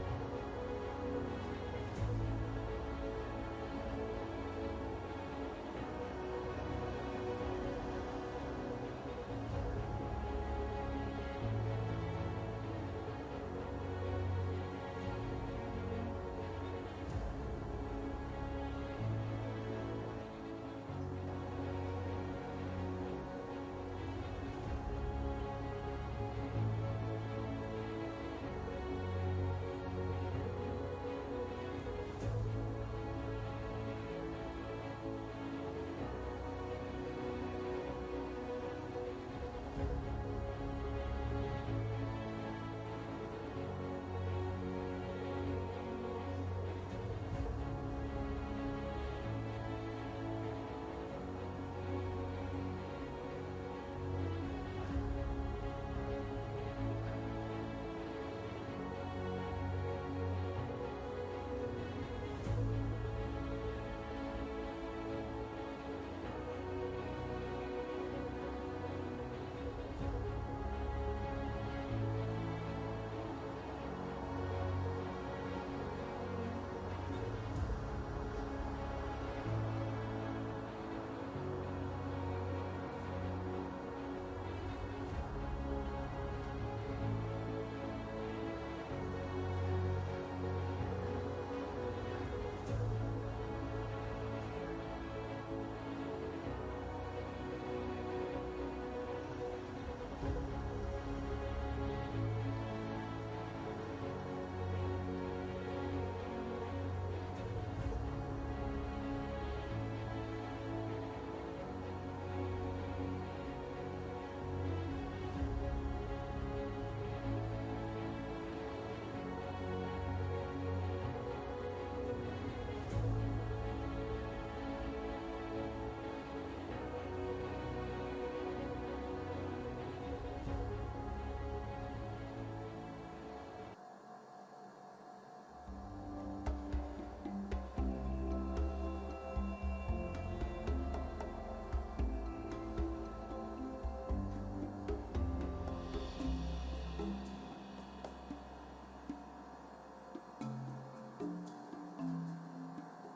ba ma dalee commencé liggéey bi yokkute bu bari am nañ ko ci.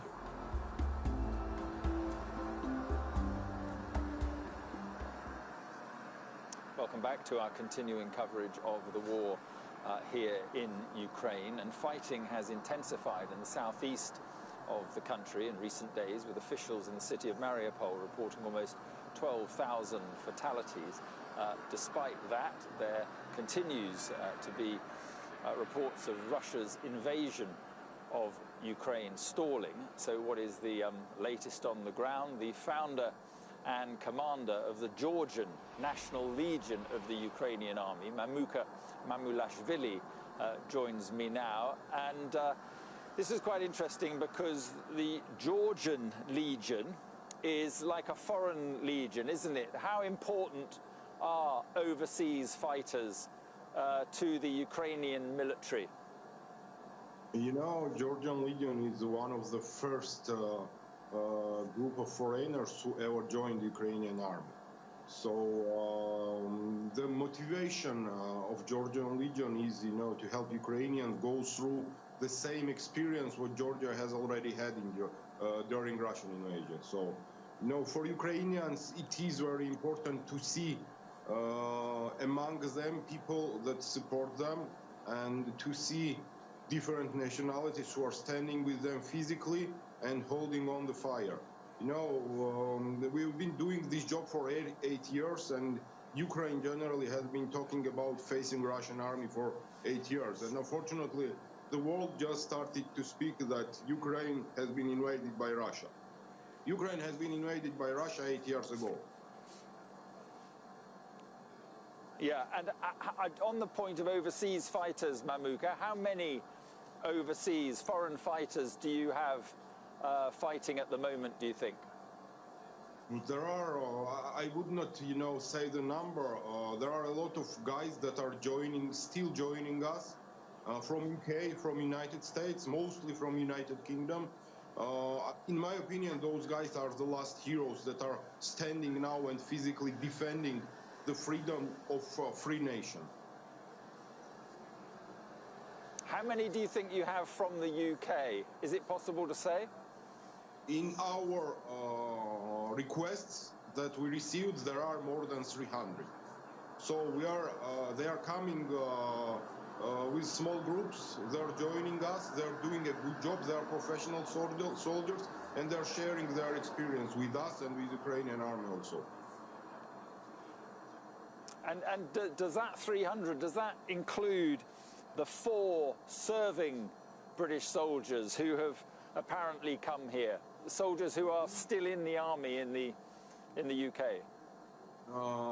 Men who are now on an active duty cannot get into Georgian Legion. We refused a young guy who tried to do that. We bought a ticket and sent him back to UK because it would cause a problem to a young man who probably does not understand it. But I appreciate the guy who gave up everything and came to help Ukraine. We explained him that it is not a time now to give up his life and come here because he is on an active duty. And we do not accept soldiers who are on an active duty in any country, not only in UK. Okay, and I think they're wanted back in the UK anyway. Do you want more volunteer fighters to come from the UK? Would you like to see more coming over now? I want more people to really understand what is happening today in Ukraine. Of course, we want everybody who wants to defend freedom. We want all of them to be here and stand with us. And what sort of fighting are the fighters from the UK, the volunteers, involved in? Are they fighting at the moment? Where are they in Ukraine? Can you tell me? I cannot tell the location, unfortunately. They're doing the same missions that Georgian Legion has been doing during these 8 years. We have special groups and we're doing our military specifics. Unfortunately, I cannot say everything on camera. And can you tell me whether any have been killed in action or injured in action? Can you tell me that? We had recently injured one Georgian soldier. We have not had any casualties, fortunately, and I hope we will not have in the future.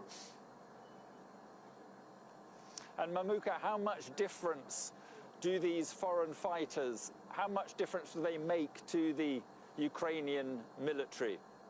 It is more moral difference because when Ukrainians see the guys joining and standing with them, it plays a really good role, to higher their morale. And just more broadly, Mamuka, what do you think the state of play is in this war? I mean, can the Ukrainians continue the resistance that they're showing at the moment? I think Ukrainians can continue resistance. Russians cannot continue it. The weak point that I've been talking about always, it's open sky above Ukraine. Terroristic regime of Putin is shelling kindergartens, is shelling children hospitals, and they're targeting populated areas to cause the panic in the country. Okay, Mamulashvili, thank you very much for being with us. Very interesting. Thank you. Thank you. Right, this is the news hour. Coming up, what will be President Putin's next steps as the economic cost of his special military operation grows.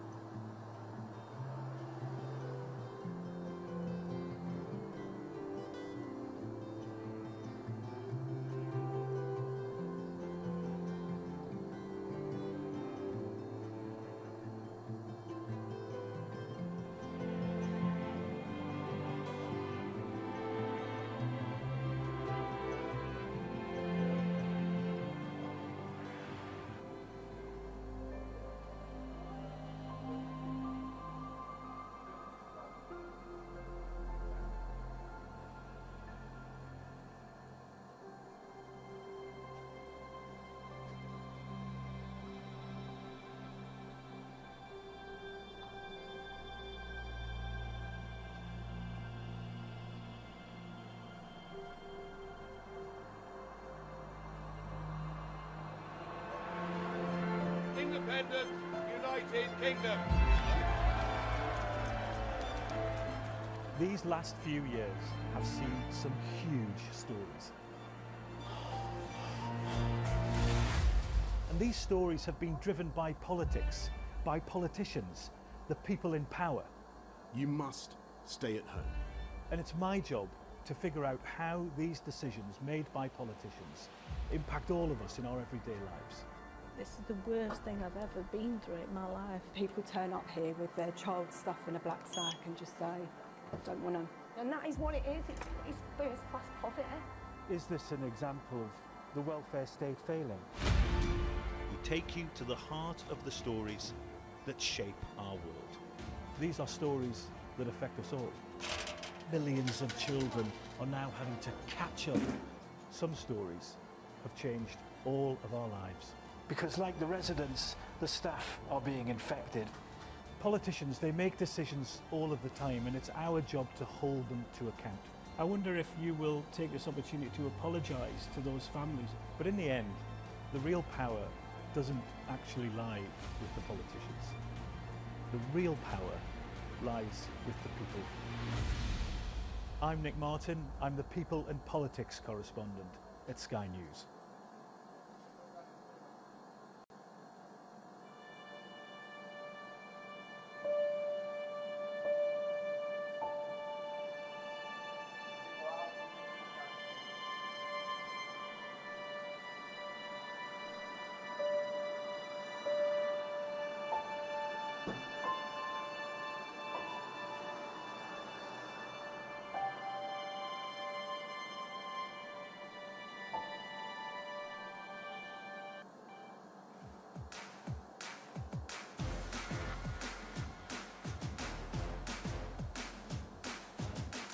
I love my job because I get to do something that is contributing to a better future.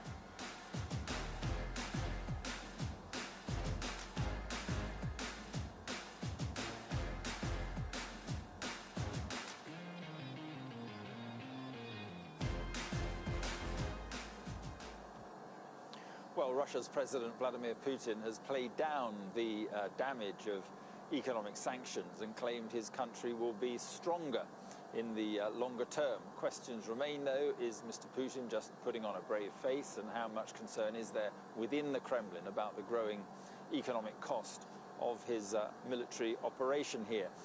Let's talk now to Christopher Steele, a former British intelligence officer who was stationed in Moscow for a number of years. Thank you very much for being with us, Christopher. And you've been watching Russia and watching Putin closer than most. Do you think this moment was always going to come? Hello, Mark. Thank you for having me on the show. I don't believe it was inevitable we would get to this point. However, I do believe that given the perception that Putin had of the weakness and divisions in the West and the likely Western reaction to such an adventure as this, that is why we've got to this point fundamentally.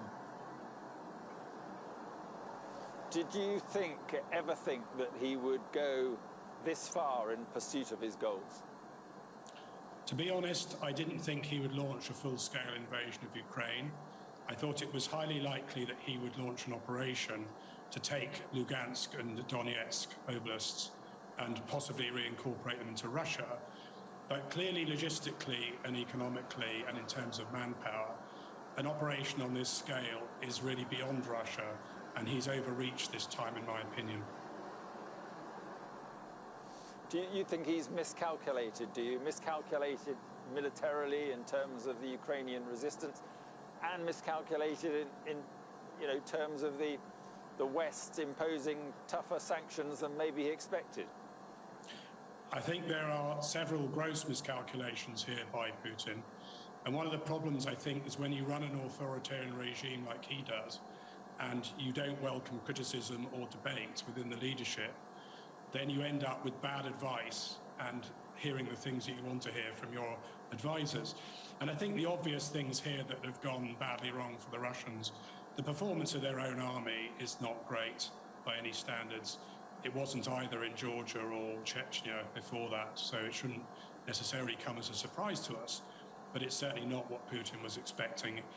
In addition to that, you've got the brave Ukrainian resistance, particularly President Zelensky, who Putin didn't take seriously, and he's had a bite back there. And then you've got, as you say, the degree to which Western governments have reacted this time, overdue in my opinion, but nevertheless strongly, and in a united way, which has come as a surprise, I'm sure, to Mr. Putin and his advisors. What do you make of what Boris Johnson has been saying to Sky News this evening, that there may be an issue here where he's paving the way for the use of chemical weapons? Do you think he would do that? I certainly think if you look at what's happened in Syria, and you look at what's happened in Chechnya, and of course what happened on our own streets in Salisbury, I wouldn't rule it out at all. And I think that as the Russian army becomes bogged down and more desperate and clearly not realizing its objectives militarily, you are likely to see more indiscriminate killing and bombardment and possibly the use of a weapon as you describe it. And what do you think of the way NATO is dealing with this? Do you think that NATO should be, publicly setting out its red lines? I think NATO has probably set down some of the red lines, although clearly there are war crimes going on in Ukraine as we speak, and those need to be brought to justice in due course in the future. I think that it's very important that militarily Russia fails in this operation, and I think it will only fail if we continue to supply handheld weapons, anti-tank weapons, anti-aircraft weapons on a very large scale, and indeed provide economic support to the Ukrainian government and its forces. Do you think this is a different Vladimir Putin to the leader that you saw a few years ago? Fundamentally not. I think Putin's family and his background was forged by the siege of Leningrad in the Second World War, where 1 million people died. And I don't think that the culture that he comes out of allows him to escape from a kind of fear of encirclement and a zero-sum view of world politics and world affairs. And also, I would argue, a lack of understanding of economy, because economy in the end is what will stop Russia in its tracks and what will probably lead to the fall of this regime sooner rather than later, because of the weakness of Russia economically. Russia has an economy which is a tenth the size of just the EU, let alone the US as well, and that will in the end tell, I believe. What are the chances, do you think, Christopher, of someone in the Kremlin, someone who gets close to Vladimir Putin, taking him out, putting an end to this? Is that at all a possibility? I certainly think it's a possibility. It's happened in Russia before, obviously. It happened to Nikita Khrushchev after his failure at the Cuban Missile Crisis. I think it's certainly a possibility. I suspect that Putin is very well protected and paranoid about the people he has physically around him. But I still suspect that we've seen the high watermark of Putinism, and that this overreached adventure and despicable operation in Ukraine will eventually lead to his downfall and that of the regime. And if it's not someone in the Kremlin, what is the possibility of the people turning against him, that the protests just gather in pace, so much so that it becomes very difficult for Putin to carry on? I assume that, being a kind of dictatorship, that's not going to happen. I don't think it will be decisive, but I think it will probably be a factor as the economy is squeezed, the sanctions start to bite, which they certainly will, and as people's living standards start to fall. There will be increased protest on the streets of Moscow and St. Petersburg and other cities, and I think that will play in to probably an elite attempt to remove Putin in due course. And just finally, 30 seconds or so, how do you see this playing out? Does Putin come out, from this? Does he survive this, do you think? I think Putin can't be resurrected, as it were, in the international community. I don't see him surviving this in the long term. I think we've gone over a watershed here. And my view is, however, that in the short term, we're going to see probably increased brutality from Russian forces and atrocities in Ukraine, sadly. But in the longer term, the economy and the sanctions and his isolation, both cultural and economic in the world, will tell and will lead to a change of regime in Russia. I certainly hope so. Christopher, thank you very much indeed. Thank you. This is the News Hour live from Ukraine. Coming up, Boris Johnson tells Sky News he fears President Putin may deploy chemical weapons in this country.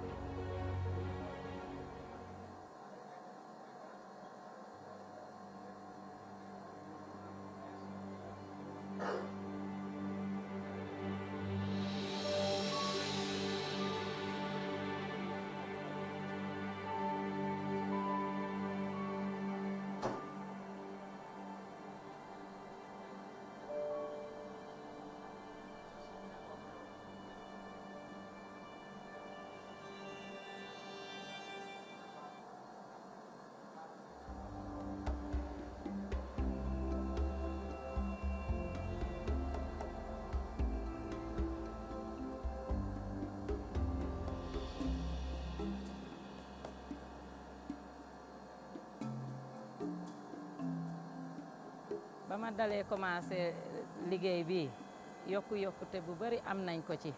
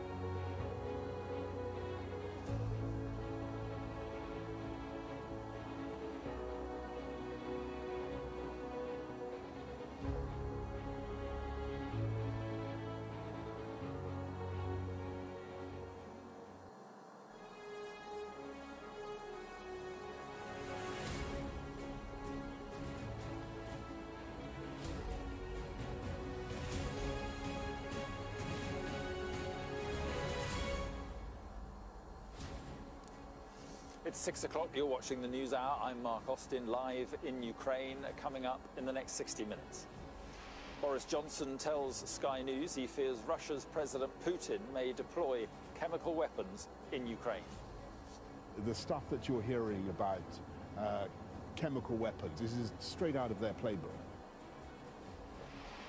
Top diplomats from Russia and Ukraine meet face to face after yesterday's hospital attack, but fail to agree a ceasefire.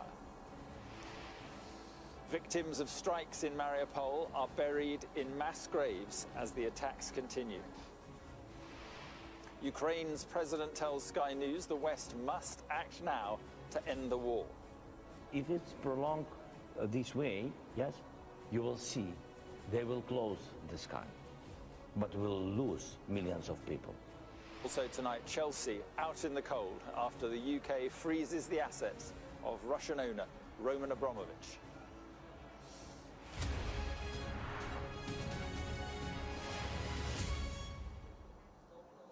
Good evening from Western Ukraine. The Prime Minister has told Sky News that he fears President Putin could deploy chemical weapons as part of Russia's invasion of this country. Boris Johnson has been speaking exclusively to our political editor, Beth Rigby. I'll make you one other prediction, by the way, which is that the stuff that you're hearing about chemical weapons, this is straight out of their playbook. They start saying that there are chemical weapons that have been stored by their opponents or by the Americans, and so when they themselves deploy chemical weapons, as I fear they may, they have a sort of a maskirovka, a fake story ready to go. And you've seen it in Syria. You saw it even in the UK when. This is what you expect next, then. Look, I just note that is what they're already doing. It is a cynical, barbaric government. A fake. In a moment, we'll speak to our chief political correspondent, John Craig, but first to our security and defence editor, Deborah Haynes, who is also here in Lviv. And Deborah, this idea or possibility of the Russians using chemical weapons, how seriously is NATO taking this? Well, it's been taken very seriously, and it's worth noting that on repeated occasions now, warnings by the UK and the US about Russia's intent here in Ukraine have played out from the very fact that Russia was planning to invade. Remember, other European allies didn't have that same intelligence. Russia repeatedly denied it had any intention of invading Ukraine. What happened? They invade Ukraine. So I think when you have the British Prime Minister raising the possibility of a chemical weapons attack of some sort, then you need to take it seriously, because it's not just based on supposition. I mean, the fact is, it's part of Russia's playbook. If you look back at other conflicts that Russia's been involved in, namely Syria, where it came in and intervened in support of the regime of Bashar al-Assad, and at that time, the Assad regime was accused of using chemical weapons against its people. Not just accused, there was demonstrable evidence that that was exactly what happened in defiance of international rules. And again, on our own streets in Salisbury, Russia is accused of using a Novichok nerve agent to try to kill a former Russian double agent and his daughter back in 2018. So the Russian government has form on this. And the worry is that as the military offensive on the ground in Ukraine is not going in Russia's favour because of Ukraine's resistance, then they are ramping up the level of violence and the different weapons that they're using. We're seeing more indiscriminate weapons being used, more heavy artillery, especially in places like Mariupol and Kyiv in the east. And so the next step up, potentially, especially on the terror side of things, the scare factor, the fear, is deploying chemical weapons, very indiscriminate, very terrifying, potentially using that, though, as a false flag operation. So a chemical weapons attack that is then blamed on Ukrainian forces or maybe US mercenaries. These kinds of false claims have already been doing the rounds on social media. And so the worry is that that could be a tactic that Russia might be seeking to deploy as it tries to gain an advantage and a justification for the conflict that it's unleashed on Ukraine. OK, Deborah, thank you very much. Let's go then to John Craig at Westminster. John, why do you think the Prime Minister is bringing this up now? This is a message that senior politicians want to get out into the open. Now, the chemical weapons alert was first sounded yesterday in a briefing by Western officials. They warned of a Syria-style chemical attack after that attack by the Russians on the maternity hospital. Now, that prompted in Washington President Biden's press spokesperson, that's Jen Psaki, to talk about false claims. Now, the Prime Minister uses the phrase a fake story in his interview with Beth Rigby. Jen Psaki talks about false claims about alleged US biological weapons labs and chemical weapons developed in Ukraine. And then earlier today we heard from the Foreign Secretary, Liz Truss. Now, she's in Washington. When she was asked about these warnings about chemical weapons, she said, we're very concerned about the potential use of chemical weapons. We've seen Russia use these weapons before in fields of conflict. That would be a grave mistake on the part of Russia, adding to the grave mistakes already being made by Putin. Now, the Prime Minister is now publicly hammering home this message, talking about a fake story, talking about how you've seen this in these sort of chemical attacks in Syria. You saw it, he said, even in the UK.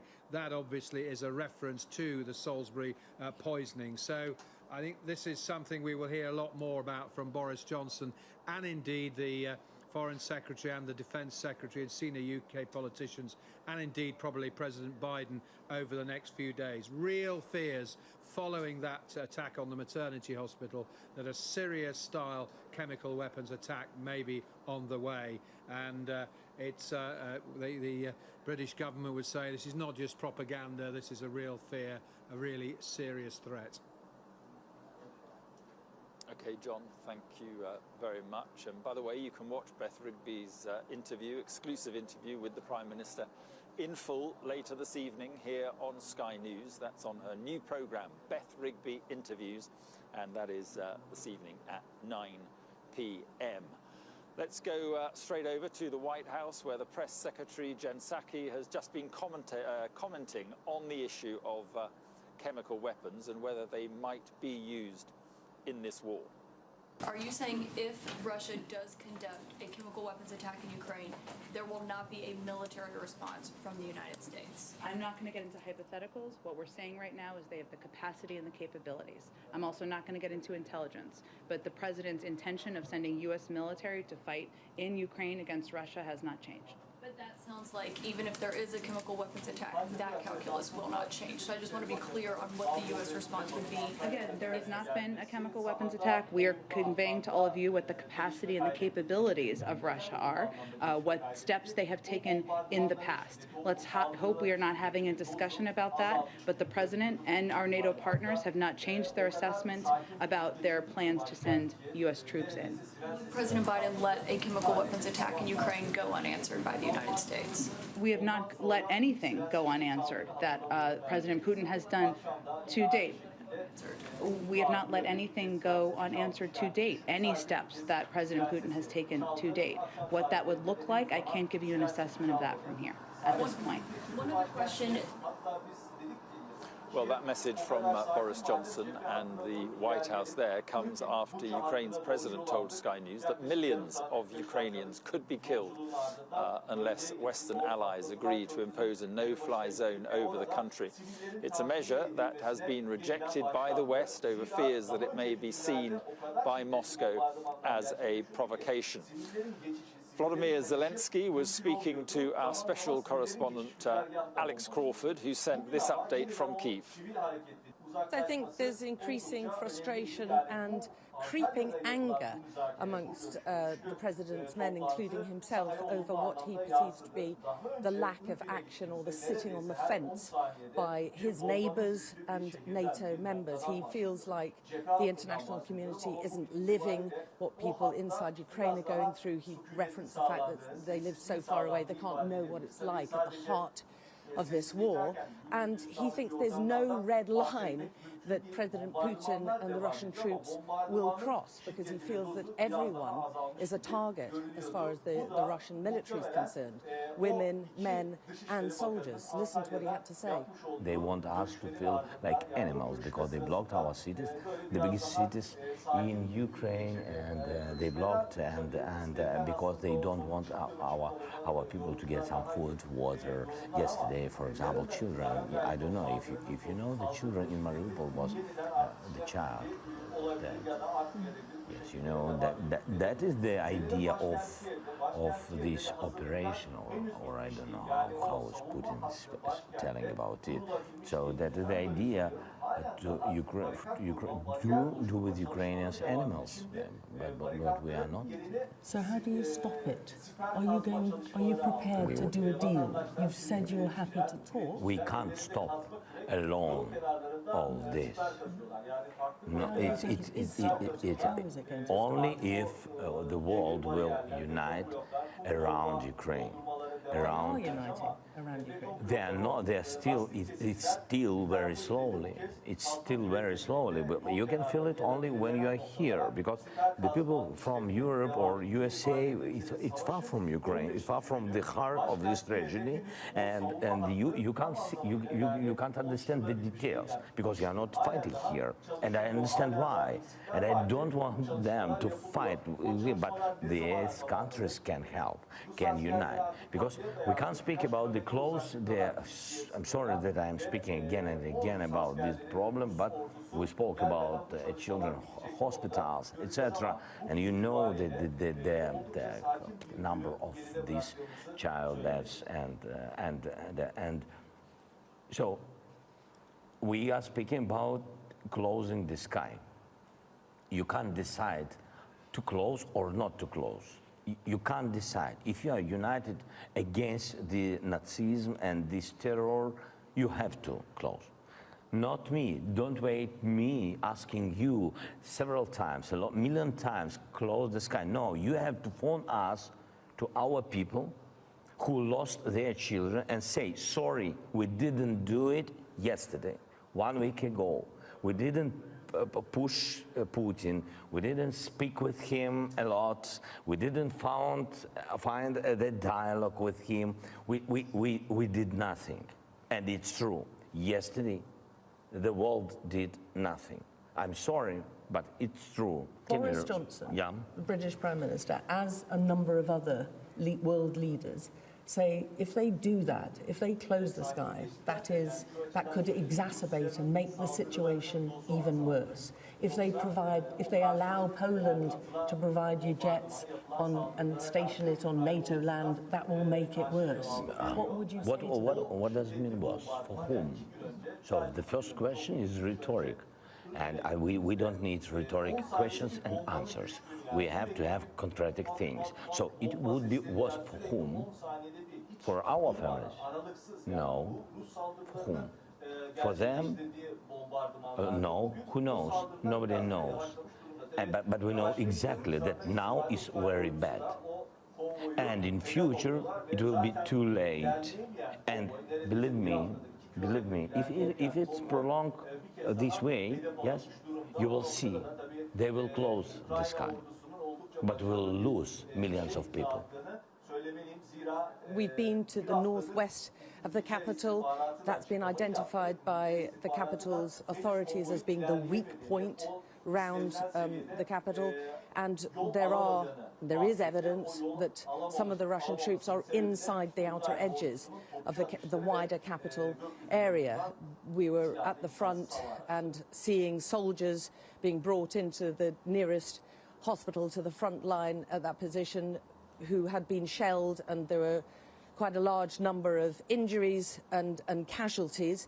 We saw civilians who had mostly fled. According to the Kiev authorities, half of the capital's population has now fled the city. That is quite a huge number of civilians who aren't prepared to wait to see if the Russian troops enter the capital. We've spoken to a former British soldier who was trapped in Bucha on the outer edges of the capital, who's now fled that area or left that area, along with many thousands of others, who said he went past Russian troops and Russian soldiers. He said they were fairly relaxed, fairly calm, at that point very, very young. And he said he got the sense that they were maybe not going to push into the capital, but perhaps lay a siege, a ring round the capital and put the capital under siege and try and strangle them. President Zelensky, as you heard in that interview, feeling very frustrated because he feels time is running out, and they are very much, the president's men, bedding in and hunkering down for a possible battle that may last for weeks, months. Alex Crawford speaking to me earlier. Well, away from here, senior representatives of Russia and Ukraine have met for peace talks today, but to no avail. The foreign ministers of both countries met face-to-face in Turkey for the first time since the war broke out. Our correspondent Jason Farrell has been looking at the main events of the day. There is no ceremony for those who've lost their lives in Mariupol, just a long trench where they're placed next to those who've suffered the same fate, many of them civilians. 3 people, including a child, died in yesterday's attack on the city's maternity and children's hospital. 17 were injured.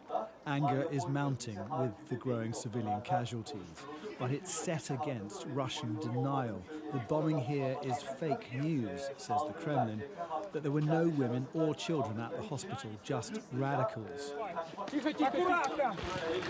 The Ukrainian president had this response. Russian TV mentioned this subject during a talk show, but they didn't say a single word of truth. The Russians were lied that claiming there were no patients in the hospital and no children or women in the maternity hospital. The Russians were lied that claiming that nationalists took up a position there. They're confidently lying as always. So Ukrainian anger met Russian belligerence as the 2 foreign ministers came together in Turkey for their first high-level talks since the invasion began, with little hope of compromise. Russia's foreign minister accused Ukraine of using civilians as human shields and the West of acting dangerously by supplying weapons to Ukraine. He was challenged by Sky News' Dominic Waghorn. You said some time ago that Russia had no intention to invade Ukraine. I think today you said that Russia did not invade Ukraine, when it clearly has. You've also said that Russia would not hurt civilians, and thousands have been hurt, their homes destroyed, and it seems their hospitals being attacked. Why should the Ukrainians take you seriously, with all due respect? Why should they believe a word you say and the rest of the world? As for the hospital and maternity wards, I talked about this, but you didn't listen to this, and you're not going to show this. And nobody will say that 3 days ago at the Security Council of the United Nations, we explained what happened to that maternity ward. As for the statements, who is going to do what and who is not going to do what, until the last moment, we wanted to resolve the matter in a diplomatic way. Mr. Lavrov says the military operation is going to plan. These images released by the Russian Defense Ministry show soldiers advancing with air cover in an unidentified location. But this demonstrates why that advance is not as rapid as hoped.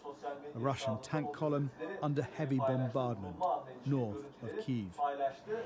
And this, Ukrainian soldiers driving a captured Russian tank following an ambush in the same area of Brovary. A glimpse inside shows the cooped conditions of the invading soldiers.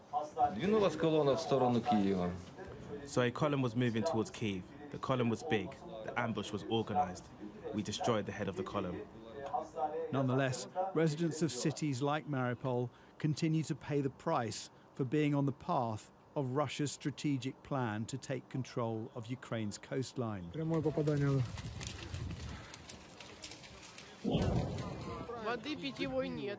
I have 9 kids. Pray for Mariupol.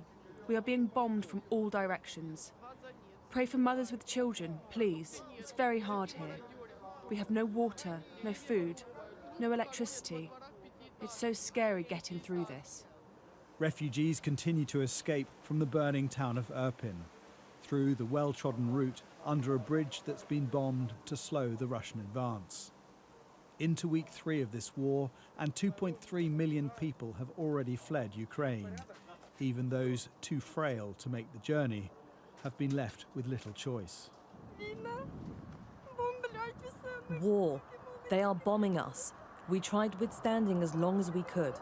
This granny is almost 92 and trying to move here away. She's already survived 1 war. Where shall we go?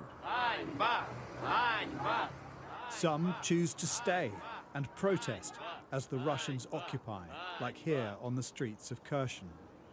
Others can't see their enemy yet, only what they're capable of, such as here in Mariupol. But they are all on edge, and while one unexploded bomb in Chernihiv was successfully defused, the wider crisis is far from that. Jason Farrell, Sky News. Well, in the UK, the Chelsea owner, Roman Abramovich, has been personally sanctioned as part of a wider British crackdown on Russian oligarchs. Mr. Abramovich has had his assets frozen, meaning he's currently unable to sell the Premier League club as he was planning to do. The club is also unable to buy or sell players or sell match tickets. And tonight, the club's shirt sponsor, 3, has temporarily suspended its sponsorship of the club. Well, at 6:45, I'll be joined by a panel of guests to discuss the impact of today's decision on Chelsea, on Roman Abramovich and London's oligarchs in general. This is the News Hour at 6, live from Ukraine this evening. Coming up, after Boris Johnson told Sky News that he fears Russia could deploy chemical weapons in Ukraine, we'll find out why Tony Blair's former Chief of Staff, Jonathan Powell, thinks that the West must be ready to join the war if they do.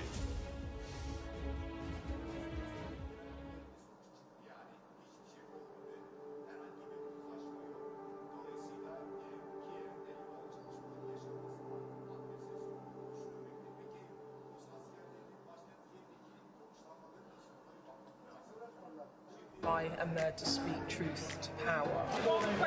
To ask the questions that people want answered. Yeah, good to see you. When I'm interviewing a politician, it's more rapid fire, but this is not. This is a conversation. The format of the show, so we're going to have an hour-long interview show once a week on a Thursday night. It's at 9 p.m. It's a moment to press pause on this frenetic pace of news and just reflect on things. And when we do have a politician on the show, you might see them interviewed by me in a different way than you perhaps normally see it. What they do, why they do it. If I can find some of that and bring it onto Sky News, I'd be really happy.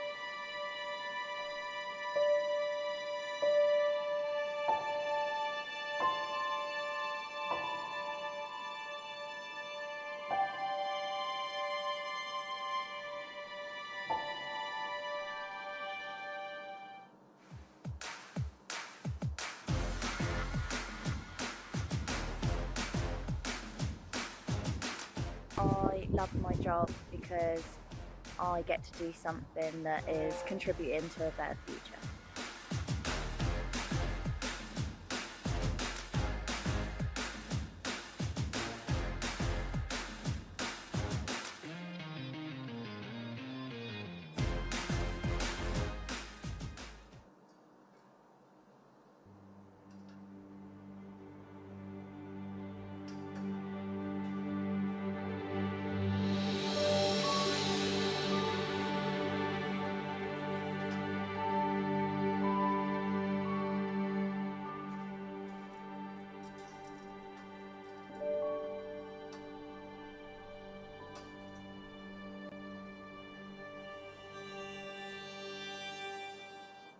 The Prime Minister has told Sky News he fears that Russia could deploy chemical weapons as part of its invasion of this country. Boris Johnson told our political editor Beth Rigby the move would be straight out of Russia's playbook.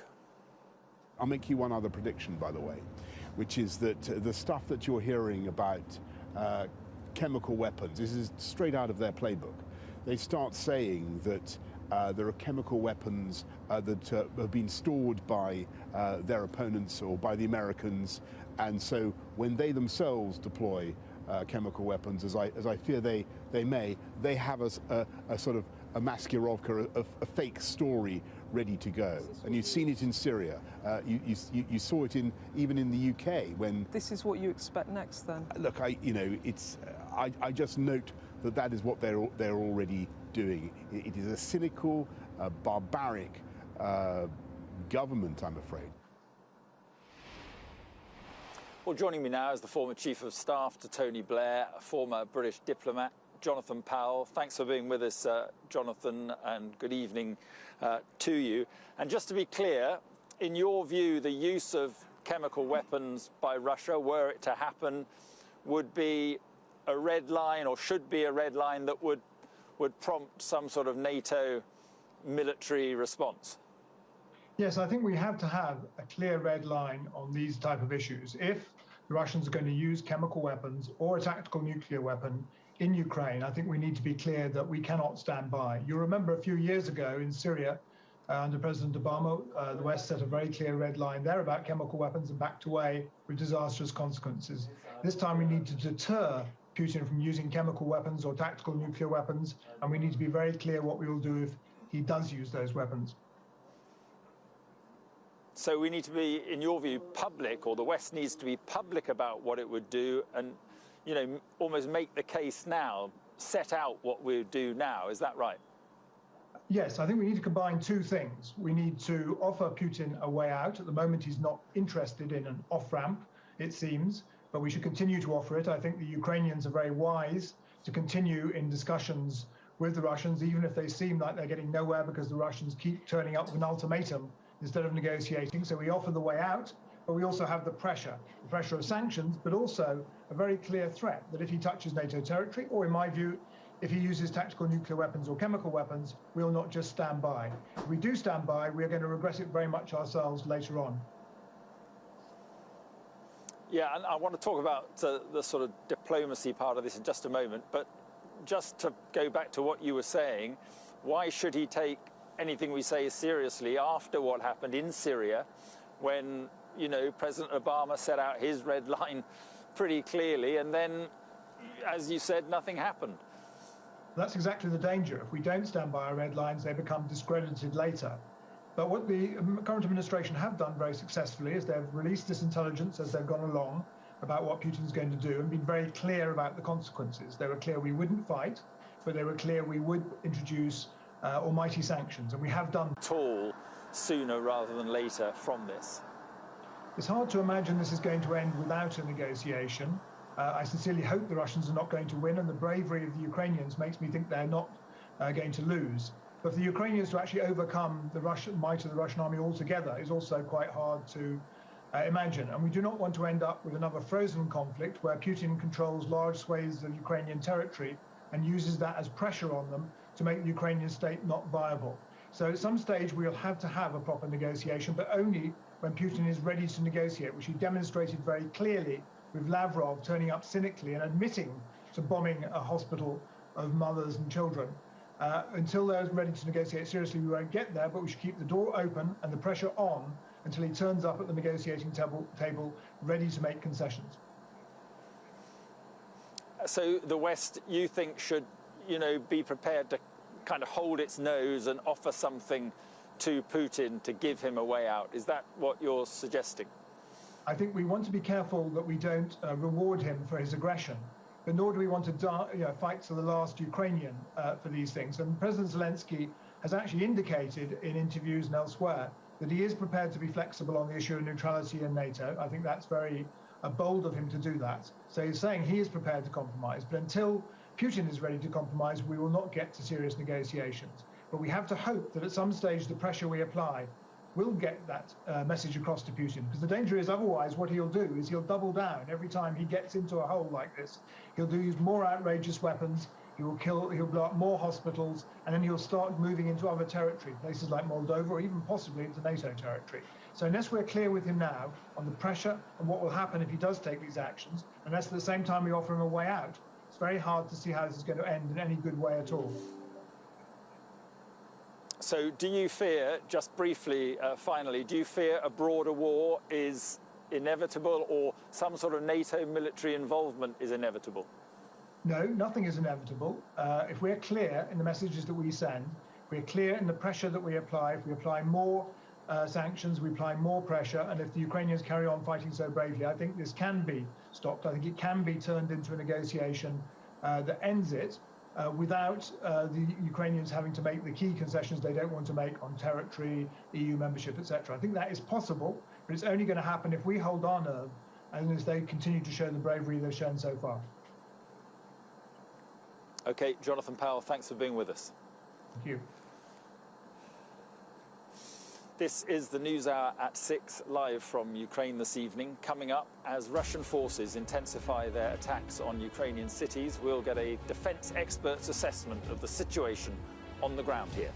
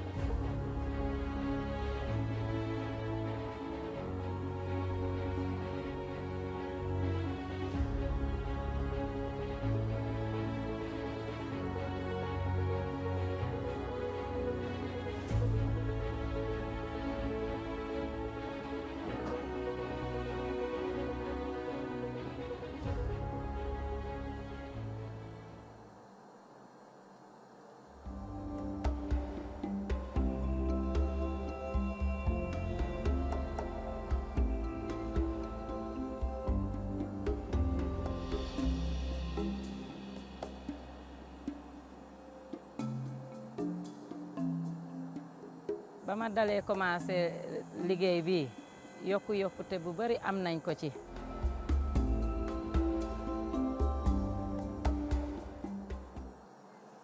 Welcome back. Confirmation that Russia has used thermobaric weapons, often called vacuum bombs, here in Ukraine has raised concerns of a further escalation in Vladimir Putin's tactics. Indeed, the Prime Minister has told Sky News that chemical weapons could soon be deployed. So how concerned should we be, and what is the state on the battlefield? Joining me now from Berlin is the Director of Strategy, Technology and Arms Control at the International Institute of Strategic Studies, William Alberki. Thank you very much indeed for being with us. So, no immediate ceasefire agreed today. So where do you think we are in this war this evening? Well, I think the current situation is bleak and it's getting worse. After the initial phase of the war where Russia just tried helter-skelter to take Kiev and collapse the government, it didn't happen. The Ukrainians fought back bravely. And now we see Putin moving into the second phase, which is more of the traditional encirclement, siege, and bombardment tactics. They are still desperate to take down Kiev as quickly as possible so that they can replace the current government with a puppet regime. But we're going to see a battle like Aleppo, like Grozny, block by block destruction. They're trying to terrorize the civilians out of the cities to justify flattening them. And I think this is going to be a very, very dark period where Ukraine takes very heavy losses, including massive civilian losses. You think he's prepared to go that far, do you? Absolutely. I think his 100% focus is taking Kiev. This is important for his plan, which again is to topple the government so that a puppet regime can then declare that they need Russian help in cutting off supplies to the Ukrainian military, which will not surrender. He'll call them bandits, he'll call them rebels, and we'll move into more of a Syrian war where you have a proxy government that's taking the brunt of the fighting while Russian forces try to seal off Western borders from resupply, cutting off the Ukrainian people.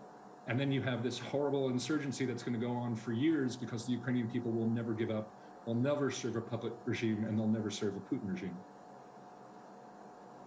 Well, with that point in mind, do you think he keeps Russian troops? How long does he keep? How long can he keep Russian troops in Ukraine, even once he's toppled the government here, if he does that? Well, the hope is that he doesn't, and that the Ukrainian government can hang on long enough, that Kiev can hang on long enough, that the Russians do end up having to sue for a ceasefire. I think I have to disagree with your previous correspondent. I think that if they do a ceasefire, all that Russia is going to do is buy time to resupply, to remove his exhausted troops, to replace them with another group of troops in 3 or 6 months' time, and start all over again. This is about ultimately toppling the government and replacing it. But I do think that the Ukrainian fighters can hold on. The bravery they've shown, the losses they've inflicted have been staggering. And again, if they can just delay the Russians long enough that they're exhausted, then we get into a ceasefire. But then I think this still starts again. So Western support to Ukraine is going to be critical for the survival of this country. So you clearly then don't see President Putin as being in a position now where he is looking for a way out of this, a kind Absolutely. of diplomatic, face-saving way out. No, this is part for show, but part to also see if the Ukrainians suddenly surrender. This is how Putin operates. He always tries to have as many options as possible. So if Zelensky wants to give up, that's fine. It doesn't matter. He's still going to go for his goal, which is to overthrow the government in Kiev and replace it. This is all just for show. And that's why I think the Ukrainians are demonstrating that they're serious, they're willing to talk, but even they know that there's nothing that Russia's going to accept except for total surrender. But why is he doing it if, in the end, and it's pretty clear from some of the scenes that we're seeing, you know, in towns and cities across Ukraine that already have Russian soldiers in them, the people are resisting, the people are protesting. So what makes Vladimir Putin, he can keep any sort of real hold here? I think he thinks that he can move into more of a Syria-type situation where he's got a favorable government in Kiev and it's their problem. And then all Russia has to do is help them from time to time in attacking groups. I really don't think he understands the real resilience of the Ukrainian people and how much they all will fight to the man. I think he has been so steeped in his own propaganda his piece that he published on his own website in July of last year about how Ukraine is not a real country and that they're going to embrace Russia. I still think he thinks that to his core, and that all he has to do is overthrow the government, and maybe more of the people will lose heart and throw in. But I don't think that's the case. I think Ukraine is going to fight, and unfortunately, like your last speaker said, to the last drop of Ukrainian blood. So just finally, 30 seconds left. Do you fear that he would be prepared to use chemical weapons? I think in order to demoralize the population, I think particularly as a false flag operation, he will. As to whether he'll nakedly use them as Russia, I hope not, because I do think we're going to have to act. Okay, William Alberki, thank you very much for being with us. Thank you. Right, this is the News Hour at 6. Coming up, the owner of Chelsea Football Club, Roman Abramovich, becomes the latest Russian oligarch to face sanctions over the war here. We'll have the latest on what the move will mean for him, for Chelsea, and for Chelsea's fans.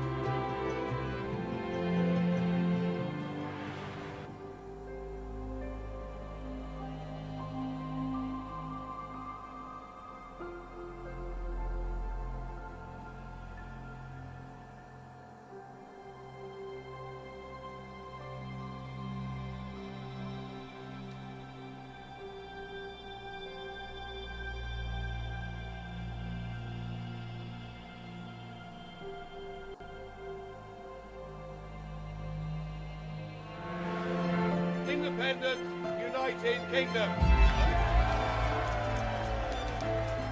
These last few years have seen some huge stories. And these stories have been driven by politics, by politicians, the people in power. You must stay at home.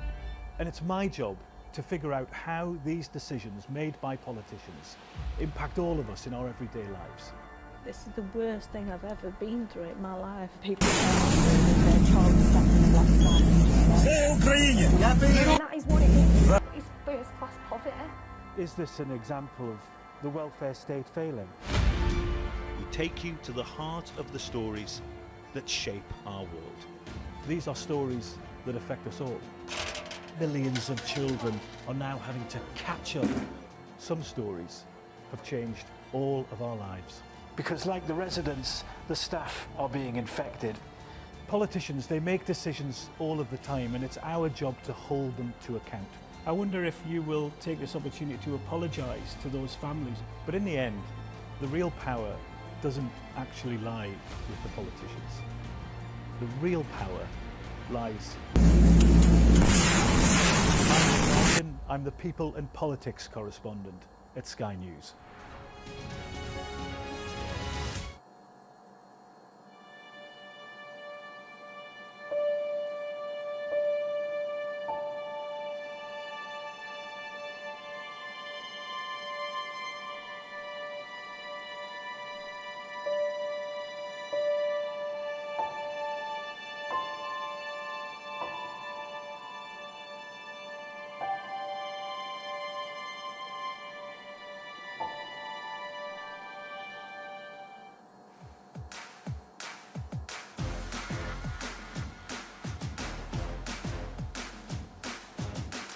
I love my job because I get to do something that is contributing to a better future.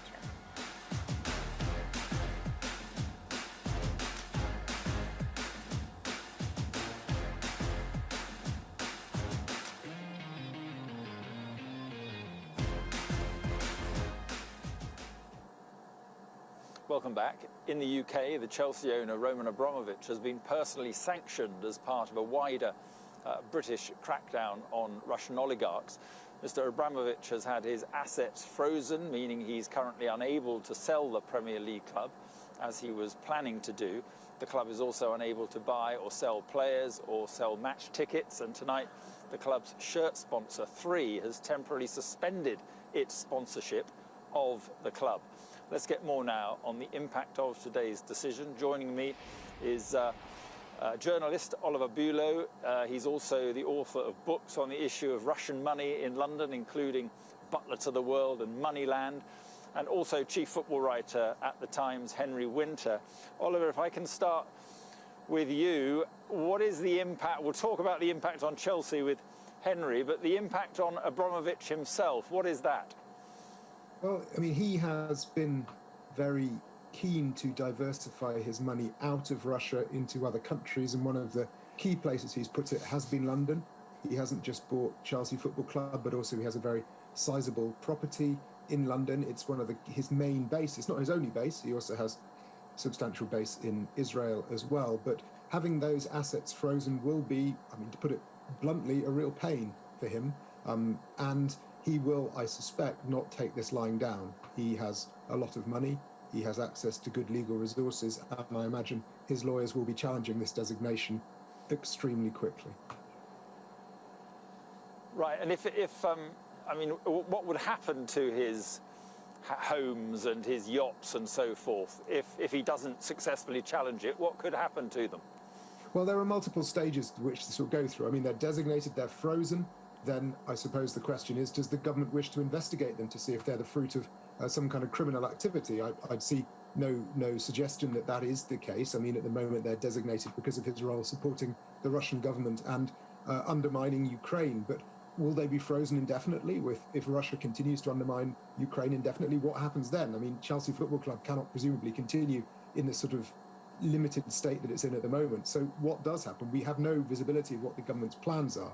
But if previous rounds of sanctions against oligarchs, not Mr. Abramovich, but other oligarchs after previous Russian incursions into Ukraine are any guide, then they will be challenging, those designations will be challenged, and they'll be challenged very hard. And if previous designations are a guide, he has a pretty good chance of getting off them as well.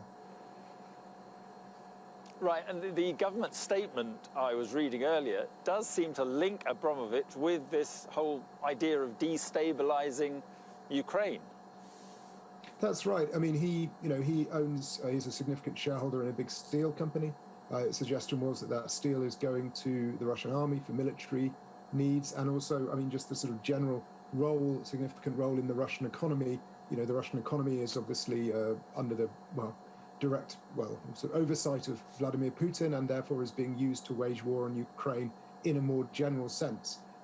You know, there was a lot of debate among sanctions experts in the run-up to this designation about whether Abramovich would be covered by the rules that the government had laid out. He wasn't a sort of directly, perhaps, a weapons supplier to the Russian government, but steel obviously is a major component of tanks and artillery and so on. So they've clearly decided that's enough. I mean, obviously, he wasn't the only person sanctioned today. Oleg Deripaska is also a very significant oligarch. And then there were a series of other less wealthy, but also very important Putin allies have been sanctioned. It's a pretty meaty list, actually. The UK government has been criticised for being slow about sanctioning people, but actually today was it will be a real blow.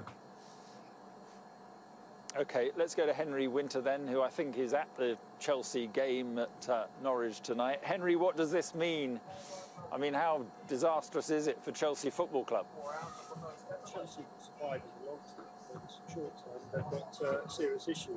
They've got players out of contract who are members with the coefficient, so they may have been about to go anywhere in the summer. Since that's been affected, he's such an important person for them on the pitch, off the pitch. He's the sort of emotional leader of the team. His contract is up as well, so there's clear uncertainty over that. And there's also some uncertainty over whether and how quickly which can actually sell this, and actually now it comes down to agencies who effectively be selling it. I think that the significance is broader than just what's going to happen to the sort of Chelsea players who will be filtering out behind me, probably without their sponsors' logos on. It's a huge issue for all of football, the issue of owners, and I think there will be a push within government, within fans organisations to have an to have tighter controls and the type of owners and directors into football. Henry, we're going to have to leave it. We're having a great deal of difficulty hearing you, I'm afraid, but let's go back to Oliver, if Oliver's still there. And Oliver, you were just talking about these other oligarchs, Deripaska, Lebedev, Sechin. Talk to me about them. Well, unlike Mr. Abramovich, who is only sanctioned in the UK and who is his first sanctioning by any Western government, as far as I know. I certainly haven't heard of him being sanctioned previously. The others have all been sanctioned at one time or another by the UK, the US, or the EU. Oleg Deripaska, a little bit like Abramovich, is someone whose wealth dates from the 1990s. He was one of the sort of original oligarchs of the sort of wild Russia years. He has remained, however, close to Putin and has managed to hang on to his wealth over the last couple of decades while Putin's been in power. The others, Sechin, Alexei Miller. So Sechin runs Rosneft, which is the Kremlin's oil company. It's oil champion, a strategic pillar of the Russian economy. And Alexei Miller runs Gazprom, which is the state gas company and essentially is the Russian current account. Now, they are very close allies of Vladimir Putin. They go back a very long way. And they are, unlike the other oligarchs, they're not sort of privately, independently wealthy. Their jobs are, state positions, as it were, but they have been able to accumulate really significant amounts of resources for themselves while doing so. So, they are important people, and this will be inconvenient for them. And it is, I suppose, part of a broader Western strategy of trying to encircle the Russian economy. All of these people, as I say, apart from Abramovich, and perhaps he will be sanctioned by other countries in the days ahead, all of these people have now been sanctioned in the UK, the US, the EU, and elsewhere. And there is this sort of Western ring being placed around the strategic sectors of the Russian economy to try and squeeze them out. Chelsea Football Club is, I suppose, the collateral damage in that process. And just 30 seconds left, literally 30 seconds, Oliver. You think Abramovich will fight this, do you? I'd be very surprised if he didn't. He has been very forward in using the British legal system in the past, and this threatens to cost him a huge amount of money and a huge amount of inconvenience. He has a lot of wealth in London, and throwing a few million at lawyers seems to be a small price to pay to try and get it back. Okay. Oliver, thank you very much indeed, and unfortunately we lost Henry, but thank you both anyway. That was the News Hour at 6. Thanks for watching. Coming up, Boris Johnson tells Sky News he fears President Putin may deploy chemical weapons in this country. Much more at the top of the hour.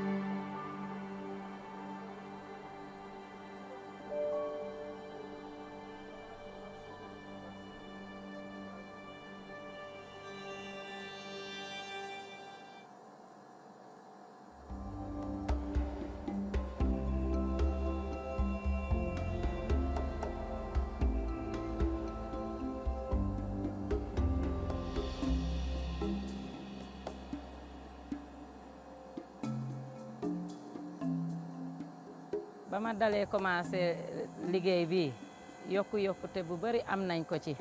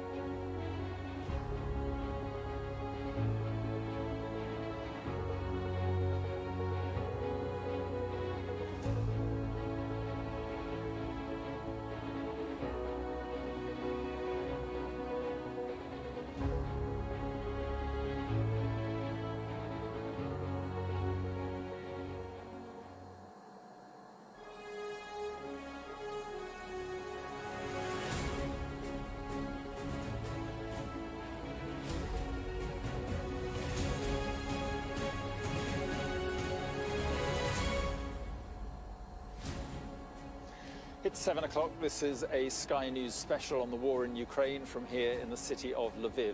Our top story, an ominous warning from the Prime Minister. Boris Johnson tells Sky News he fears Russia's president may deploy chemical weapons here in Ukraine. The stuff that you're hearing about chemical weapons, this is straight out of their playbook. Worlds apart, the highest level talks between both sides conclude with no agreement on a ceasefire. Victims of strikes in Mariupol are buried in mass graves as the attacks continue. The former head of NATO says military action by the West should not be ruled out. We are confronted with a political gangster in the Kremlin, and in defense against gangsters, you should not exclude any action. And unable to buy players or sell tickets, Chelsea feels the sharp end of sanctions on its owner, Roman Abramovich.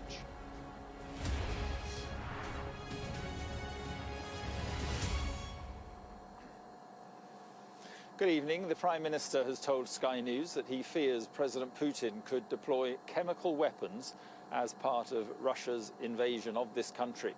Boris Johnson has been speaking exclusively to our political editor, Beth Rigby.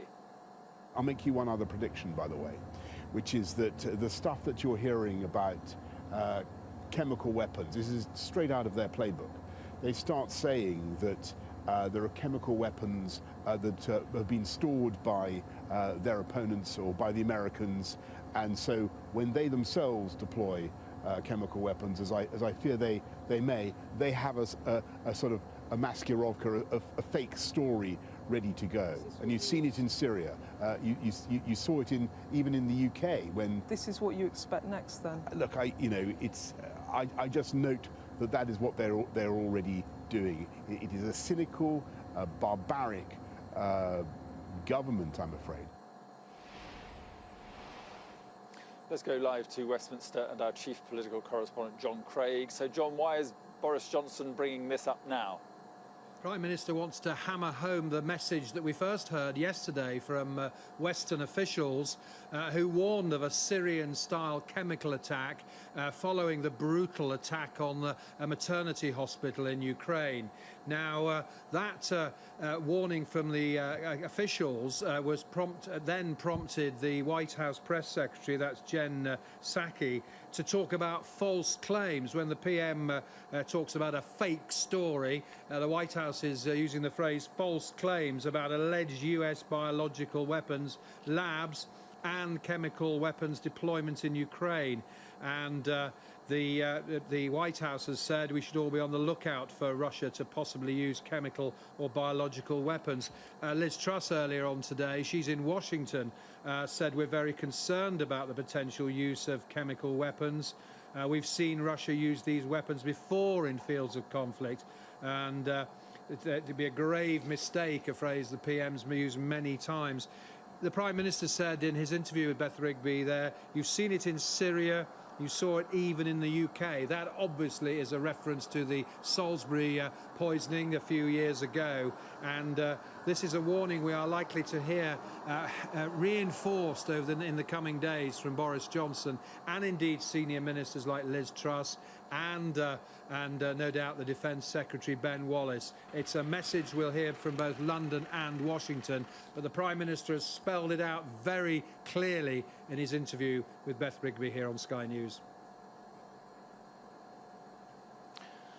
OK, John, thank you very much. Well, you can watch Beth Rigby's exclusive interview with the Prime Minister in full this evening here on Sky News. That's on her new programme, Beth Rigby Interviews, this evening at 9 o'clock. Let's go then to our security and defence editor, Deborah Haynes, who's here with me in Western Ukraine. And this issue of the potential use of chemical weapons, Deborah, how seriously will NATO be taking this? Well, let's just sort of talk about what it could mean. I mean, in terms of chemical weapons, which are banned, remember, this is like it's a violation of international law to use chemical weapons on the battlefield. It was a red line that then President Obama, the Russia-backed Syrian regime, to cross that red line with the use of chemical weapons, sarin gas attacks in Syria, without the overwhelming consequences that should have ensured that violation of international norms wasn't allowed to go unpunished in a way that would deter future use. And that's one of the reasons, frankly, that we are where we are today, with ministers even talking about this. Interesting, talking about the possibility of it happening, but not offering any suggestion of a threat that would deter the use of that from happening, which I think really again underlines the difficulty that Western allies have with this conflict. They obviously are supporting the Ukrainian forces, but they aren't going so far that it would put themselves in direct military confrontation with Russia. And so it's a really difficult balancing act. And in terms of why we're even thinking about this, it has a lot to do with how badly the war is going for Russia. I mean, here we are, we're in the third week now of this invasion, and Russia has yet to capture and significantly hold territory. Yes, it has taken Kherson, for example, in the south, but you're still seeing Ukrainian protests on the street, anti-Russian protests. There's no sense of them making any significant, meaningful movement on the capital. And in desperation, in frustration perhaps, you escalate up the violence, and that's the kind of threat that we're seeing, and that's why you're getting these warnings. OK, Deborah, thank you very much. Well, the most high-level diplomatic talks in the conflict so far have failed to make any progress today. Russia's Sergei Lavrov demanded that Ukraine be disarmed, denazified and accept neutral status. Ukraine said Russia's demands amounted to asking them to surrender. Meanwhile, bombardments have continued in several cities here. Aid authorities have tried to open several humanitarian corridors today to evacuate civilians from besieged towns and cities. The priority was to get people out of Mariupol, where 3 people, including a child, were killed in yesterday's strike on a hospital. The city has been blockaded by Russia for 9 days now, but no one was evacuated today at all, and the city was once again under attack from the air. Emergency services report that more than 12,000 civilians did manage to leave the region of Sumy successfully today. The governor of Izium, which has been under constant attack, reports that 1,600 people evacuated that town today, and people continue to escape fierce fighting in towns on the outskirts of Kiev. A steady stream of people has been crossing a makeshift bridge from Irpin towards the relative safety of the capital. Meanwhile, Ukraine's military says Russia is continuing its strategy of shelling major cities around the country. Well, today's talks failed to reach any significant announcements on ceasefires or humanitarian corridors. Our diplomatic editor Dominic Waghorn reports now from Turkey. In the besieged city of Mariupol, there is no time to give the dead dignity. No respectful burial, thrown instead into a trench filling with bodies, one after another, in scenes we thought were consigned to the middle of the last century, but happening now in a European city. The only thing I want is for this to be finished. I don't know who's guilty, who's right, who started this. Damn them all, those people who started this. 1,200 have been killed in attacks ripping apart the city's streets and homes, launched by one of the world's most advanced militaries, reducing living in this seaside resort town to a struggle to survive. In another resort, this one in Turkey, Russia's foreign minister arrives smiling for the highest level talks since the invasion began. But after just an hour and a half, they ended with Ukraine's foreign minister emerging sounding frustrated. My impression is that Russia is not in a position at this point to establish a ceasefire. They seek a surrender from Ukraine. This is not what they are going to get. Then the Russians turn. Sergei Lavrov is a sharp operator who chooses his words carefully. But listen to this and wonder what planet he's on. We're not planning to attack other countries. We did not attack Ukraine. You said some time ago that Russia had no intention to invade Ukraine. I think today you said that Russia did not invade Ukraine when it clearly has. Why should the Ukrainians take you seriously, with all due respect? Why should they believe a word you say and the rest of the world? This is not about Ukraine. This is about the aggression against anything Russian. Interests, religion, language, culture, safety. And of course now, the reaction of the West to our actions. Very aggressive reaction.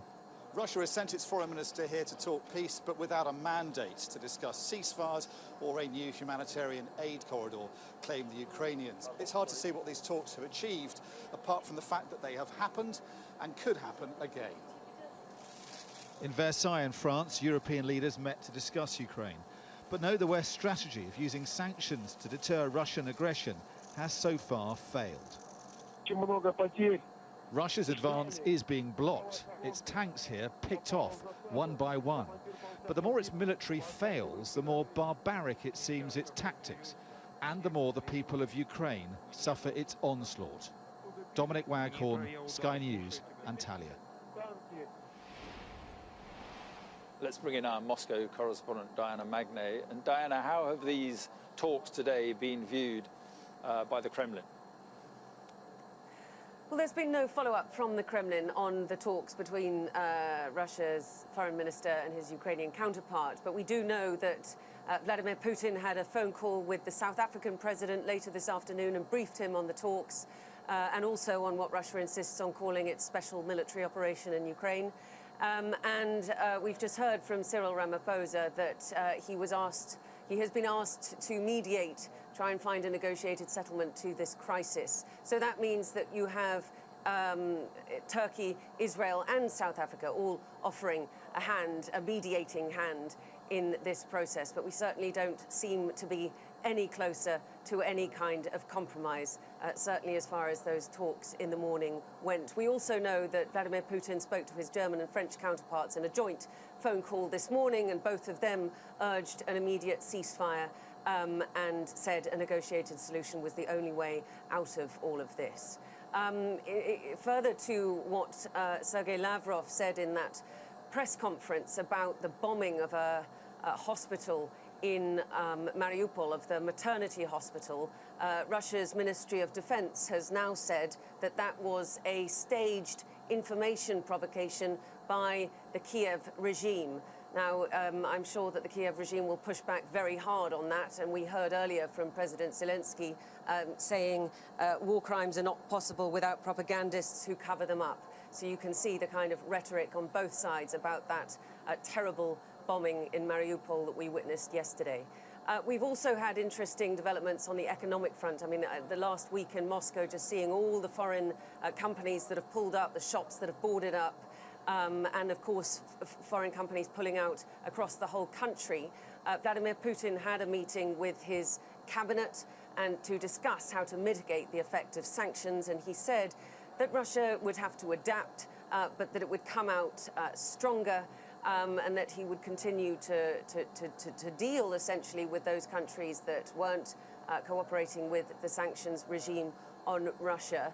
He also said that, and this is following a conversation that's been going on for a few days now, that Russia might place or would consider placing foreign assets, idled foreign assets here in Russia under external administration, effectively bringing in Russian managers to make sure that supply chains and Russian staff were kept in jobs. Now, that's a pretty dramatic proposition, essentially nationalizing foreign assets for companies that have moved out. And Vladimir Potanin, who's one of the biggest businessmen in this country, interestingly turned around and said we should approach that kind of thing with extreme caution. It would set Russia back 100 years, and it would mean that investors would mistrust Russia for decades to come. Diana, thank you very much. Let's go to our international affairs editor then, Dominic Waghorn, who is in Turkey. And Dominic, if Sergei Lavrov is saying that Russia has not invaded Ukraine, I mean, what kind of hope is there going forward? Yeah, I mean, he's a well-respected diplomat. He's someone who chooses his words carefully. Was he there just sticking to the script? Because don't forget, Russia has banned describing this invasion as an invasion and banned the use of the word war, says it's a special military operation. Or was he engaging in something more sinister? Was this kind of Orwellian doublespeak where you say one thing but you mean the other? Because what he said there was that Russia has no intention of invading any other countries. In fact, he says Russia has not invaded Ukraine. So I think policymakers in the West will be looking at that and trying to read whether there's a further threat there. And if you look at Vladimir Putin's speeches, he has made it pretty clear that the grievance he feels is acting over on Ukraine is also a grievance he harbours over the Baltic states as well. And there is certainly a way of interpreting what he said about Ukraine, suggesting that he may well do the same in the Baltic states. But what we saw effectively in these talks were a complete failure to reach any ceasefire, any further humanitarian aid corridor agreements. The Russians kept saying, well, we have to refer back to Moscow, as they've been saying in Belarus as well. And on the Russian side, it was really a masterclass in misinformation. We had various conflicting stories about that maternity hospital in Mariupol, as Diana was saying there. The Russian Minister of Defense now saying that this was staged by the Ukrainians. Earlier on today, Maria Zakharova, the Russian Foreign Ministry spokesperson today, said that these pictures were faked. Her then boss then went on to say, no, he believed the attack did happen, carried out by the Russian military, but it was targeting Ukrainian Nazis who were basing their activities within that building. So two contradictory versions of the same event there, which is typical Russian misinformation. I think we're going to see more of that in the weeks and months to come. But I think the crucial fact that's come out of the talks today is they haven't achieved anything. There is an agreement to meet on this sort of higher level, if you like, again and again. But based on what we've seen today, I think hopes have to be managed as to whether this diplomacy is going to achieve anything. Yeah, OK, Dominic, thank you very much indeed for that. Well, it was once a normal hospital on the outskirts of Kiev. Now it's the nearest medical facility to the front line and is given over entirely to treating wounded Ukrainian soldiers. The staff have no training in treating shrapnel injuries or gunshot wounds, but now find themselves part of the war effort against the Russian invaders. And a warning, our special correspondent Alex Crawford's report does show some distressing images. They arrive stuffed into car boots and on the back seats. They're taking some terrible hits trying to stop the Russian troops entering the Ukrainian capital, laid out on already blood-soaked stretchers. The soldiers have just been shelled on a front line which is creeping ever closer to Kyiv. And it's the nearest hospital, now entirely turned over to dealing with the war wounded. These aren't army medics, they're the town's doctors and nurses who 2 weeks ago were dealing with births and bone breaks. Now they're plunged into a new world, spent trying to save the lives of soldiers and civilians torn apart by bombs and bullets. It's the World War III. It's World War III. It's World War III, and it could be stopped here. Or it could move through all the world, through all the world. Please help us to stop this war. They are shell-shocked and shaking. And so far, the politicians' peace talks have got nowhere. Hospitals are protected locations under international law, but no one here trusts that to be observed. Yet there's an astonishing resilience and perhaps a realization they have no option. It's not difficult for us to fight, he tells us. We're defending our land and will continue to protect it. But then he delivers a rousing call, not just to his fellow Ukrainian men and women, but also the rest of the world. Everyone has to stand together, he says. Glory to Ukraine, our army will win. This is on the northwest edge of the capital, and we found multiple vehicles and homes which had been hit, apparently indiscriminately. There seems to be no shortage of lucky escapes. He was on duty as an emergency worker. So you just live close by? His house 5 houses from here. There are thousands of lives abruptly halted by this war. Pets abandoned in the rush to keep out of the way of the rockets and bombs. Families who've upped and left everything just to try to survive. There's a constant sound of artillery and shelling going on, and you can see the devastation that some of the attacks have already had. We know, according to the locals here, that the Russians are only a few kilometers down the road, and this is the constant backdrop. So those who can't or won't leave live in a shadowy underground world below the booming war sounds. About half of the capital's population has fled the city, according to the mayor. Smells good. Smells good. We're just waiting for victory, for everything to be good again, she says, and trying not to cry. These are the bravest of women, tending to some of the community's most vulnerable and most frightened. We've already learned how to tell the difference between our side's shooting and the enemy's, Natalia tells us. We can identify everything, and we're just trying to keep everyone calm. They're already living under siege here, with sons and partners fighting and their homes bombed. For sure, this is a crime, and Putin has to be punished, she tells us. Hi, Dan. Hi. Those fleeing include a former British soldier who'd been living in Bucha, had to pass through Russian troops to escape, and saw dozens of civilian targets had been attacked. headlines, I saw a lot of vehicles, civilian vehicles, destroyed on the road. Dead bodies still inside are strewn onto the road. Even vehicles, people have been marking their vehicles with the Ukrainian or the Russian word for child on their vehicles if they have children. A bunch of those vehicles were also destroyed with children markings. They're engaged in the fight of their lives to stop the Russian troops advancing any further. But their president's warning, much more of their blood will be spilt unless his nation gets international military support. Alex Crawford, Sky News, on the edge of the capital, Kyiv. Well, Chelsea Football Club is facing huge restrictions on the way it operates after its owner, Roman Abramovich, was sanctioned by the UK government. Mr. Abramovich is one of 7 Russian billionaires to face new curbs, which include asset freezes and travel bans. Ministers say it's part of a move against those linked to the Russian regime. The restrictions mean games can still go ahead, players can be paid but not bought or sold, and no new tickets can be sold. Sky's Ali Fortescue reports. He is Britain's best-known oligarch. But Roman Abramovich's 2 decades at Chelsea, an enviable London property portfolio, have been undone by his links to Russia and to President Putin.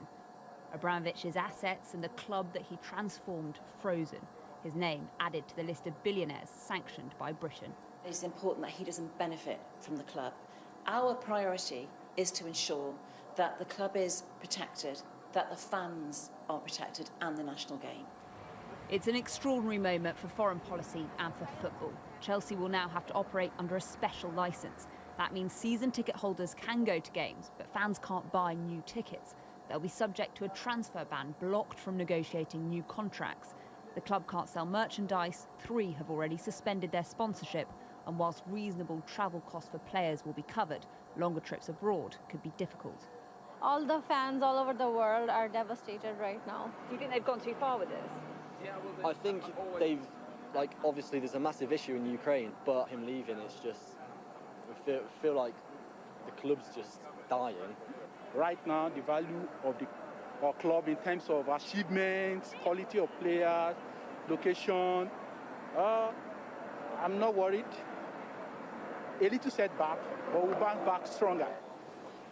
The government will have been making sure their case was absolutely legally watertight before sanctioning Roman Abramovich. It is a big move. It means he faces a UK travel ban and his assets, including Chelsea, are frozen. And that makes the process of selling this club much more complicated. The billionaire had already confirmed that Chelsea's being sold. The profits, he said, will go to victims of the war in Ukraine. It effectively would have to be sold via the approval of the government, or the government appointing someone to work alongside the sellers to ensure that any sale proceeds went into an account which could not be accessed by Roman Abramovich. I think it does call into question the Premier League's approach to allowing individuals to come in and buy football clubs without having any form of human rights clauses. 6 others have also been sanctioned today, among them Mr. Abramovich's former business partner, Oleg Deripaska, and Igor Sechin, whose yacht was seized by the French last week. But for the man so deeply entwined in British football, lauded, even recently, by some of the most high-profile players, whose name less than a week ago was a rallying cry from Chelsea fans at Burnley. It is a moment many believed wouldn't come. Chelsea's game tonight against Norwich will go ahead. What happens next for the club is much less certain. Ali Fortescue, Sky News. This is Sky News Tonight. Coming up, will a new digital visa application scheme make it easier for the thousands of refugees desperate to reach their families in the UK?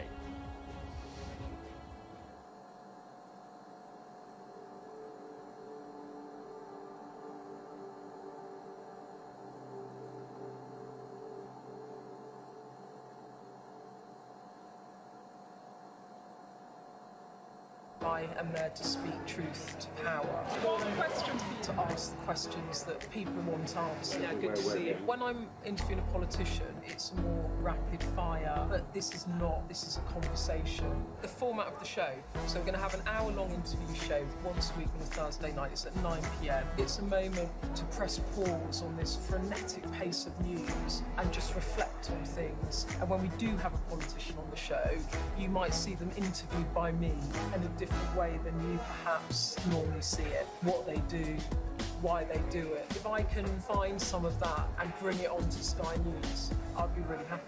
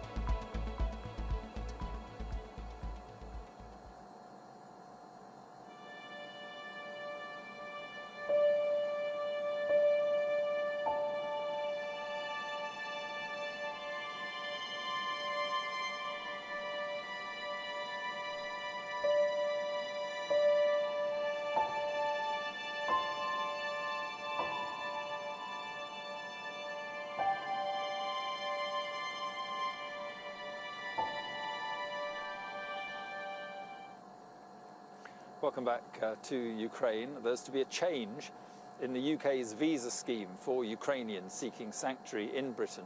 From Tuesday, the process will go digital, so people with a passport won't need to go to an application centre in Europe.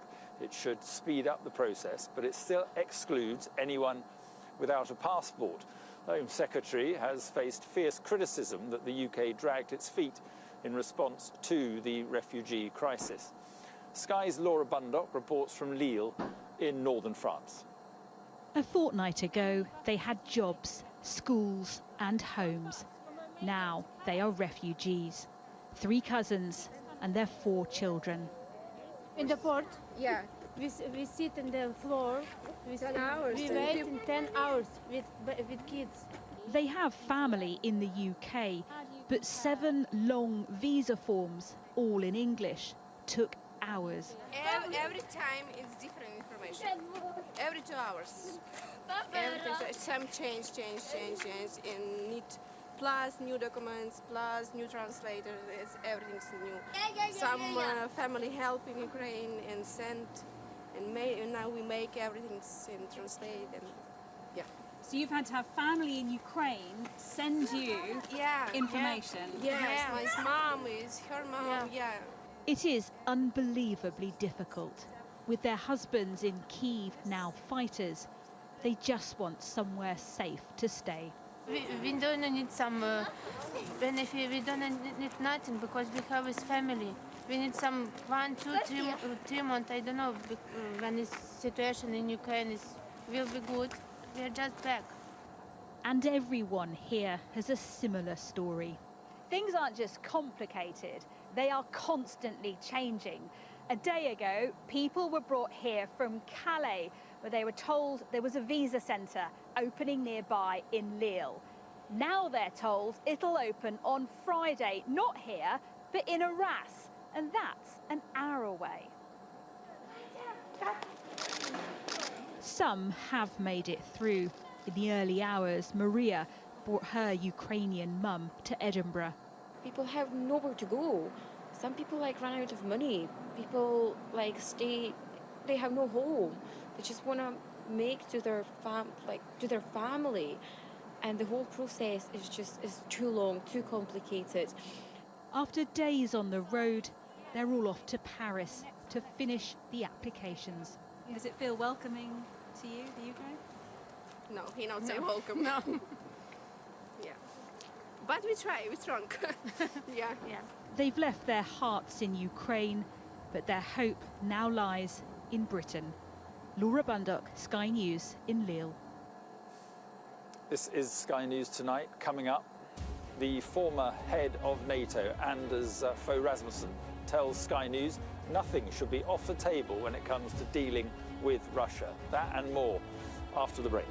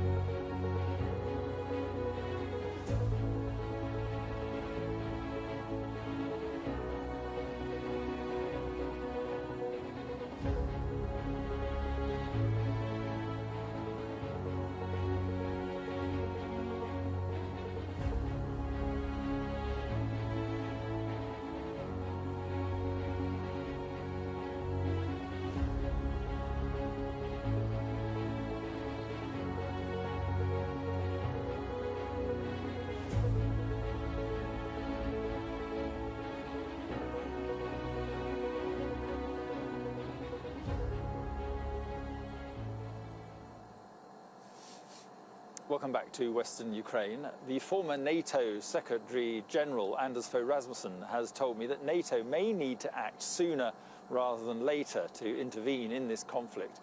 Mr. Rasmussen said the decision to rule out a no-fly zone is encouraging Vladimir Putin to commit more atrocities.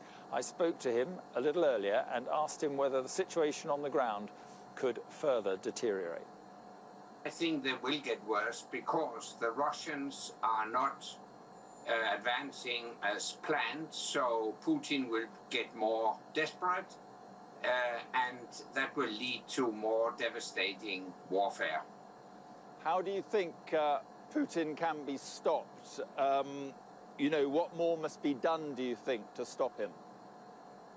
First of all, I think we should step up our delivery of weapons to the Ukrainians. They have demonstrated great bravery, and we should help them all we can. So we should help them with drones, with anti-tank equipment, better air defense systems, etc., etc. We've seen the attacks on civilians, we've seen the attack on the hospital. Is there not now a moral case, a humanitarian case for a more significant military intervention given what is happening here now? Maybe a no-fly zone or something like that? It is indeed heartbreaking to watch the images of Russian bombings of civilians. So at this stage, I would not exclude anything. I think it's a mistake that Western leaders are busy excluding this and that action. We are confronted with a political gangster in the Kremlin, and in defense against gangsters, you should not exclude any action. So would you be thinking seriously now about something like a no-fly zone or some other military intervention here?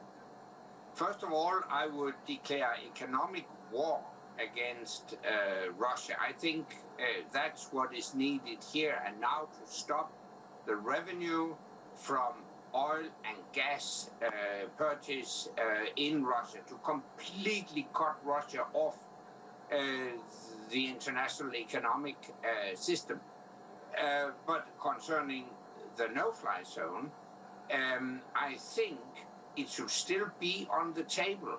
It could be to protect humanitarian corridors, it could be to protect Western Ukraine, but let's be clear-eyed about this. The Russians would consider it a declaration of war.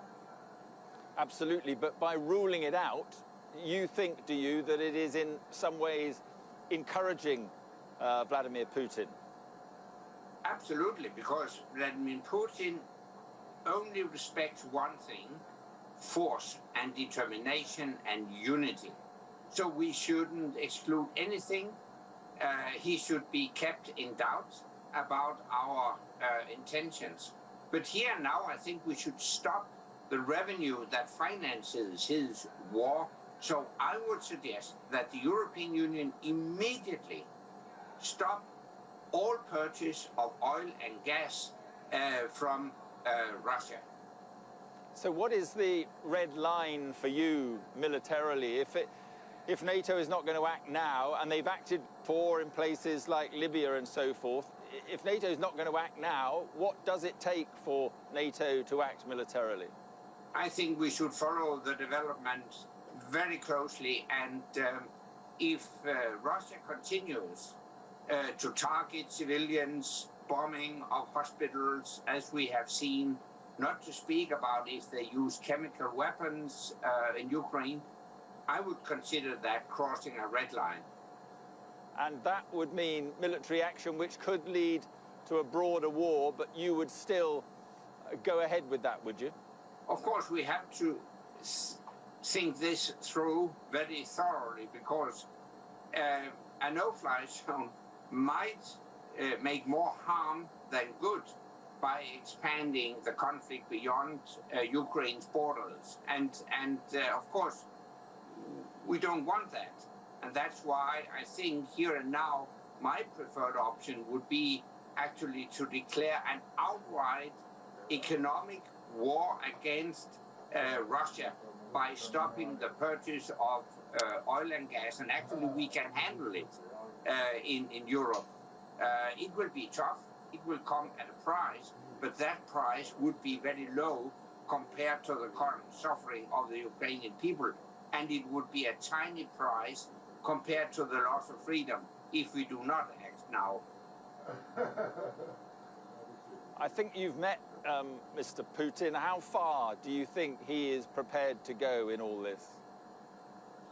I'm concerned that he won't stop in Ukraine. If he succeeds in Ukraine, next step could be Moldova and Georgia, and in the worst case, also against the Baltic states. So we may have a choice between confronting Mr. Putin now or later. And history has taught us that the suffering and the losses might be less by confronting such dictators at an early stage rather than too late. And if NATO did act now, maybe militarily, do you think that Putin would back down? Yeah, at least I think if he gets good advice, he would realize that Russia has no chance whatsoever against NATO. But again, let me stress, I do not want a military confrontation with Russia. I think a declaration of economic war would be more efficient. Do you think that Vladimir Putin is behaving irrationally? Do you think he's behaving delusionally over all this?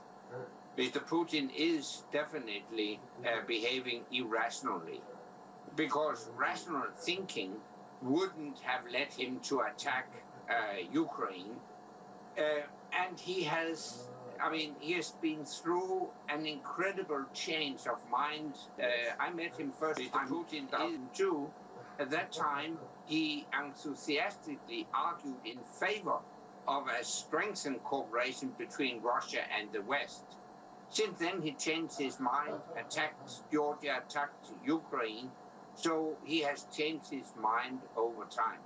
And just finally, do you think there is a diplomatic way out of this, and soon?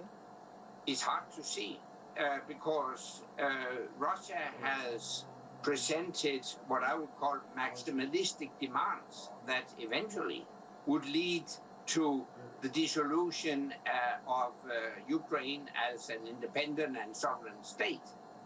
Of course, we have to adhere to the principle that all sovereign countries have a right to decide their alliance affiliation themselves. And that's exactly what Putin tries to deprive Ukraine of that right. Putin is obsessed by the idea to restore the greatness of Russia. And that's why he wants to control the territory of the former Soviet Union, and we shouldn't allow him to do that. Okay, Anders Fogh Rasmussen, thank you very much indeed. Welcome. Well, as the refugee exodus continues out of Ukraine, Poland has so far accepted over 1 million people.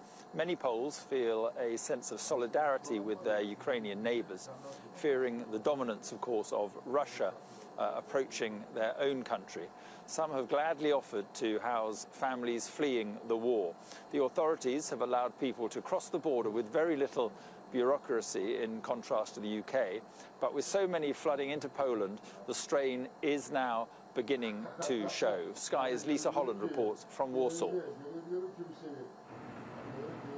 It's just 2 weeks since Poland became a beacon of sanctuary for Ukrainian refugees. Now, by their own admission, the capital Warsaw is just about coping and close to being overwhelmed. At the central station, a sea of people, some just off trains from Ukraine, hungry, thirsty and tired.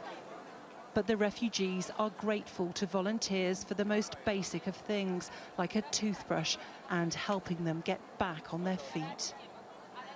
I had to change the money for her because there is a queue. So we have to go and take the tickets. You've got a lot of people that you need to help. As you can see. It's just not stopping, is it? It's not. Well, it is. It's just, I don't know how long it's going to be, but probably for a long time. Warsaw has welcomed the equivalent of 15% of its previous population, and nobody knows how many are staying. Where do you plan to go to? We don't know. We don't know. No idea. Poland? No, we have no Germany? idea. No.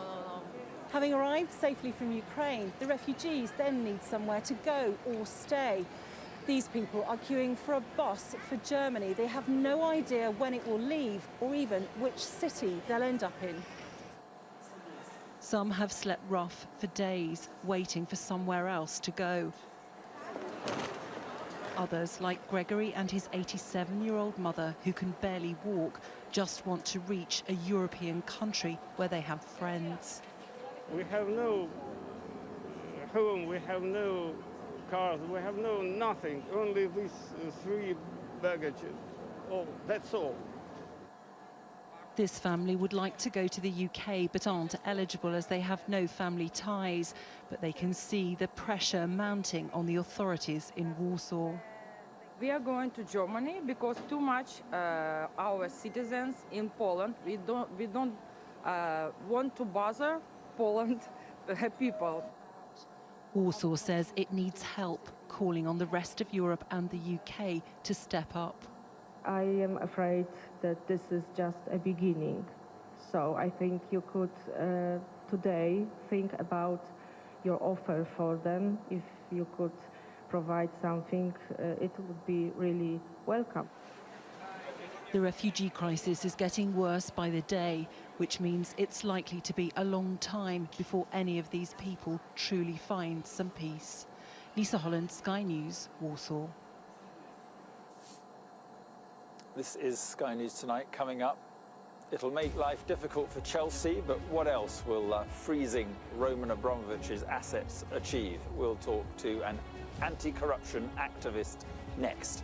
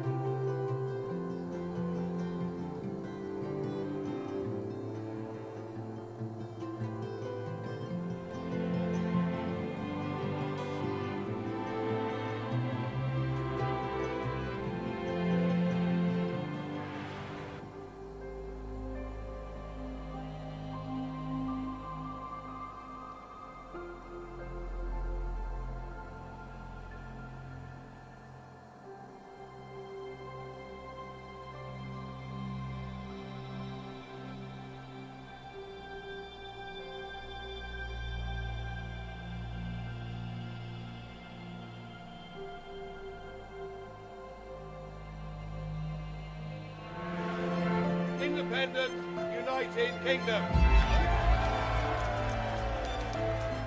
These last few years have seen some huge stories. And these stories have been driven by politics, by politicians, the people in power. You must stay at home.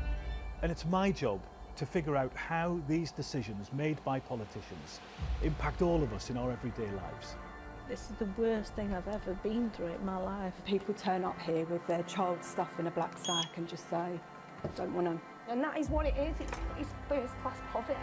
Is this an example of the welfare state failing? We take you to the heart of the stories that shape our world. These are stories that affect us all. Millions of children are now having to catch up. Some stories have changed all of our lives. Because like the residents, the staff are being infected. Politicians, they make decisions all of the time, and it's our job to hold them to account. I wonder if you will take this opportunity to apologise to those families. But in the end, the real power doesn't actually lie with the politicians. the real power lies with the people. I'm Nick Martin. I'm the People and Politics correspondent at Sky News. We're going to talk more now about sanctions and the decision to freeze the assets of Roman Abramovich. It's left Chelsea Football Club in a kind of suspended animation, still functioning but unable to sign new players, negotiate new contracts, sell new tickets or sell any merchandise. Well, I'm joined now by Roman Borisovich, who's a political campaigner and anti-corruption activist. Thank you very much for being with us. The government's statement is an extraordinary one, clear about Abramovich's links to Putin, but also suggesting that he may be linked through one of his companies to this destabilization of Ukraine. Well, I guess, Putin is the real owner of Abramovich's assets, and this is finally the realization is finally coming to the West that whatever you want to call him, trustee, wallet, but the money that Abramovich is managing is not entirely his, and that's been very clear from the moment when he bought Chelsea. The transaction that was viewed as making him a very rich person was really legitimizing Russian kleptocracies, Putin's money in London. So what impact will this have then on him as an individual, and do you think other countries may act as well? I would sincerely hope so, because UK is not enough, and the efforts with regard to these oligarchs need to be truly global. Abramovich has properties and assets in France and in the States, all over the globe. So freezing of assets has to be truly global. We can't really freeze Chelsea here and let him enjoy his palaces in France and his Gouvernement Beach property in St. Barts. So what happens then to his homes in London, his yachts and so forth? What will happen now to all that? For now, his assets will be frozen, as this is the measure that the government has taken due to the military conflict in Ukraine. Technically, if the conflict stops tomorrow, it has to be unfrozen and returned to Abramovich. Well, what happens to the assets after that entirely depends on the political will of Downing Street.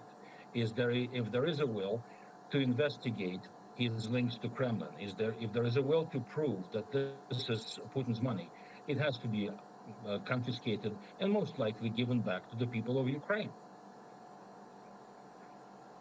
So just explain how he was benefiting from his close links to Vladimir Putin. He was, as I said, a trustee, if you want to think about in these terms. He was managing money that is not entirely his. He was allowed to have planes or maybe told to have planes to underscore the largesse of Russian oligarchs abroad and to create an image of a very successful independent businessman, which he is not. And this is going to be very painful for Putin to see his assets frozen and his proxy being not able to manage his money. So what do you think he'll do now? I mean, will he just go back and live in Russia? What will he do you think? I think he'll find himself some other place on earth. I don't think he wants to go back to Russia. Nobody wants to go back to Russia with these economic sanctions, and especially people who are used to the life of luxury. So I think he's living in Israel at the moment, isn't he? He'll probably stay there, and it's very convenient because Israel doesn't have extradition treaty, so he will be off limits to any law enforcement that wants to penalize him for his criminal kleptocracy. Yeah, and I'm sure his lawyers will be fighting it. Roman Borisovich, thank you very much indeed for being with us this evening. Appreciate your time. Thank you. Thank you very much.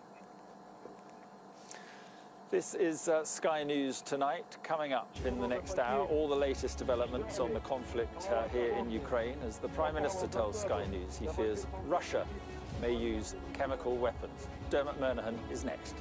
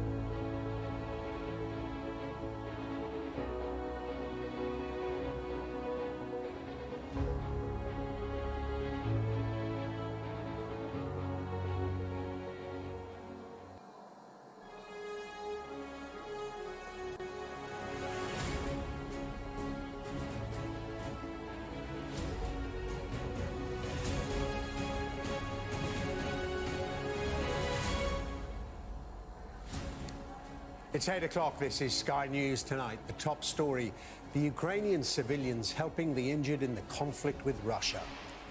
Casualties of war, the wounded Ukrainian soldiers ferried away from the battlefield in the back of cars. We have a special report. Worlds apart, the highest level talks between both sides conclude with no agreement on a ceasefire.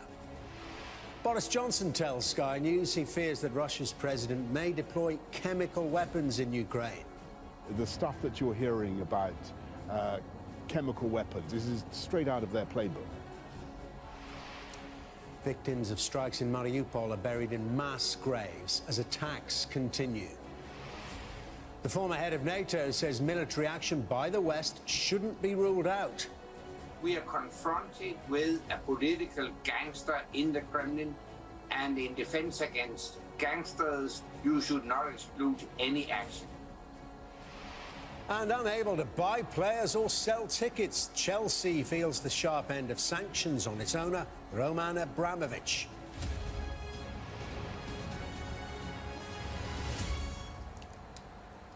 Good evening. We begin the programme with what was once a normal hospital on the outskirts of Kiev.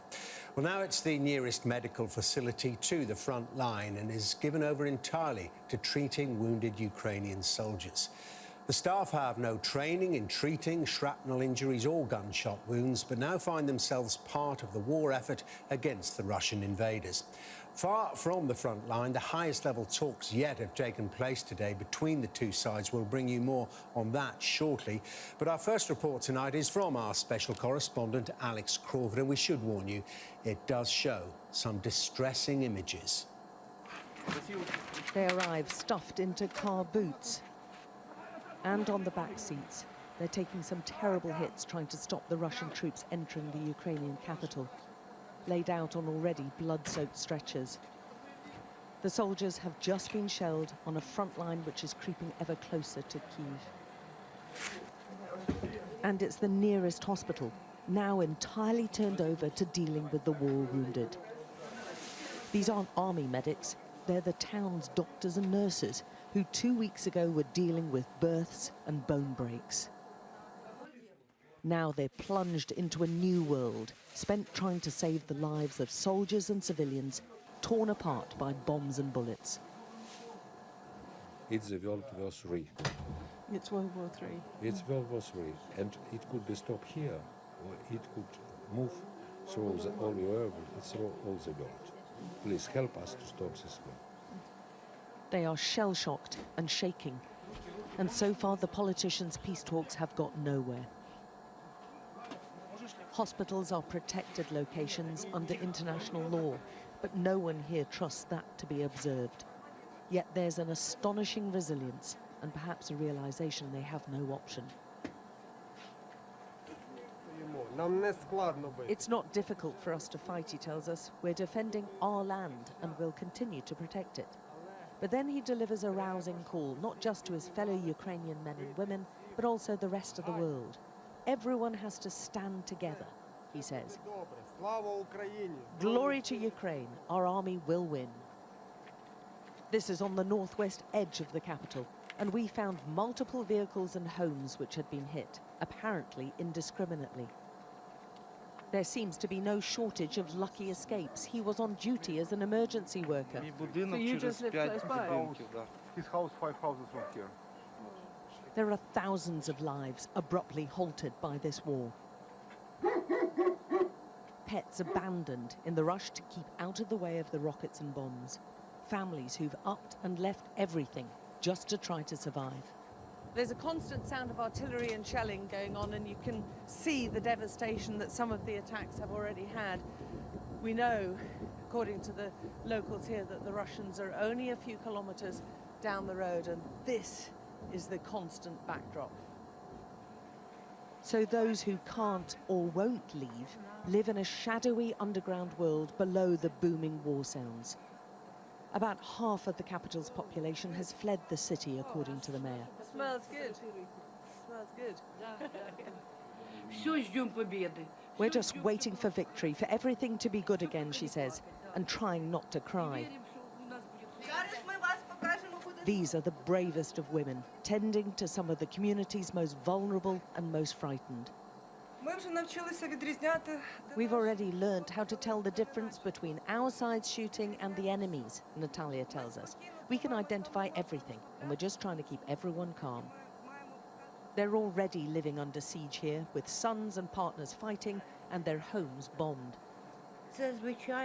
For sure, this is a crime, and Putin has to be punished, she tells us. Hi, Dan. Hi, how's it going? Those fleeing include a former British soldier who'd been living in Bucha, had to pass through Russian troops to escape, and saw dozens of civilian targets had been attacked. moments, I saw a lot of vehicles, civilian vehicles, destroyed on the road. Dead bodies still inside are strewn onto the road. Even vehicles, people have been marking their vehicles with the Ukrainian or the Russian word for child on their vehicles if they have children. A bunch of those vehicles were also destroyed with children markings. They're engaged in the fight of their lives to stop the Russian troops advancing any further. But their president's warning, much more of their blood will be spilt unless his nation gets international military support. Alex Crawford, Sky News, on the edge of the capital, Kyiv. The most high-level diplomatic talks in the conflict so far have failed to make any progress. Russia's Sergei Lavrov demanded that Ukraine be disarmed, denazified and accept neutral status. Ukraine said Russia's demands amounted to asking them to surrender. Meanwhile, bombardments have continued in several cities in Ukraine. Aid authorities have tried to open several humanitarian corridors today to evacuate civilians from besieged towns and cities. The priority has been to get people out of Mariupol, where 3 people, including a child, were killed in yesterday's strike on a hospital. The city has been blockaded by Russia for 9 days now, but no one was evacuated today, and the city was once again under attack from the air. Emergency services report that more than 12,000 civilians did manage to leave the region of Sumy successfully. The governor of Izium, which has been under constant attack, reports that 1,600 people evacuated from the town today. And people continue to escape fierce fighting in towns on the outskirts of Kiev. A steady stream of people have been crossing a makeshift bridge from Irpin towards the relative safety of the capital. Meanwhile, Ukraine's military say Russia is continuing its strategy of shelling major cities around the country. Well, today's talks failed to reach any significant announcements on ceasefires or humanitarian corridors. Our diplomatic editor Dominic Waghorn reports now from Antalya in Turkey. In the besieged city of Mariupol, there is no time to give the dead dignity. No respectful burial, thrown instead into a trench filling with bodies, one after another, in scenes we thought were consigned to the middle of the last century, but happening now in a European city. The only thing I want is for this to be finished. I don't know who's guilty, who's right, who started this. Damn them all, those people who started this. 1,200 have been killed in attacks ripping apart the city's streets and homes, launched by one of the world's most advanced militaries, reducing living in this seaside resort town to a struggle to survive. In another resort, this one in Turkey, Russia's foreign minister arrives smiling for the highest level talks since the invasion began. But after just an hour and a half, they ended with Ukraine's foreign minister emerging sounding frustrated. My impression is that Russia is not in a position at this point to establish a ceasefire. They seek a surrender from Ukraine. This is not what they are going to get. Then the Russians turn. Sergei Lavrov is a sharp operator who chooses his words carefully. But listen to this and wonder what planet he's on. We're not planning to attack other countries. We did not attack Ukraine. You said some time ago that Russia had no intention to invade Ukraine. I think today you said that Russia did not invade Ukraine when it clearly has. Why should the Ukrainians take you seriously, with all due respect? Why should they believe a word you say and the rest of the world? This is not about Ukraine. This is about the aggression against anything Russian. Interests, religion, language, culture, safety. And of course now, the reaction of the West to our actions. Very aggressive reaction. Russia has sent its foreign minister here to talk peace, but without a mandate to discuss ceasefires or a new humanitarian aid corridor, claim the Ukrainians. It's hard to see what these talks have achieved, apart from the fact that they have happened and could happen again. In Versailles in France, European leaders met to discuss Ukraine. But no, the West's strategy of using sanctions to deter Russian aggression has so far failed. Russia's advance is being blocked. Its tanks here picked off one by one. But the more its military fails, the more barbaric it seems its tactics, and the more the people of Ukraine suffer its onslaught. Dominic Waghorn, Sky News, Antalya. Well, our Moscow correspondent Diana Magne has the latest on how today's talks have been viewed by the Kremlin. Vladimir Putin had a phone call with the South African president later this afternoon and briefed him on the talks and also on what Russia insists on calling its special military operation in Ukraine. We've just heard from Cyril Ramaphosa that he has been asked to mediate, try and find a negotiated settlement to this crisis. So that means that you have Turkey, Israel and South Africa all offering a hand, a mediating hand in this process. But we certainly don't seem to be any closer to any kind of compromise, certainly as far as those talks in the morning went. We also know that Vladimir Putin spoke to his German and French counterparts in a joint phone call this morning, and both of them urged an immediate ceasefire and said a negotiated solution was the only way out of all of this. Further to what Sergei Lavrov said in that press conference about the bombing of a hospital in Mariupol, of the maternity hospital, Russia's Ministry of Defense has now said that that was a staged information provocation by the Kiev regime. Now, I'm sure that the Kiev regime will push back very hard on that, and we heard earlier from President Zelensky saying war crimes are not possible without propagandists who cover them up. So you can see the kind of rhetoric on both sides about that terrible bombing in Mariupol that we witnessed yesterday. We've also had interesting developments on the economic front. I mean, the last week in Moscow, just seeing all the foreign companies that have pulled up, the shops that have boarded up, and of course foreign companies pulling out across the whole country. Vladimir Putin had a meeting with his cabinet and to discuss how to mitigate the effect of sanctions, and he said that Russia would have to adapt, but that it would come out stronger, and that he would continue to deal essentially with those countries that weren't cooperating with the sanctions regime on Russia. He also said that, and this is following a conversation that's been going on for a few days now, that Russia might place or would consider placing foreign assets, idled foreign assets here in Russia under external administration, effectively bringing in Russian managers to make sure that supply chains and Russian staff were kept in jobs. Now, that's a pretty dramatic proposition, essentially nationalizing foreign assets for companies that have moved out. And Vladimir Potanin, who's one of the biggest businessmen in this country, interestingly turned around and said we should approach that kind of thing with extreme caution. It would set Russia back 100 years, and it would mean that investors would mistrust Russia for decades to come.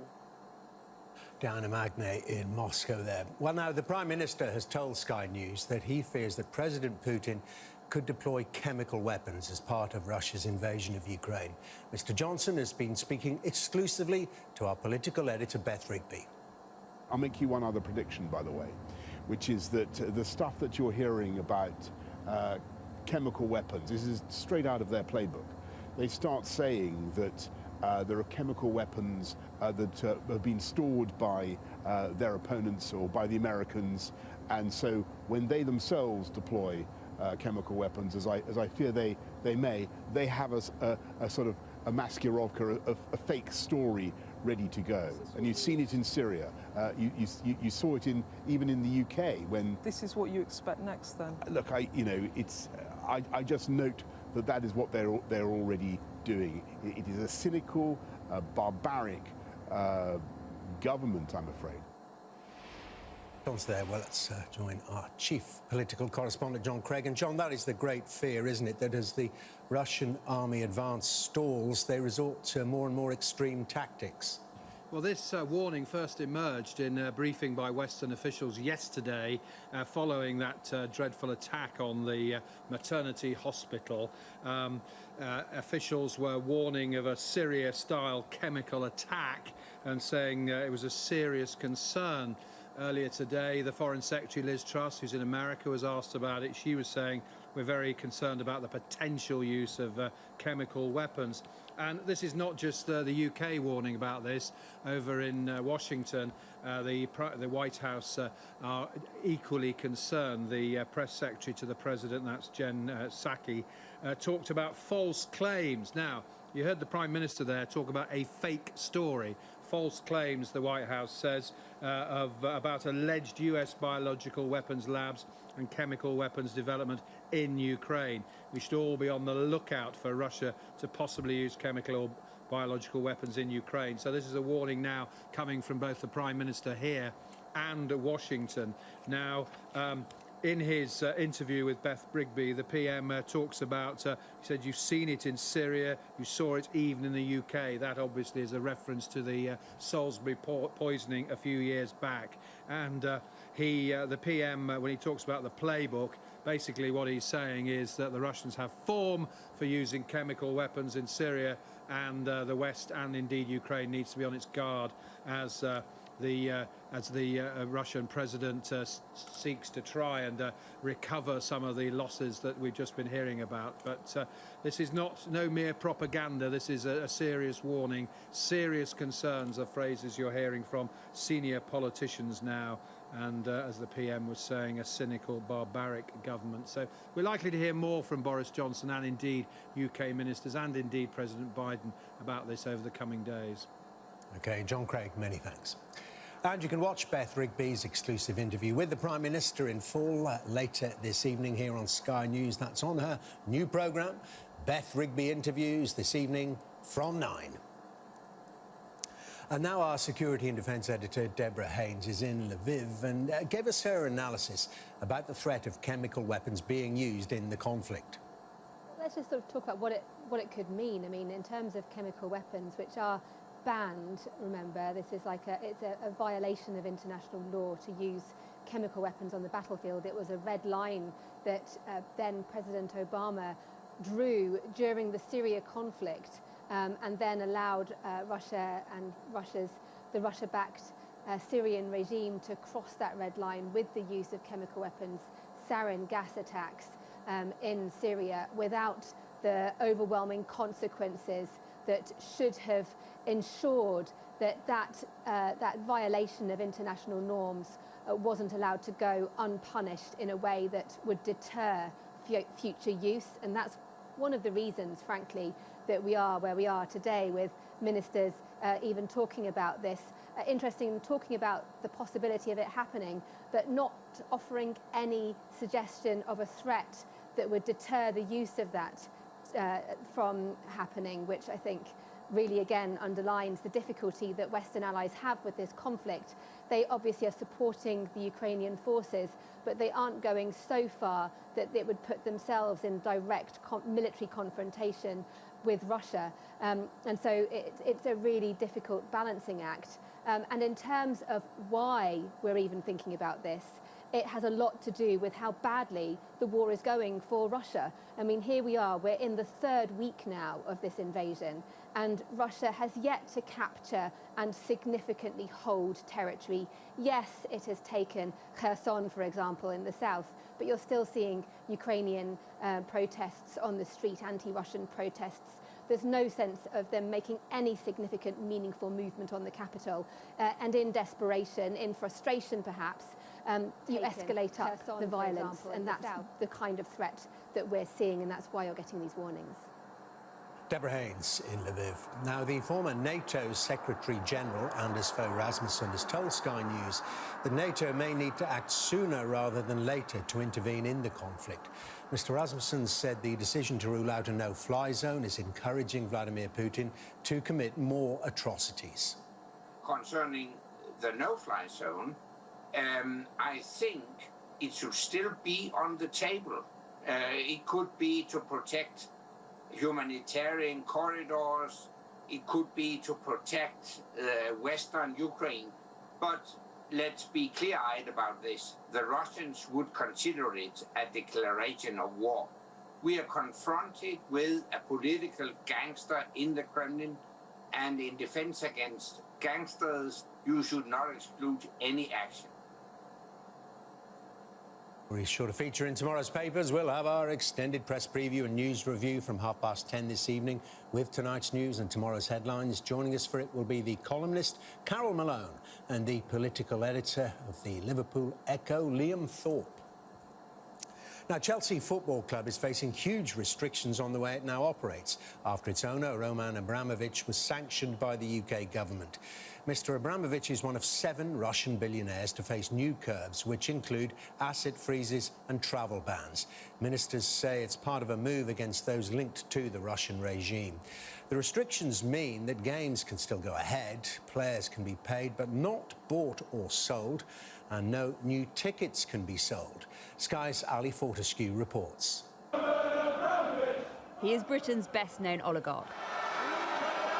But Roman Abramovich's 2 decades at Chelsea, an enviable London property portfolio, have been undone by his suspected links to Russia and to President Putin. Abramovich's assets and the club that he transformed frozen, his name added to the list of billionaires sanctioned by Britain. It's important that he doesn't benefit from the club. Our priority is to ensure that the club is protected, that the fans are protected, and the national game. It's an extraordinary moment for foreign policy and for football. Chelsea will now have to operate under a special licence. That means season ticket holders can go to games, but fans can't buy new tickets. They'll be subject to a transfer ban, blocked from negotiating new contracts. The club can't sell merchandise. 3 have already suspended their sponsorship. And whilst reasonable travel costs for players will be covered, longer trips abroad could be difficult. All the fans all over the world are devastated right now. Do you think they've gone too far with this? I think they've, obviously there's a massive issue in Ukraine, but him leaving, it's just, I feel like the club's just dying. Right now, the value of our club in terms of achievements, quality of players, location, I'm not worried. A little setback, but we'll bounce back stronger. The government will have been making sure their case was absolutely legally watertight before sanctioning Roman Abramovich. It is a big move. It means he faces a UK travel ban and his assets, including Chelsea, are frozen. And that makes the process of selling this club much more complicated. The billionaire had already confirmed that Chelsea's being sold. The profits, he said, will go to victims of the war in Ukraine. It effectively would have to be sold via the approval of the government, or the government appointing someone to work alongside the sellers to ensure that any sale proceeds went into an account which could not be accessed by Roman Abramovich. I think it does call into question the Premier League's approach to allowing individuals to come in and buy football clubs without having any form of human rights clauses. 6 others have also been sanctioned today, among them Mr. Abramovich's former business partner, Oleg Deripaska, and Igor Sechin, whose yacht was seized by the French last week. But for the man so deeply entwined in British football, lauded, even recently, by some of the most high-profile players, whose name less than a week ago was a rallying cry from Chelsea fans at Burnley. It is a moment many believed wouldn't come. Chelsea's game at Norwich went ahead tonight, but what happens next for this club is much less certain. Ali Fortescue, Sky News. And this is Sky News Tonight coming up. Some refugees are making it to the UK, but will a new digital visa application scheme make it easier for the thousands more who are desperate to reach safety?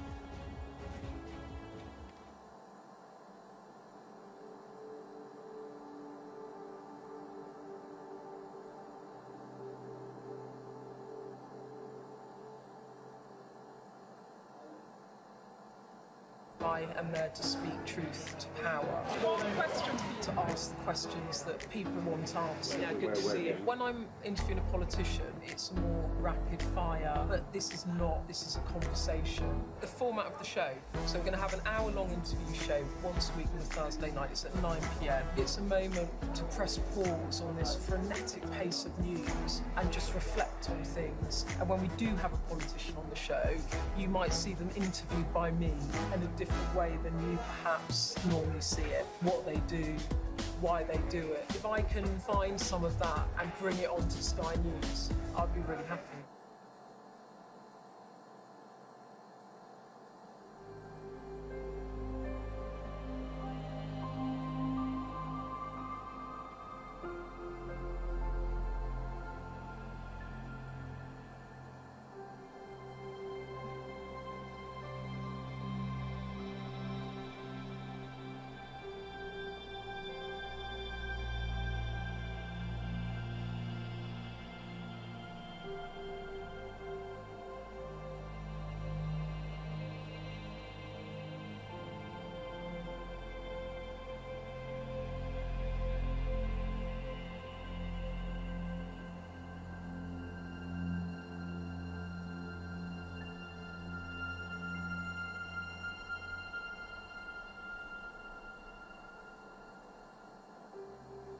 biraz evet halen daha başkent Kiev'de sessizliğin hakim olduğunu ifade edebiliriz. Yani henüz siren çalmadı.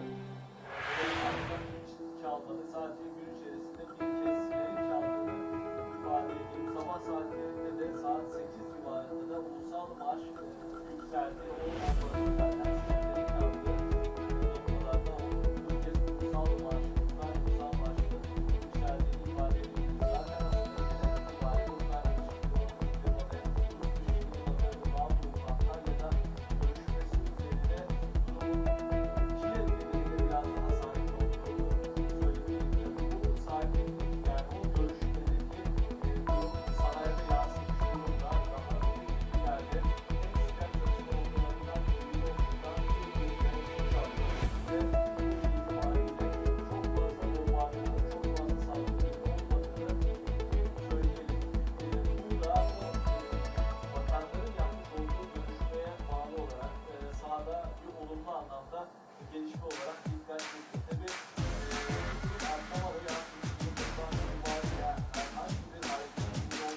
I love my job because I get to do something that is contributing to a better future.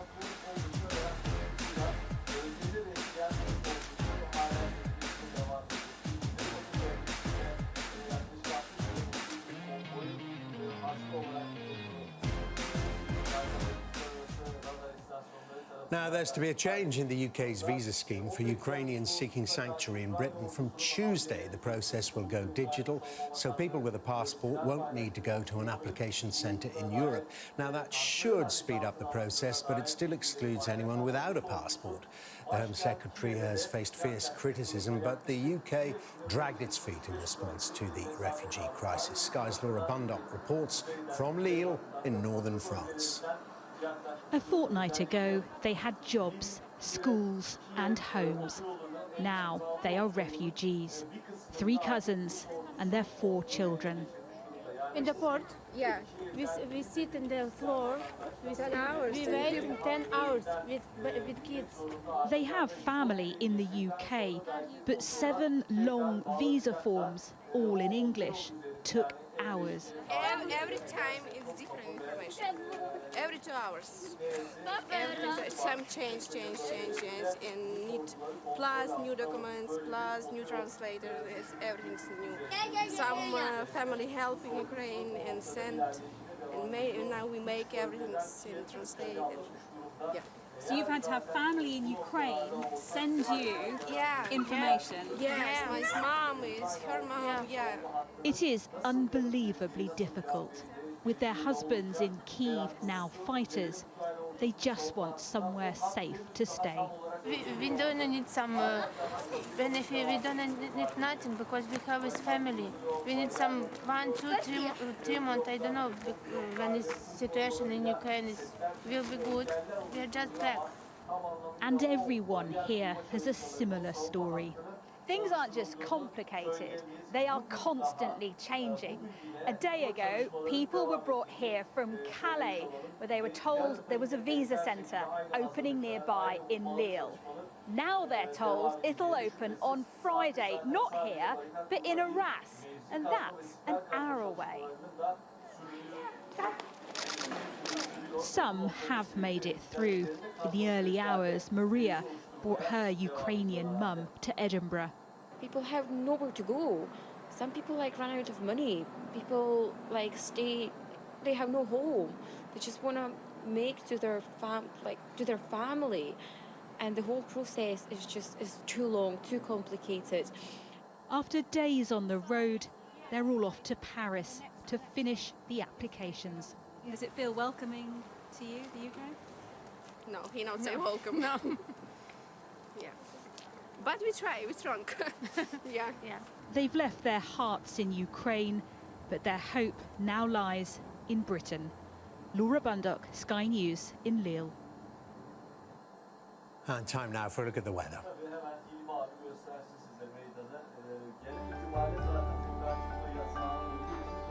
Look forward to brighter skies. The weather, sponsored by Qatar Airways. Well, the next few days are going to be unsettled with strong winds taking rain across most places tomorrow. It's largely dry this evening, but eastern Scotland, western England and western Ireland will have outbreaks of light rain.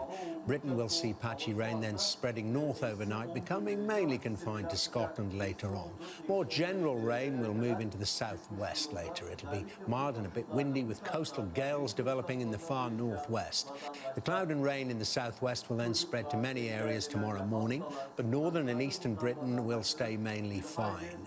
A few showers will affect Scotland. It will be mostly mild, but it probably won't feel it in the wind and the rain, with coastal gales possible. The afternoon will take outbreaks of rain across the rest of Britain. The weather, sponsored by Qatar Airways. And you're watching Sky News Tonight. Coming up, I'm going to be talking about the Ukraine conflict with a former special advisor to the United States' top general in Europe.